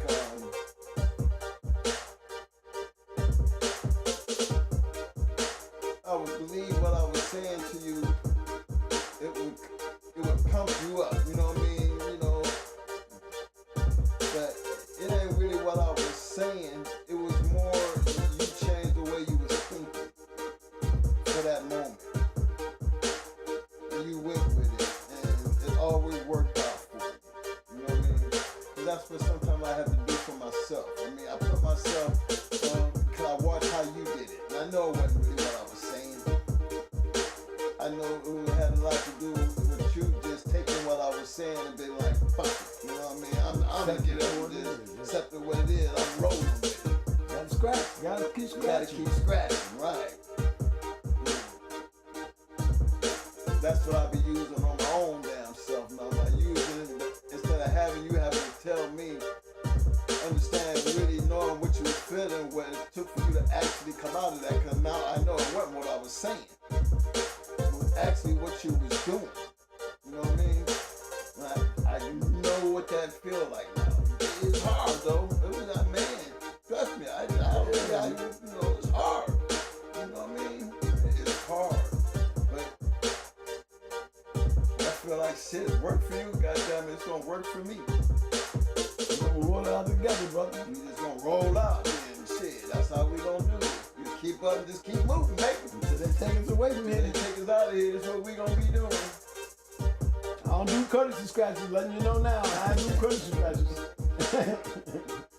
No. I wish one of you motherfuckers would courtesy scratch me. I'll be standing there. Pedro! Pedro! What's up, fam?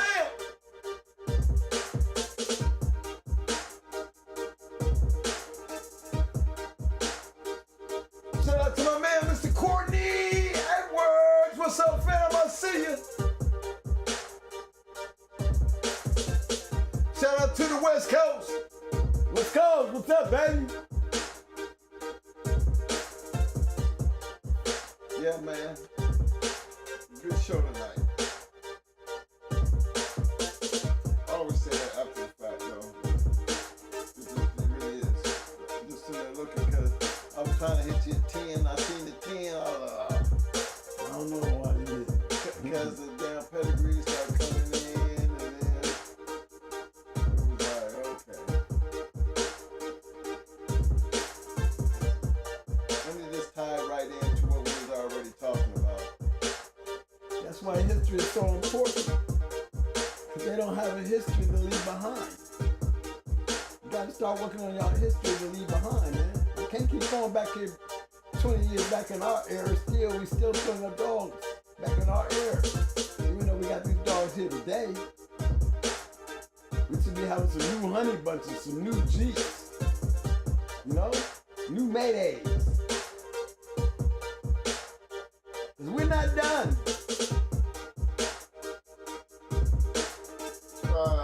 Nope.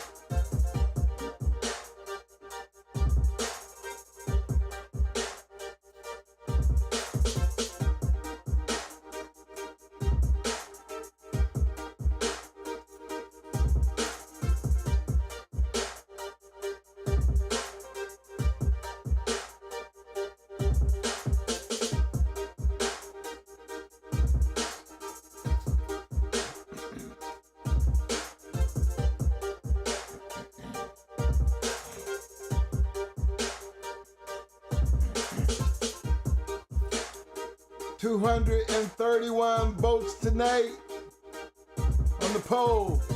Knowing what you know now, these great female American Pit Bull Terriers of the past. If you could own one, it would be coming in first place, Champion Honey Bunch at 45%, Double Grand Champion Tornado at 10%, Grand Champion Queen of Hearts at 35%, and Grand Champion BB Red at 11%. Appreciate everybody who came out, participated in the poll. Appreciate the love.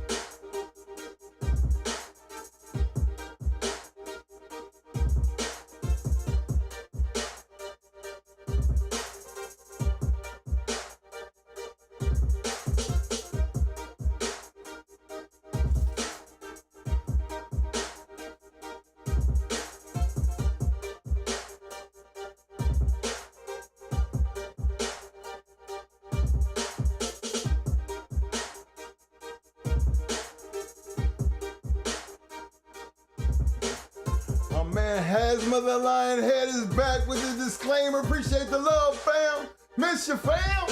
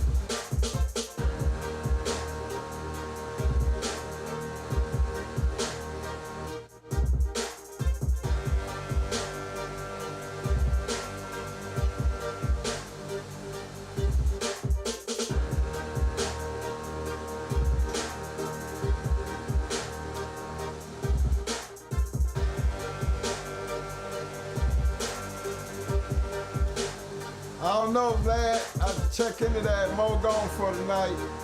I'll check into that for you. He know a lot of them, a lot of that shit.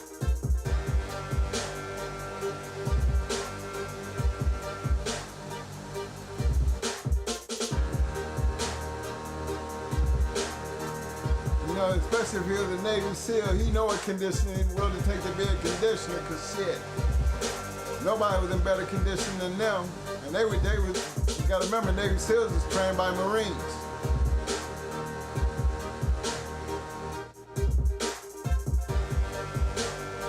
So it is basically they going through like our boot camp.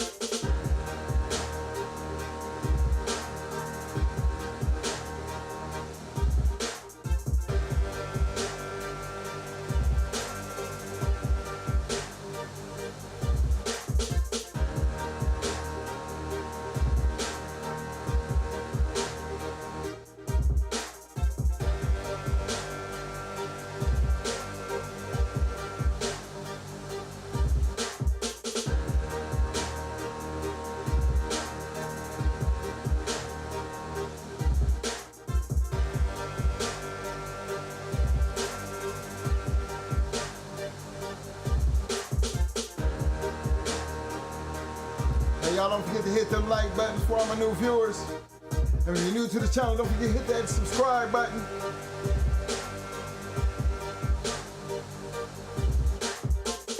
Another thing I tell you all the time, if you're a new viewer, you just viewing the video, don't forget, don't just sit and watch the video, take a look at what's going on in the chat. You'll find a lot of good information, a lot of conversation going on inside that chat. Definitely good for entertainment.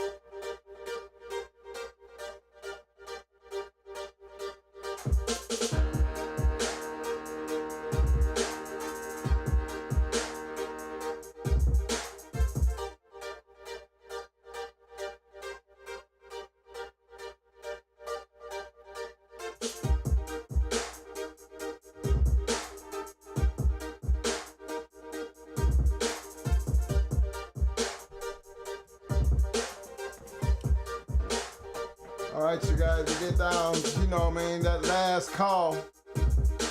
You know, this ain't no Friday night. It's a, you know, it's a Tuesday. Come on, man. It's a weekday. So, you know, it's like that last call for alcohol. You know, when they start flashing the light, that last call.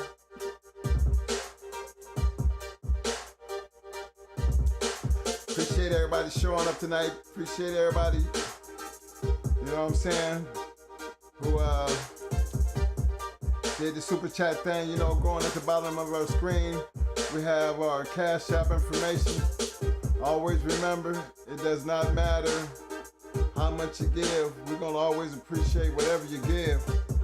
You know, I appreciate the fact that people just take time and just donate to something they believe in. You know, that's big when they just take the time to give.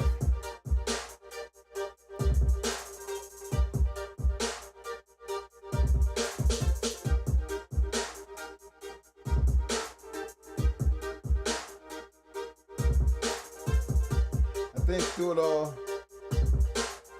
most important, I think the thing that I loved about tonight's show, outside of, you know, the past is what it is, you know. You know, it's nothing that you can go back and change that's in the past. It's, you know, we say history. The past is all the same thing. It is what it is. You try to learn from it. But the future is what it is also. You know, you don't know what it is until you make it and find out what it is. You got to live it to understand what the future gonna hold for you.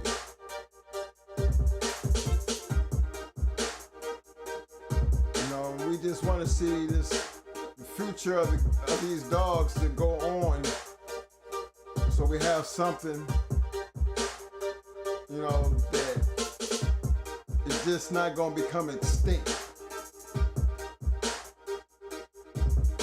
You know, that word extinction is almost, you know what I mean, it no longer exists. And I couldn't imagine what that would look like, you know, if you would just totally take the American Pit Bull off the face of the earth. It's just,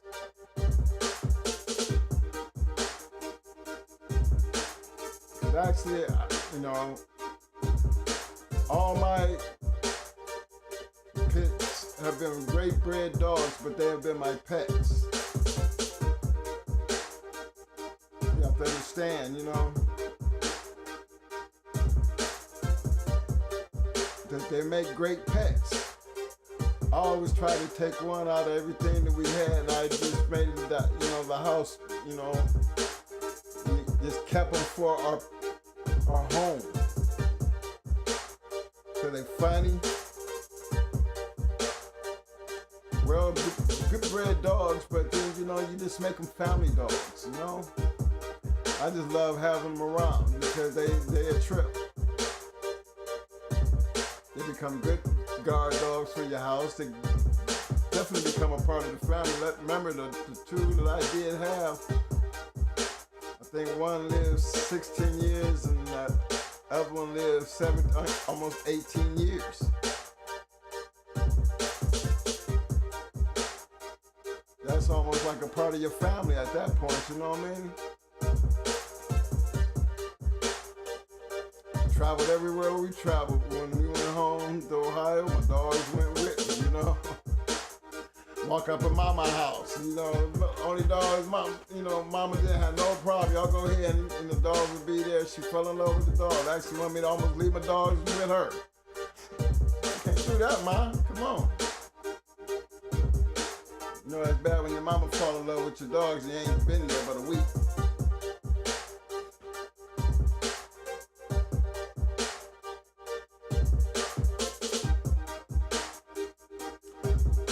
But yeah, back to what I was saying about the past.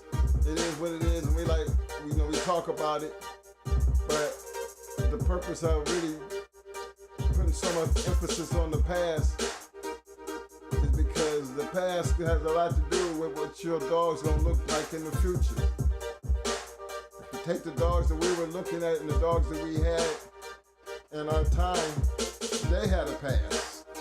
So we could go and look at our dogs and go back and look and see why they were the way they were. You know, again, we always believe in likeness, bred likeness. That's generally how that works. Gonna have some type of trait. You just gotta be able to find out what you're looking for and work from there. Moving forward, if you take the papers away, you take the hunt away, just gonna be dealing with just what a dog looks like, and I just don't understand how that works. You know. But again, that's what we're all here to do, is try to figure out how to save the breed.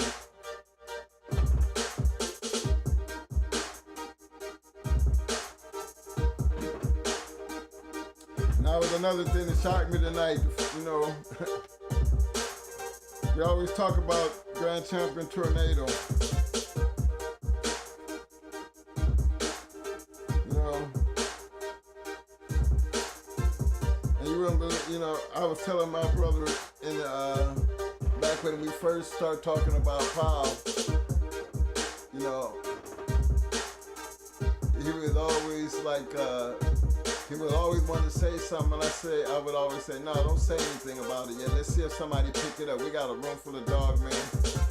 I mean, who don't know about double Grand Champion Tornado? I mean, look how many times we pulled a pedigree up and never talked about, you know, her papers. You know, and it's funny that now that once you sit back and you look at it, and you think about what we actually say, you know, the man that turned us on to these dogs, if it don't be for him, we wouldn't have dogs, and if it don't be for him, we wouldn't have a grand champion, a double grand champion tornado.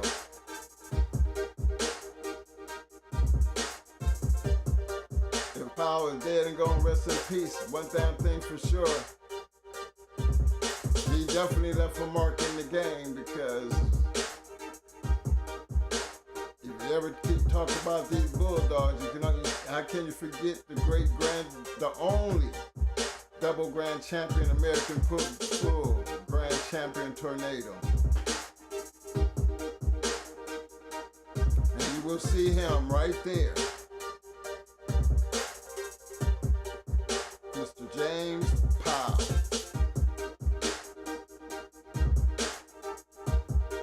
AKA Cheryl Powell. That's what you call putting no stamp on the game. You know what I mean? He's gonna always be a part of her history.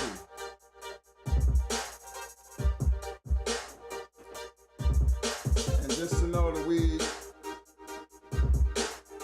knew all those dogs.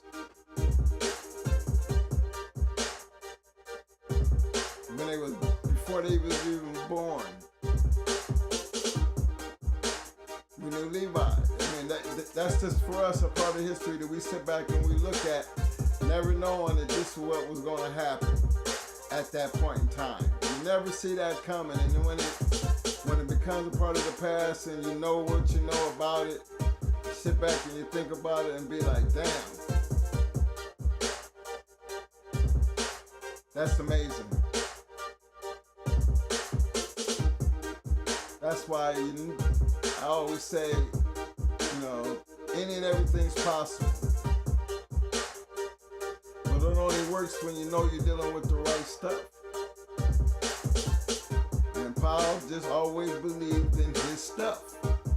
So ain't nothing wrong with it, fellas, when you believe in what you're doing. Because you never know what you're actually going to get when it's all said and done. But whatever it is, just want to make sure that you put your stamp on the game. It just ain't about accolades. No one does what they do for accolades. They do what they do because they're trying to be the best of what they do. And if the accolades come with it, then so be it. But something got to inspire you to be the best of what you do. So, as we close the show out tonight, I leave that thought with all my dog people. You know what I mean? You gotta love them. That's first and foremost.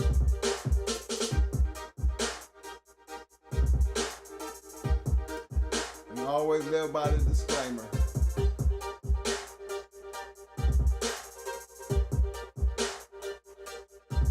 So, as I break this down,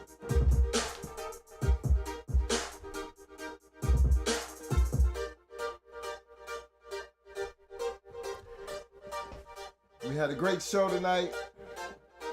Had a lot of new people in the chat room I noticed tonight. Appreciate you guys for coming out, joining us. Some of you guys have come back. Well, most of you guys have come back. I go back to the chat. You know, some of the new faces I've seen. Again, that's all you got to do is show up, participate in the chat, and you become officially a part of the Shark Tank. So a lot of you guys that might have been in here who were new, I seen you doing what you do in the chat room. When you come back, don't be surprised when you find yourself in blue, baby. You know, that's all a part of what we do. We represent hard here, you know what I'm saying? So until Tuesday.